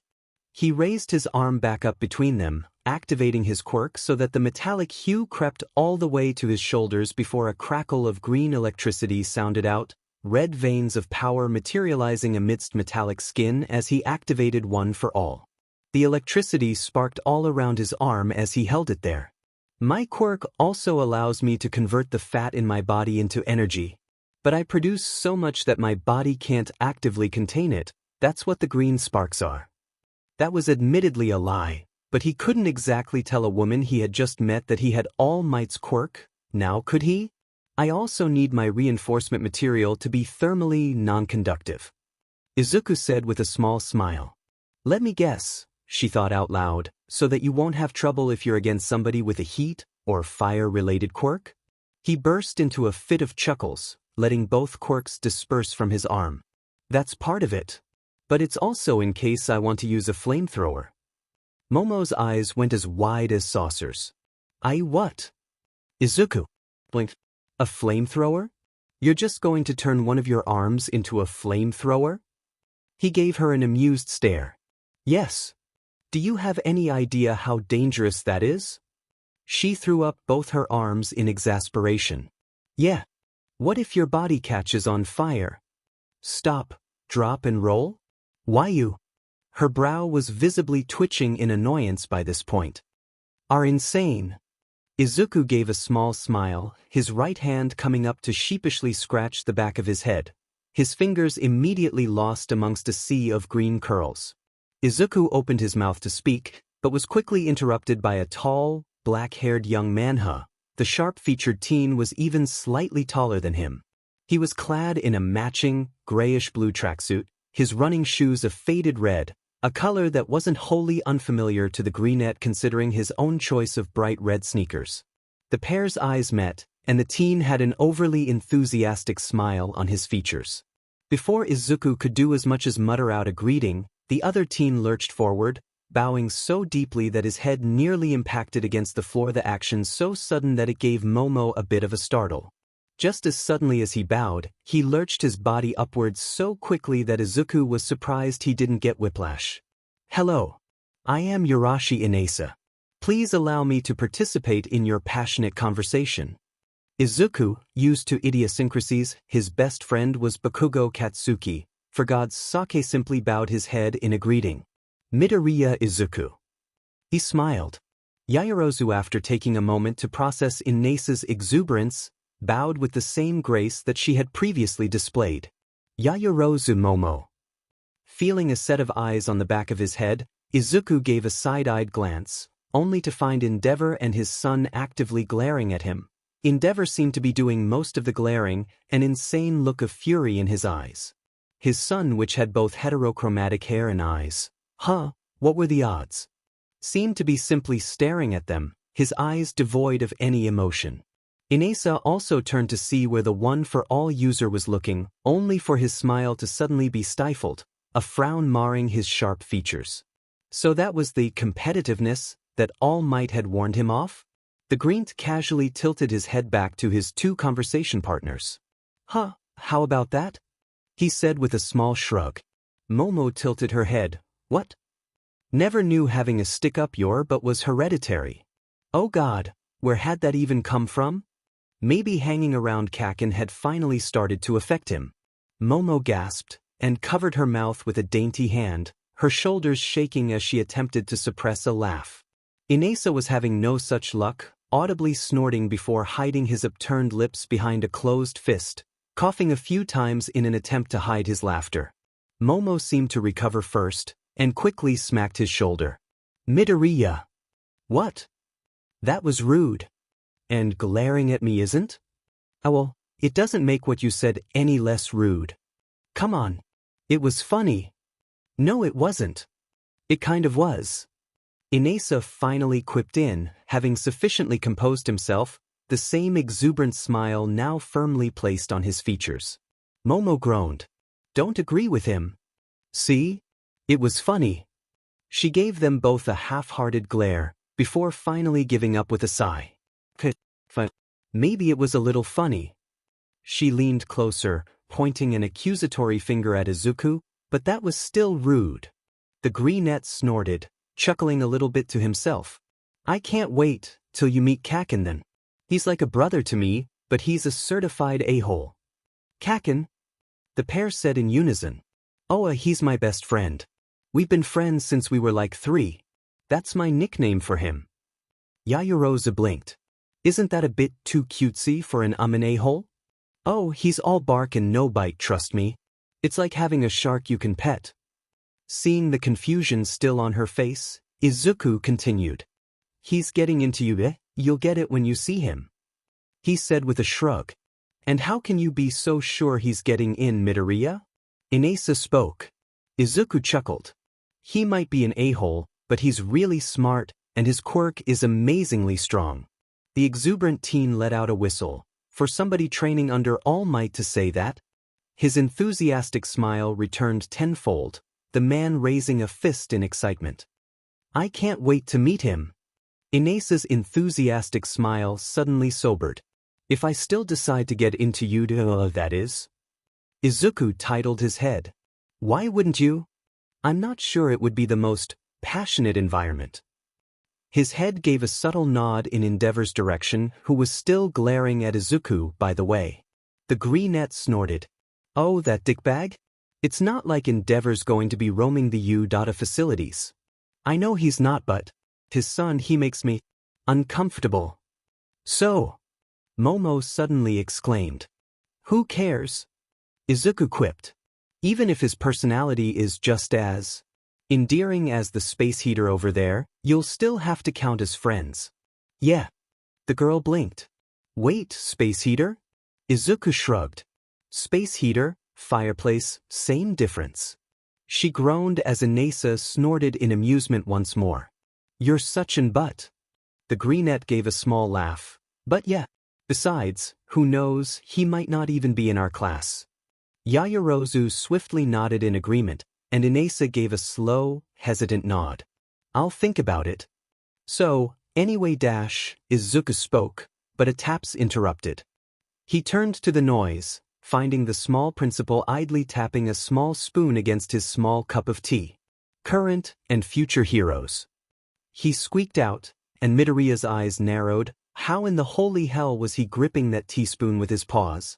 If you would kindly divert your attention to me. We will now be moving on to the quirk demonstration segment of today's events. If you would kindly follow after me, and Pro Hero Cementos, we will escort you to the changing rooms, in which our recommendation students will be given a short PRD of time to wear something more appropriate for the upcoming physical activities if they so desire. After which, we will be heading to Gym Gamma for the aforementioned event.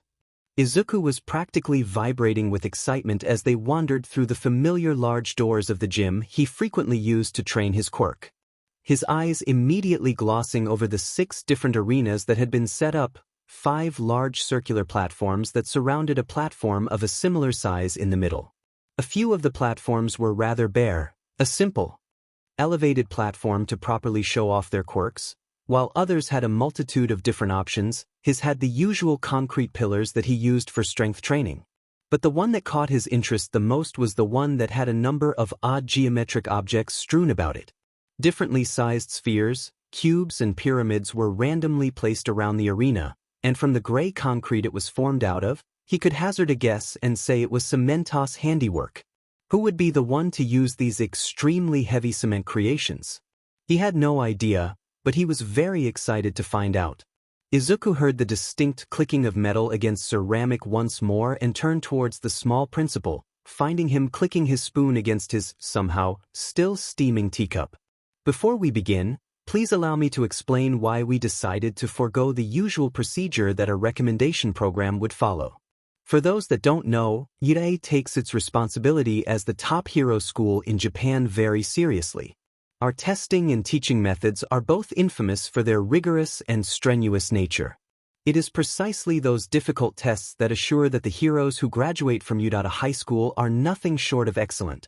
I think the results speak for themselves, as our current top 2 heroes dash. He gestured towards All Might and Endeavor. Are U.A alumni? You are here not only thanks to your academic excellence, but because you also have the ability in you to be the forefront of the upcoming wave of heroes. The pillars that will uphold the new generation. The principal's smile turned eerie and his eyes gained a distinct coldness that they didn't have before. It is the first, and the quite possibly the last exception that Udate has ever made. Be certain that there will be harsh repercussions if our show of good faith seems to be misplaced. And just as quickly as his expression had cooled, it returned to its usual warmth, the principal gesturing eagerly to the center arena, teaspoon still gripped firmly in his paw. Now, Tokage-san. If you would please do us the honors of leading the quirk demonstrations. As he watched the multiple recommendation students show off their quirks, Midoriya became acutely aware of how dry his mouth was getting. Not from nerves or anything, far from it, it was just he was having an incredibly hard time keeping his jaw firmly shut.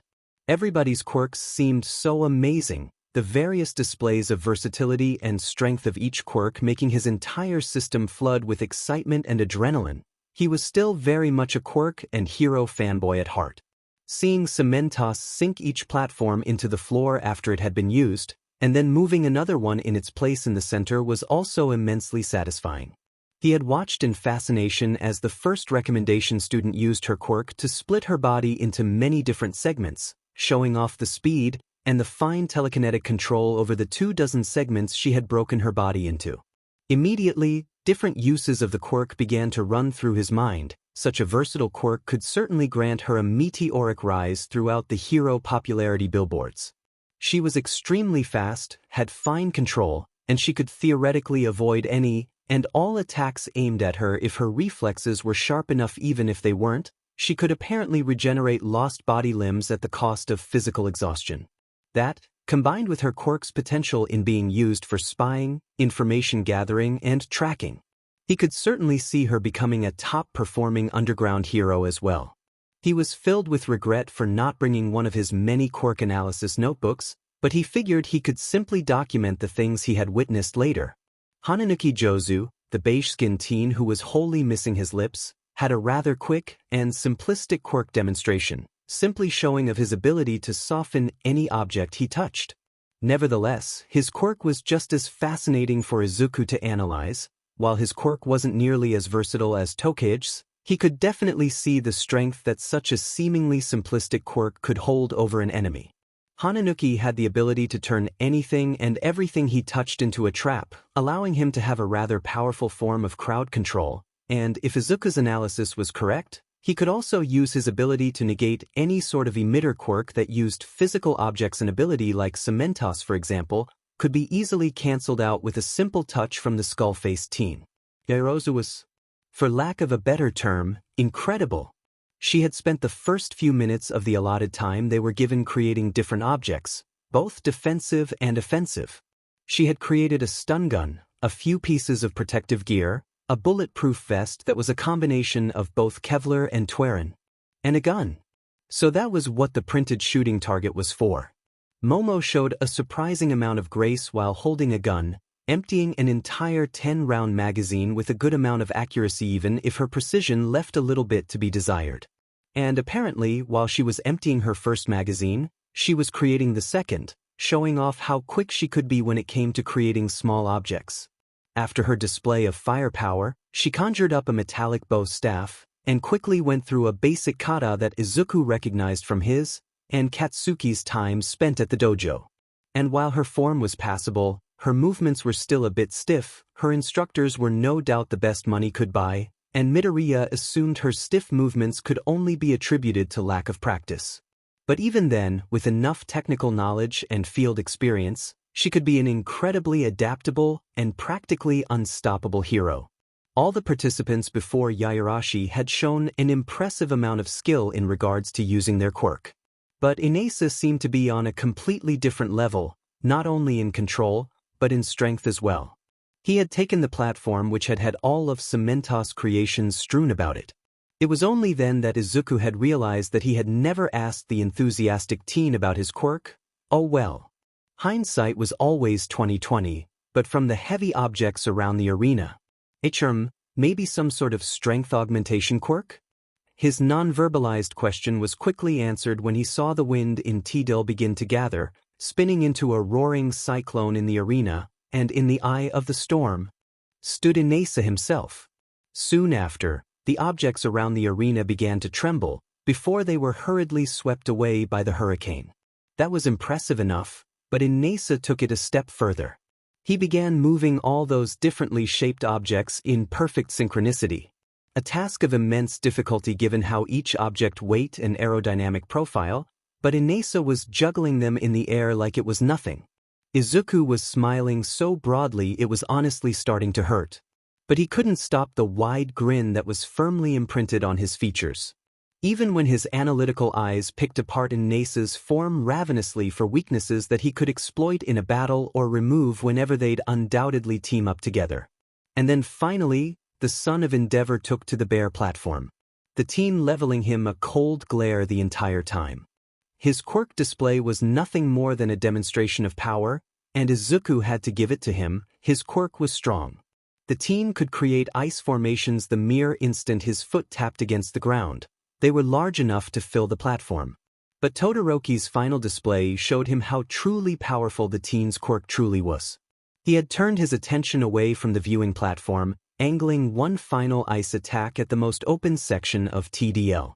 Ice crackled around him as he stomped a foot to the floor, and threw his arm out in a grand display, a goddamn glacier forming a few feet away from his outstretched hands, a thin trail of ice connecting it to his form.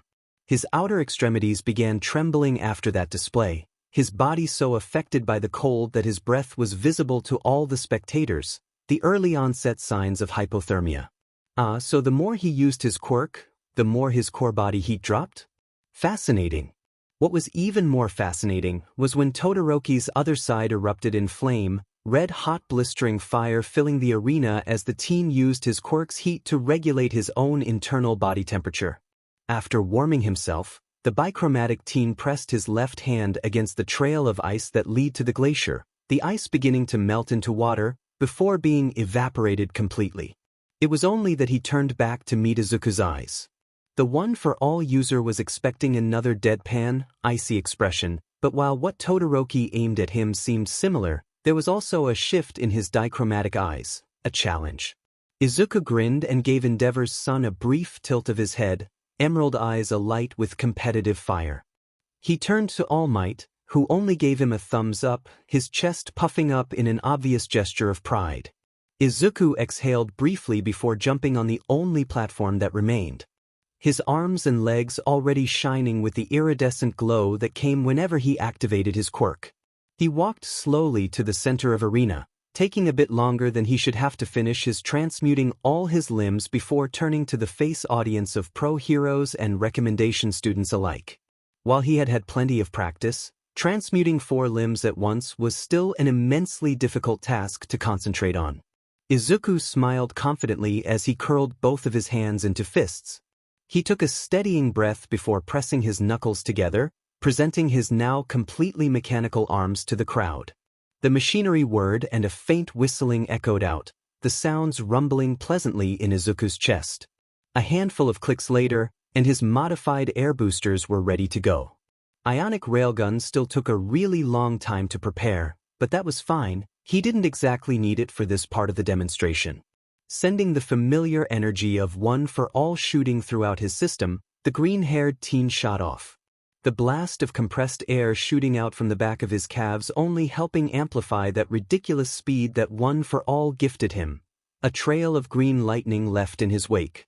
His mad sprint didn't slow as he approached the first concrete slab that was erupted. If anything, Izuku's legs seemed to double their efforts as he pet an arm back, and then swung it forward, smashing it against the concrete. He barely felt his hand connect before the cement shattered. The point of impact pulverized into fine dust while the rest of the slab broke off into large chunks in a shower of rubble. He doubled back, rocketing off towards another concrete target only to smash through it with brute force yet again. The changes in what he was doing were subtle at first. He'd stopped just shy of hitting his target, yet the concrete slabs would still break and explode under the immense pressure that his attacks generated. The differences only became clear once Izuku started making the inches of distances become feet, stopping completely before he even came close to hitting his target, only for it to crumble underneath the overwhelming air pressure. He rocketed back and forth between targets, stopping further and further away from his targets each time.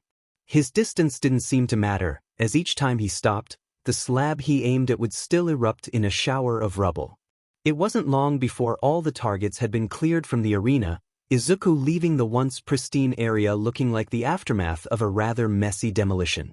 Most of his targets had utterly decimated, turned into gravel by the force of his attacks. But there were also large, boulder-sized chunks that littered the arena, islands among the barren sea of pulverized stones. The demonstration should have finished there. But with the challenge that Todoroki had tossed his way, he figured that he might as well up the ante. It would look good, but it would also be incredibly reckless. But hey, why not? His face gleamed with the light of his quirk as he took to the center of the arena, a boosted jump tossing him up about a dozen feet, his body flipping on its horizontal axis as he did. His transmuted eyes moved across the arena, scanning for each and every of the large boulders. He had seen All Might do this hundreds of times, the way that the ground seemed to erupt around him and jut upwards from the sheer strength of his punches. He let out a deep breath and hoped that this, honestly stupid stunt, would do the same. He channeled one for all to his legs as much as his body could currently take, and kicked off the air itself, shooting down into the arena with the ferocity and grace of a ballistic missile. His arm ped back before he made impact, and slammed it into the center of the arena. The effect was immediate, deafening crunch echoing out in the arena as it cracked and shifted, those large boulders flying upwards into the air. It wasn't perfect. A few had been tossed to the side, but the few that were shot upwards would be enough. They had to be. He jumped back to his feet, air cannon already primed, as aimed his first shot at the first of the quickly descending boulders. He fired off the first blast, the boulder immediately exploding into a shower of rubble, but he had little time to appreciate his handiwork, as his arm immediately shifted away with a series of mechanical noises, clicking into place as he pointed it at the next boulder and shot it down with pinpoint accuracy. The third boulder was also quickly dispatched in a similar fashion, but that left the final hunk of concrete, the one that was now rapidly descending onto his head. Not good. Ionic railgun pointed straight upwards, and Izuku fired, the beam melting a sizable, gaping hole in the middle of the boulder, but not disrupting its downwards path. Izuku cursed the fact that he had run out of charges on his air cannon. He wouldn't be able to charge another shot in time, not before the stone would land against his head. He decided to cut his losses, tossing himself back and letting the boulder crash right where he was standing, the concrete breaking off into several chunks as it landed against the arena. Not the optimal result, but not bad, all things considered. Midoriya grinned as he stared at the stunned reactions of his onlookers, taking great pleasure in seeing the surprised look on Shudo's face, and a sense of smug satisfaction as Endeavor looked even more angry than before.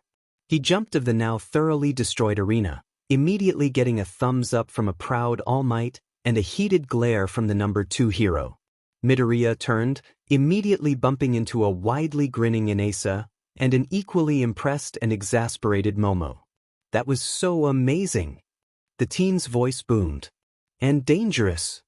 All Izuku could do was sheepishly rub the back of his head before he heard the distinct sound of Principal Nizu tapping his spoon against his ceramic cup. What a wonderful display from all of our future heroes.